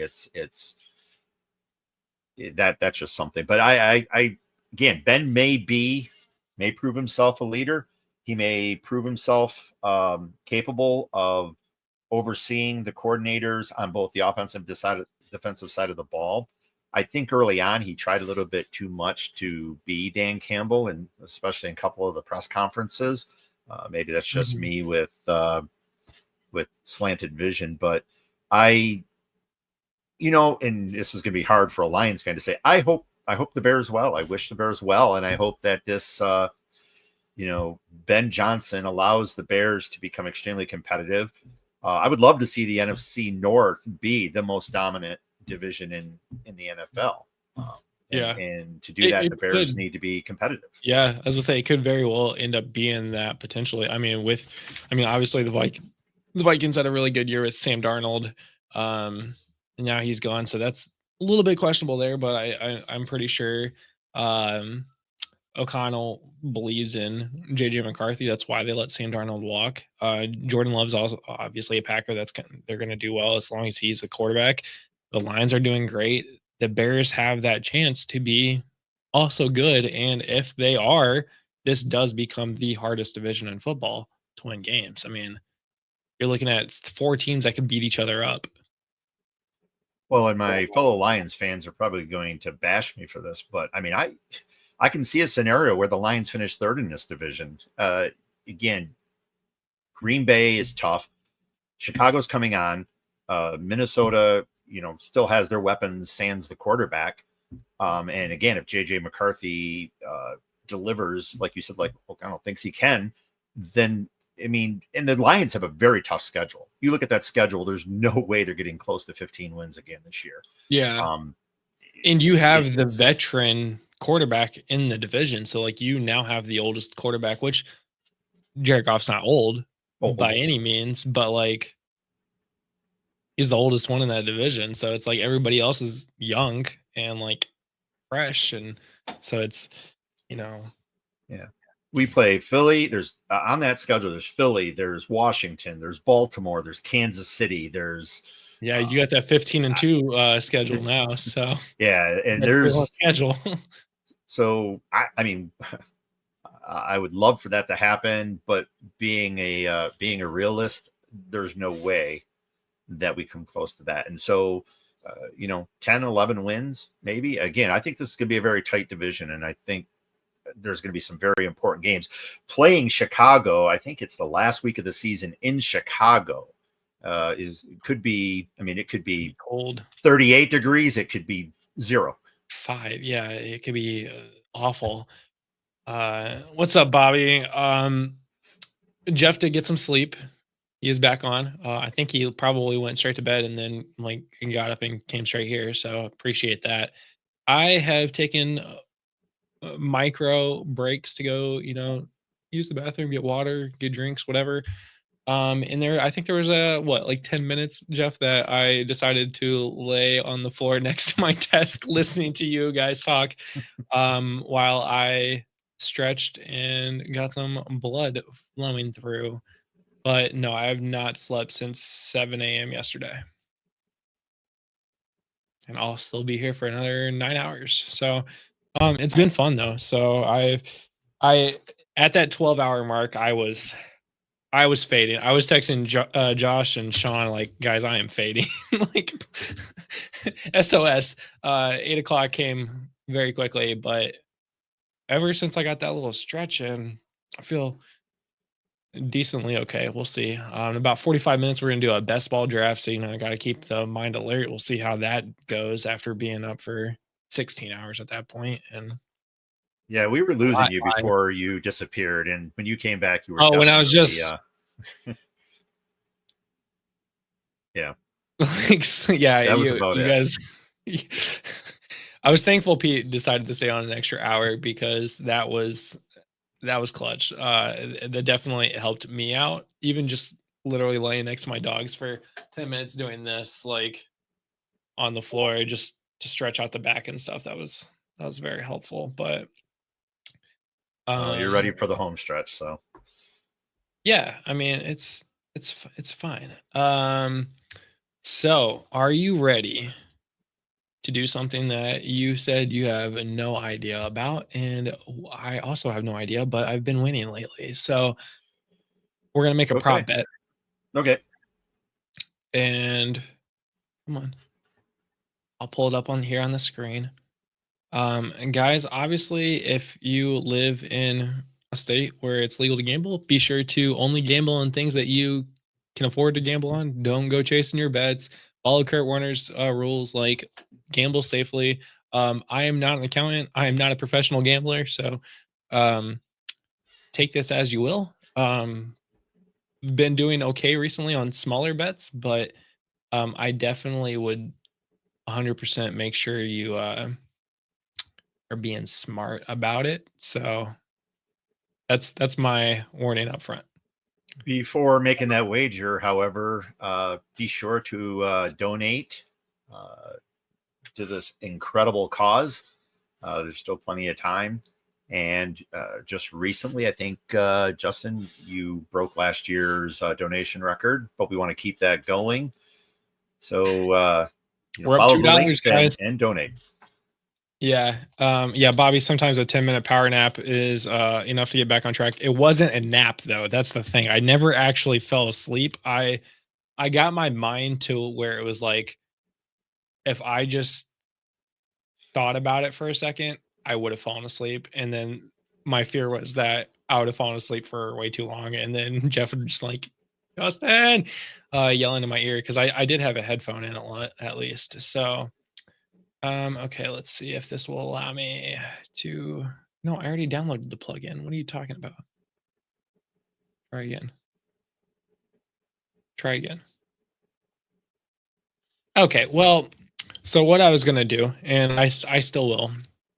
We'll just look at the picks then, and then I will go back and do this. So what I was gonna do is make a couple $1 bets on the balance that I have in my account. And I actually need to stop that. I need to edit this for a quick second. Delete that. No, just doing some live podcast producing. We're gonna add there, save screen. And share screen. This is a mess, guys. And we're looking at this one. And share that. So I started this balance with $4. But it's all $1 stuff. So what we're gonna do here is we're gonna look at this, and then any money that's made off this one is just gonna get donated right back into Extra Life. Sound good? Absolutely. So there's a game on tonight. I'm only gonna do the Indiana stuff because that's all I actually know. And I never look at these ones, but Sean has helped me on one of these. But we're gonna look at the Fever. They play the Liberty tonight. Do I? No, I don't even want to look at this. We're gonna go straight to the Pacers. I'm sorry. NBA. Okay. So Sean said this. The spread is -2 now. Ooh, this is the first time the Pacers have been favored in a game in the playoffs, which is very interesting to me. But he said to take the spread and the money line. So that's what we're gonna do. Come on, verify I already did that. That's what we're gonna do. 'Cause that's what Sean said to do. So Geolocation is a pain. it really is. Like I downloaded the plugin, all the things, and it's still just fighting me on it. So it's there was a time where I was using the app, and if I was leaning to the right side of my chair, I was in the state of Michigan. I'd lean to the left side of the chair. Apparently, I wasn't, and it was just the weirdest thing. They I don't know why that happened, and I thought at first, okay, it's my phone.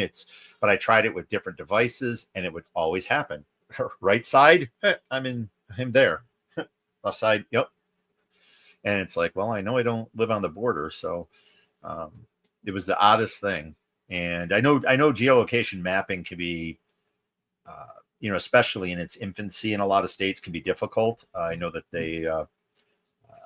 that what is the one big one in GeoComply, I think, is the one that does a lot of that. They've become considerably better with that. But for a while, it wasn't just me that was having that issue. There were others that were experiencing weird issues, not as bad as one side of the chair, but they would literally drive down the road and suddenly it wouldn't authenticate. And but I know that it's become a lot better here.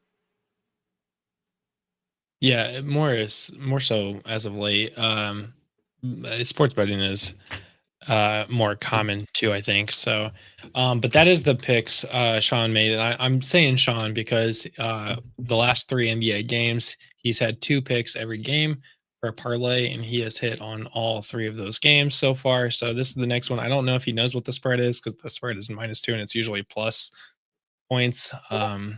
So that's interesting to me. So Hey, Justin, I have to switch buds, so for a second, for a few seconds, I'm not gonna be able to hear you. You're not gonna hear me. That's fine. I'm going to do one of these things.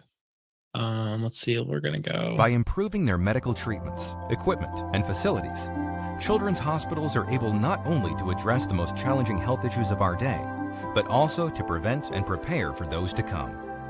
You can help change kids' health and change the future for all of us. Register at extra-life.org. What's up, Extra Life? I'm so inspired to hear about all you're doing to help sick and injured kids treated in your local community, and the fact that you guys are playing games to help these kids is it's amazing on many levels. It's fun, but it's also making such a huge impact. So congrats on the millions of dollars raised today, and good luck with the rest of game day. And break a leg. Do you say break a leg when you're playing games? Probably not. That's more of an actor thing. Okay, just have fun.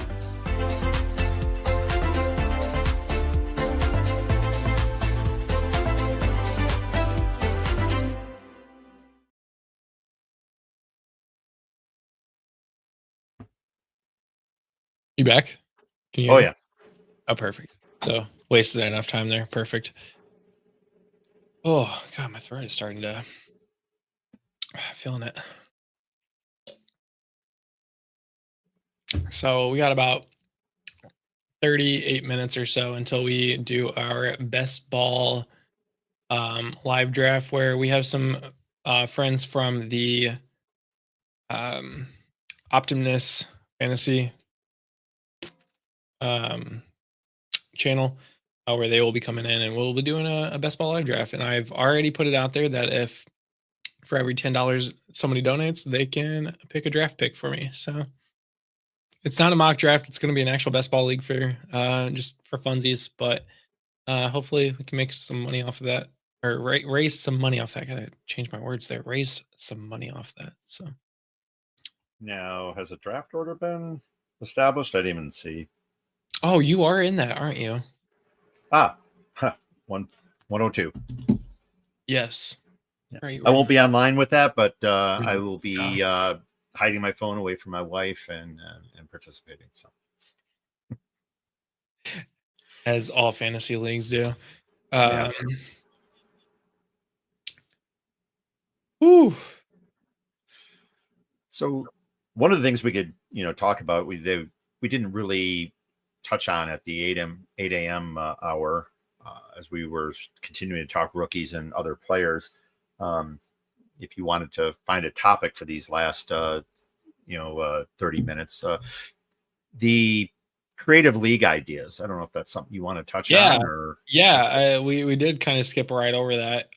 So definitely we can get back into that, because I don't know about you, but I mean, I've probably said this probably 4 or 5 times now. I like to do different league settings, different creative style leagues. So just a couple. I mean, we've talked about our auction with the silent auction there, with 2-player auction draft, and then all fab waivers. That's our staff league that we've got going on. That's been an interesting league. Another one that I've talked about on the stream was a all rookie league. We started with last year's rookies, and then we've added this year's rookies.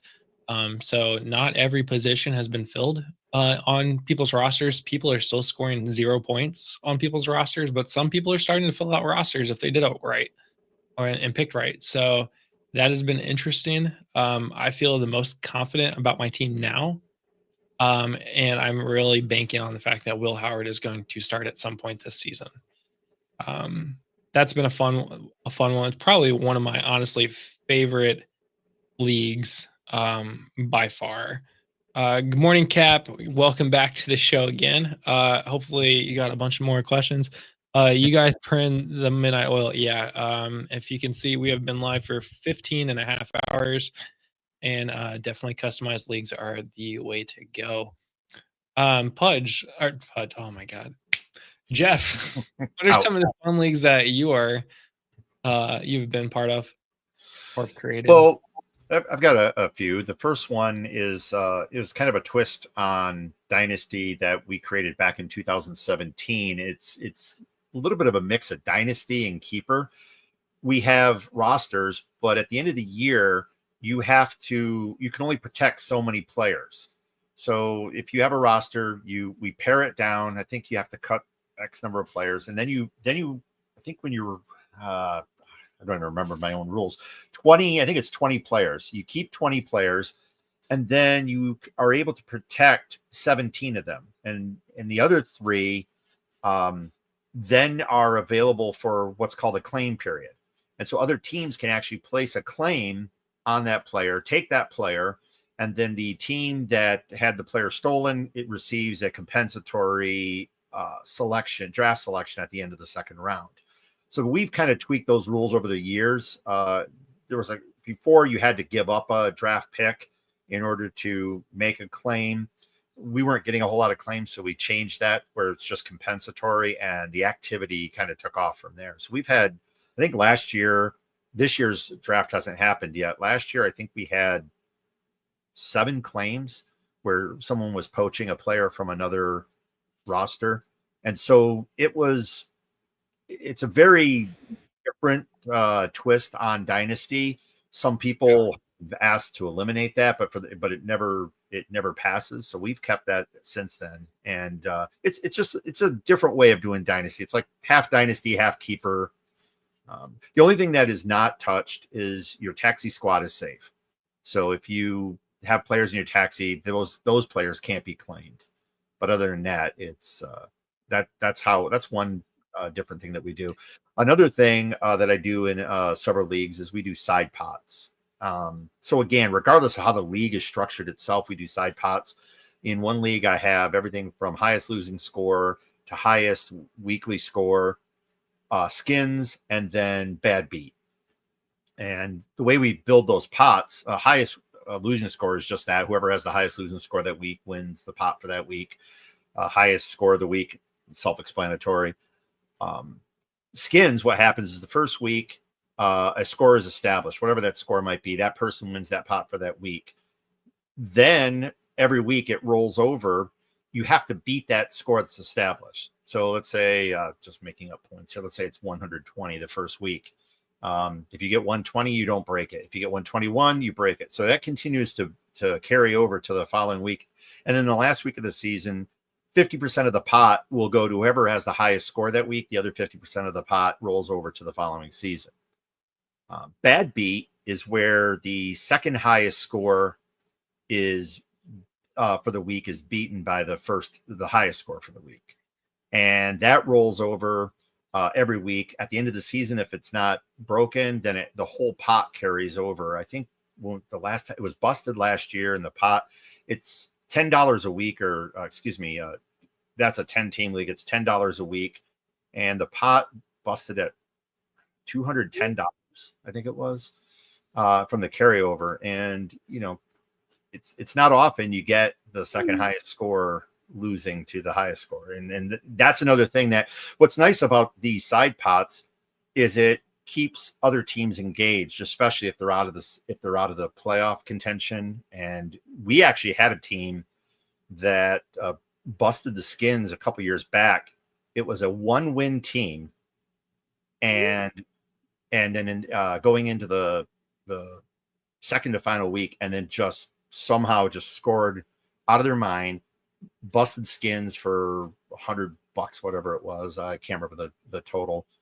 And actually was able to recover money that was lost, and so there's a team that would have been out of it, may not have been engaged in the league, but kept playing, kept trying, and actually was able to win. So I like using those side pots, not only as a way to keep it interesting and have some more money on the line, but also to keep teams engaged the entire season, even if their season is miserable.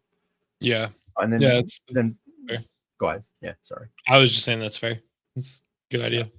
And some people don't like them. We've adopted a couple of them in a few other leagues. Others don't like it, but it really only costs. It's usually $1 a week per team, so $14 for each type of pot. You're talking $14 per team. You're talking $56 if you have all of them. So some leagues haven't adopted all of them. They might have, hey, we're going to do highest losing score and the bad beat. But in one way or another, my leagues have a side pot or another. And then finally, another one that I just am starting this year. I was invited to a league that has it's on MFL. It's a 3-copy league where there's one copy of a player for Debbie. There's another copy of the player that's created rookie season, and then there is another copy of the player created for the sophomore year. And I can't remember how many teams are in this league, and you can only own one copy of the player, but they're literally, after the sophomore year, there's 3 copies of each player out there on different rosters. And that's kind of unique. I've never really done anything like that. This is my first year, so have no idea how I'm going to do with this, but that was a very interesting concept. And then the final one, and again, I'm getting into leagues like this year, is where you have different formats. So you have a league that consists of, like, you have a redraft, you have salary cap, you have a dynasty, you have guillotine or elimination, and then you have best ball. I think there's even one that has vampire in it. So and then each league obviously will have a winner, but then there's an overall winner for that entire set of leagues. And that's new to me. That I'm just entering into that this year. So we'll see how it goes. But these are things that I've seen. And I agree with Mitch earlier that, MFL can be very problematic and it's not as intuitive or easy as Sleeper and some of the other platforms. But there's no denying the power that MFL and the flexibility that MFL has. And I'm new to MFL. I've only been on it a couple, this will be my third year with any kind of league on MFL. And I'm starting to really embrace it. And I didn't think I would. It's quirky and you really need to learn. Again, there's no app. You even on a mobile device, you're going to the website. But once you actually start to really get a feel for it, it's not bad at all. There's this is on Apple. MFL Platinum is a free app that you can download that is basically the MFL app, but it's still not great by any means. It's not ESPN, it's not Sleeper, it's not Yahoo, any of that. It's still very bad. But yeah, the MFL leagues do intrigue me just for the customization part, but I'm not gonna just have one league in there just so I can have a customized league, unfortunately, unless they like rework that entire website and make it more intuitive and not $80 for a league that has not seen updates since 1994. So it's tough to justify paying that much money for a league when you could just have a free league. Yeah, I would have GMs rebelling against, well, first of all, we would be voting on anything, any platform change would be a league vote, but I would have GMs rebelling, not only because, like you said, of the, it's not intuitive and easy to use, but also the cost. Why spend, that in other, if it's a 10-team league, let's just say, because it's easier to do the math, $8 a team. Why do that when you can either throw that into, throw in one of the side pots or throw that into the main pot and have that paid back? And I'm in one league right now. It's a long-standing league, and we've been on CBS Sports. And to this day, I don't understand why we're forking over the money that we are for that league. But those are two very legitimate reasons why we probably will never migrate platforms to MFL. Yeah, I'm in another league that I'm actually not commissioning. In a creative league that I don't commission. It's kind of a crazy concept, I feel like. But Jeff Lambert over at Going for Two has a GOAT league that they've been doing for a while. So it's I think 18-team league. There's 3 teams in each division, and inclusion is definitely encouraged. So the 3 teams in each division, which is like a GOAT player, like we're in the Jerry Rice division, we can only trade with each other. We can't trade with anybody else. So we can help each other in the draft, clued to get the players that we want in the draft, and then trade amongst each other to make our teams win. And it's a guillotine league. So, I mean, if you're the lowest scorer, you're out and all your players go to free agency and you're kind of SOL. So it's like kind of tough in that situation. But yeah, collusion is definitely encouraged. And in the draft there, you get 3 power-ups that you can do in the draft to affect other people, to help you out and all that. So it's our first time doing that. It's me, Josh, and Sean are in this league. And it's definitely going to be interesting, I think. We're all waiting to see how this plays out. So it should be a good time. Well, I agree with you. Most of my leagues have different, different rules and different settings. I have a couple. I have one league a dynasty league that I commish. That is, I'm trying to find someone to fill a spot in that league, and it's very vanilla.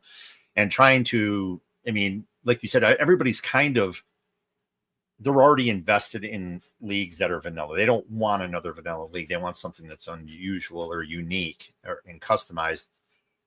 I'm seeing that more and more, and I've been reading a lot about that over the last several months. All these new formats that are coming out, especially like Vampire and leagues I've never played in a Vampire league. I I have only a general understanding of how it all works. Once I get in there and actually am doing something, I will, I'll take my hard knocks and but I'll become more familiar with that and more acclimated with that. I think that's kind of, I've read before and heard before where the standard Dynasty League is a dying format, and that's where these unique rules or these unique configurations keep it alive, and it keeps it interesting. So I've said this already twice, I think, on this broadcast. I'll say it a third time. You were talking about the staff league and that very interesting draft that I was not a fan of when I first heard about how it was going to work. And I've told you several times already, once it was done, it was like, wow, this is cool. And it was different. And the way that you ran that was great. And in retrospect, I wouldn't want it any other way. It was a nice, I'm going to be interested to see how you're handling rookie drafts. I think you may have even told everyone, but I think it's, is it going to be auctioned for rookie drafts? I don't even remember. I think it'll be linear. I don't know if we ever actually decided that. Yeah, well, hey, it's a staff league. You can. It's a staff league for fun. I think we have I think we have a little bit of coin on it, but $5. Like, it's not even like a crazy amount anyway. So it's Nobody is going to disagree with some last minute rule change on the draft. I think something quirky. You have to. I think to have that startup draft the way you did, and to follow it up with just a normal linear draft is no. You got to come up with something. It'll be a snake draft. For a rookie draft, randomized snake draft. That would be insane, actually. How about random selections? Every pick is randomized. You don't know who's going to get it. Oh. Every team has, say, 5 picks. It's so 1 through 50. It's just all thrown into a hat, or obviously not in a hat. Oh, actually, it'd be very, very interesting. And we would have to go back through here because I think maybe some rookie picks have already been traded. So I might have to look at that. But we could do a thing where everybody gets an auction budget based off of their finish, and you blind bid. So we do the bidding process, and then once the bid is finished, we put a rookie on the spinner, and it goes around in the circle, and whoever it stops on, that's the player that goes. And what we would have to do to make sure that the players are good is you take the ADP, so like the top 12 players that's who you could get in the first round of blind bids. And then you take the next 12 and then the next 12 and the next 12 and stuff like that. So you bucket the players at least. So it's not like, okay, 101, I get Riley Leonard. Dang it. I bid $400 on Riley Leonard. See, however you approach it, that's the kind of thing you need to do. That is the only fair rookie draft that can follow up this unique startup draft. I think you. The hard thing about this league is just topping it. Like, what comes next? Because but I mean, that was off the top of my head after 15 hours of streaming. So that actually does kind of sound. Now I got to see, do people own their draft picks still? Because that's an important question here. Let's see, trades. Let's go to trade.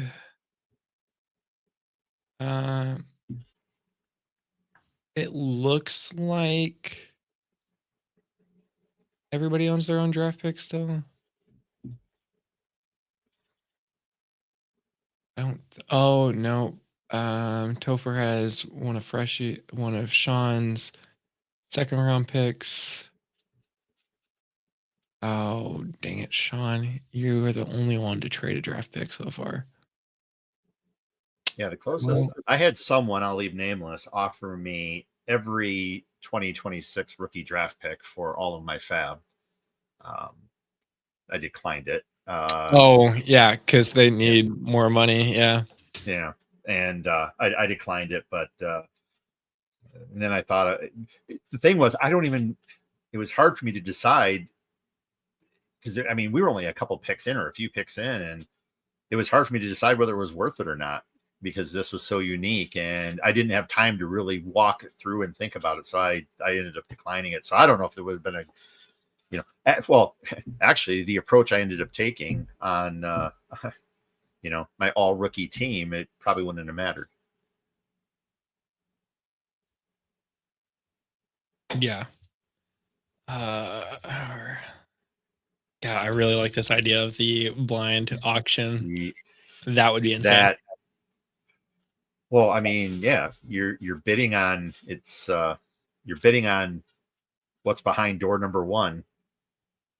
And I'm already trying to think of how aggressive people would be with bids because you just don't know who you're going to get. You got a 1 in 12 chance of getting, like if it were this year's draft, 1 in 12 chance of getting Giante. It's you don't know. Yeah. Yeah. I mean, truthfully, oh God, sometimes Sleeper annoys me on the desktop. It'd be really interesting if you get to that 12th pick and Giante hasn't gone. Now everybody's mad scrambling to bid whatever they can in that last pick in that bucket you were talking about. I think that's a great idea. You got to do that. I'm gonna propose this idea because I think it is a great idea, and I think it could be something that would be pretty cool. Yeah, 15 minutes until the next segment. Why are people flying through my neighborhood? And then we will be doing a best ball live draft where 4 of us will be sitting here talking about all the picks being made. So that's the next thing that's going to be fun to do. Jeff, I've appreciated your 9 hours on this stream. That does not go unnoticed. At least over a third of the stream has featured you on here intermittently in the first 4-hour 5-hour block due to internet. But Jeff just talking in the middle of it and go, hey, at least my audio continued for most of it. So it did. And sometimes I was just like, is he here with it? Oh. Is Bossman here? Bossman might be here. I wasn't ready yet. What's going on? Can you hear me? Is my thing good? I think so, yeah. Hey, Josh. What's up, Jeff? What's going on, Justin? I haven't slept since, by the way. Have you listened to any of the last 5 minutes we've been talking? I heard someone wants to do a random lottery rookie thing. We moved on from that one. That's the last thing I heard. That's the last thing I heard. Okay. I said I was downstairs. I'm like, I gotta run up. That's awesome. I want to do that. We want to do a blind bid auction rookie draft. So essentially everybody's going to have their auction budget and from worst to first, and you are bidding on the 101, the 102.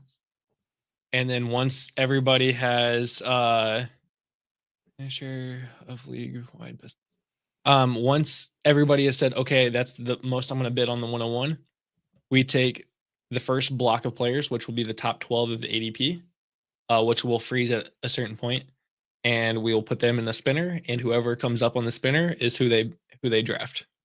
So they won't even know who they're bidding on. Who they're bidding on. So 101 could be Colston Loveland, or it could be Ashton Genty, it could be Cam Ward, it could be Travis Hunter. We don't know. You're just bidding on that first spot. So really, I feel like you almost want to bid more money on the later rounds, like 7 or later picks, like 7 through 12, because you kind of start to know who's going to be there, right? Based off of on just math. So, okay, would be interesting. Could be. I'm all in for different. I mean, it's a $5 league for fun. Yeah, it's I'm all in for different rules and having fun. Yes, that's great. So we have. Sign me up. We have 25% approved right here, just in this chat. So Yeah, I'll explain more of that when I maybe get some sleep, so it makes more sense. Justin, you look like my 7-year-old when he stays up past 9, like just loopy. Like, oh, I was like, all right, dude, get some sleep. Jeff, you have been a freaking every time because I've been watching here and there, and I see you on all the time. Thank you. Like, you're crushing it. I really appreciate it. Justin, of course. How long did Adam Rank stay with you, by the way? About 30 minutes. Yeah. You know why I left? Because I have not seen The Last of Us at all, and I have not finished the game yet, so I didn't want to get spoiled. And then I tuned in, and I heard, oh yeah, so you didn't know so and so died. I'm not going to spoil it for everybody else. And it spoiled it for me. And in that little second, I tuned in, so I'm pretty upset with you right now. But it's okay. It's my fault. It's my fault. How did I spoil it? I mean, we'll text offline. Jeff, were we talking about the staff league that we're doing this in for like future?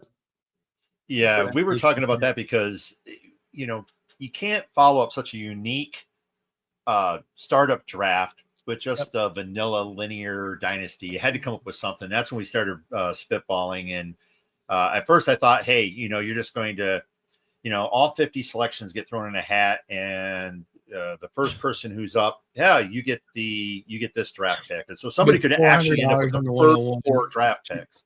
But then Justin brought up the idea of the blind bid with the and that I love. I think that fits this league perfectly.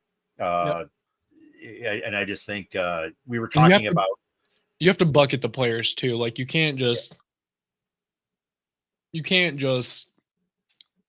throw it in there, like all of the rookies in there, because what if 101 is Riley Leonard and you just bid $400 on Riley Leonard? So it's like, oh crap. So you got to take it at 12 players at a time. And once those 12 players are done, then you move on. So like Jeff said, Ashton Genty could go 112. I love the idea of this, though. This is just my psychotic brain working. You take the top 11 players, and then that 12th player is like a 3rd round person. So like it would be chaos. It'd be psychotic because you're like, if you get the 101, like I say, you get the first spin, you're like, okay, I have a good chance of getting a 1st round pick, or I can just get the bankrupt. I can get the player that'd be, and then if it lands on it, holy crap! Like that's chaotic, dude. That is actually so Will is in our sleeper chat, and he is definitely in on this. So I love it. That makes 1/3 of the league has now. It's like of this vote. All the players like Genty, this guy, and like Amor, Manor. Oh man, and like I could have got anyone else. Gabriel. Yeah. Oh, that'd be fun. Like I'd be happy. Dylan Sampson, woohoo! I'd be the only one. Let's go. I got him for $200 in the 1st round. Yeah, 102. Has anyone? Not that I'm this kind of person or anything, but have you guys gawked over my awesome strategy and how awesome my roster is and how I dominated that blind bid 1st round? No one. You guys haven't talked about how I just dominated. All right, it's fine. It's fair.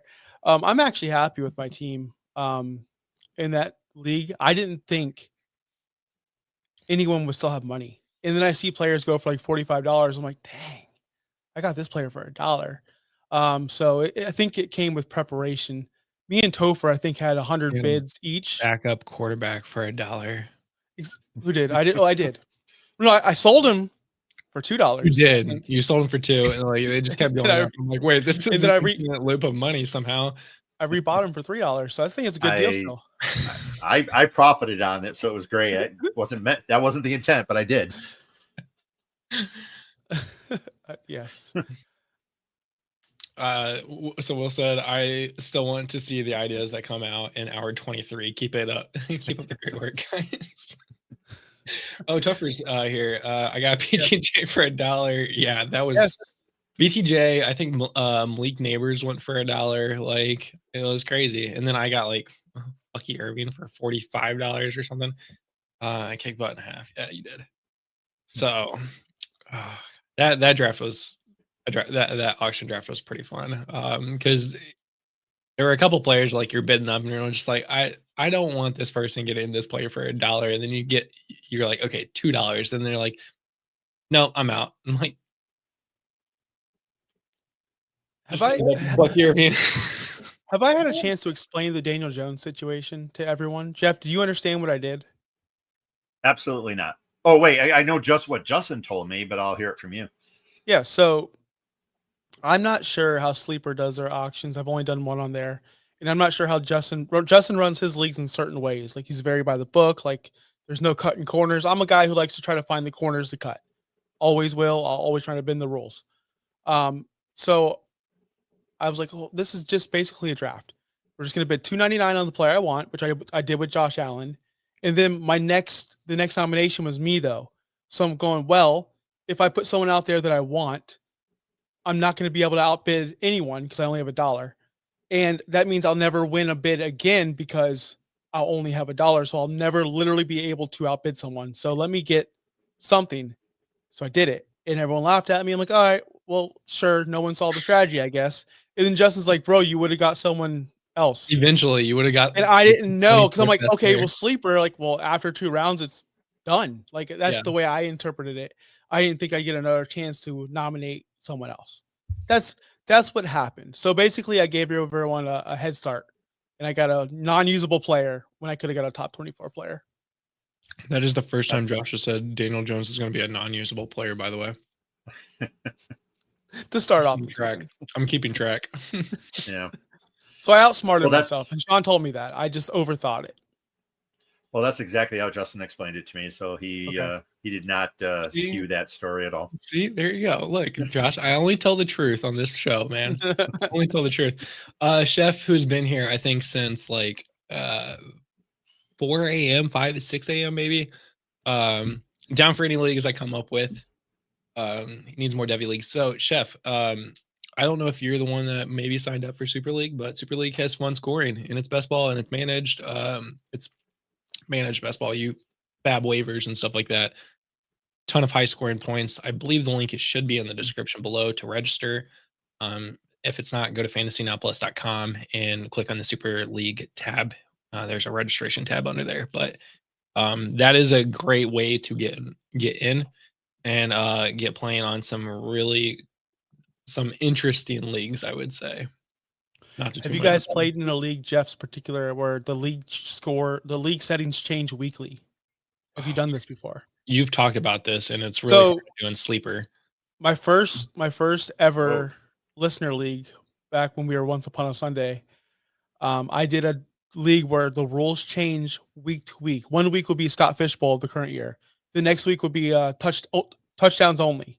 The next week would be tight end premium with PPR, full PPR. The next week would be just straight up standard. The next week would be, touchdowns for quarterbacks count as one. Like every week was different. Are these changes known at the beginning of the season for each Yes. week, or do they? Yes. Oh, okay. Yes. So everybody knows that.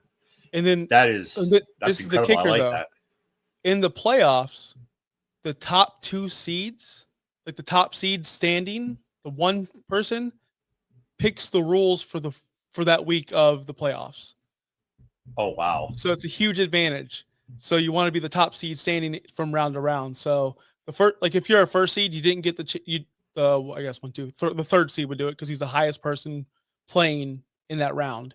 So that person picked the rules while the 2 bye people waited, and then the 1 seed got to pick. So it was crazy, dude. The championship week was touchdown only. It was awesome. Like you need to send me those weekly scoring rules. I want to. It's been so long. It's been almost 4 or 5 years ago. And the way we did it was we just said, what would be fun? And they can't all be fun. Like some weeks are just straight up just PPR. Some weeks are, the quarterback is kind of useless. So it's 1 point per touchdown. It's just you didn't know how to draft. You couldn't know how to draft. It's almost impossible. But as a manager, our commissioner was even harder because I had to go in, week out, and change these rules. And then what I found out is in Sleeper at the time, whatever happened in week 1 and then week 2 you change the rules, week 1 then takes over those same rules. So the scores change.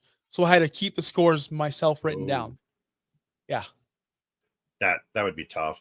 Yeah, the closest thing I've come to anything like that with rules changing was I'm in a dynasty fishbowl league where it adopts the Scott Fishbowl rules each year, but it's a dynasty league. And are we in that together? I don't know. I've been in the goldfish division, I think. Yeah, I'm in the goldfish division. Are we in it? Oh, I'm in angelfish. Oh, I'm in goldfish. Okay. I think this will be what is this, our third year? I don't know. Second year. Second year. Yeah, I'm in that league too. I'm in the angelfish. I got Josh into that league, and then it was sadly like one of my least favorite leagues I liked. And it was one of the ones I cut this year. And I'm sorry, Josh, for selling it to the person, or not selling it, but giving it to the person I did. Yeah. Hopefully he hasn't been a problem. No, he actually has been pretty cool. But yes, I have not heard of. I did tell him it's a charity league, so like, don't be cool. Yeah, be cool. Yeah. Or you're gonna get kicked out. Yeah, that's a fun league too, though, because again, the rules change year to year. You don't know what's gonna happen. Yeah. All right, we have a fantasy football question in the 11th hour. Trade the 108 for Rashee Rice in the 208. Yeah, I would. I'd do that. I think Rashi's going to come back and play. I mean, yeah, that was a gruesome leg injury, but what's the chances of it happening twice? Let's not look at Tank Dell. Ask Chris Godwin. Sucks, dude. Definitely do that. Yeah. Hey, before I bolt, Right. I have a quick question on this. The Extra Life best ball draft, is that going to start automatically in 1 minute, or you have to kick it off? It'll start at 12:15. I gave 12:15, okay. 3 minutes to introduce the guests and everything like that. And I was just thinking, I was like, where are they? And then I forgot we are at the break. We are at the 8-hour mark on this stream. We are going to be pushing over to part 3. Which if you are following us or you're subscribed to our channel, just go back to the channel. All of you currently watching at Fantasy Now Plus or Fins Talk Sports Network, be sure to go look at the other live videos. Click part 3. It's the Justin Jefferson thumbnail for those of you that are curious. But we will continue this stream for the final 8 hours. Can't believe the time is already here, but we will continue the stream here very shortly. We are out of this one. Jeff, thank you so much. Enjoy the rest of your day. Josh, thanks for coming on and chatting, because we were starting to draw blanks and just talking about random things, I think. So much appreciated for you both. Hey, that's my gimmick, brother. That's what I'm talking about, random things. Guys, we are out of here. We are out of this stream. Go over to the next one. We are about to start that stream any minute now. So see you guys in like 60 seconds. Oh, hi there. Time for Extra Life again? Wait, what is Extra Life? Seriously? Extra Life is a charity gaming fundraiser. We play games to raise money for local children's hospitals. Extra Lifers around the world have raised more than $100 million since 2008, and all because of people like you. So what are you waiting for? Donate to Extra Life to help kids like me.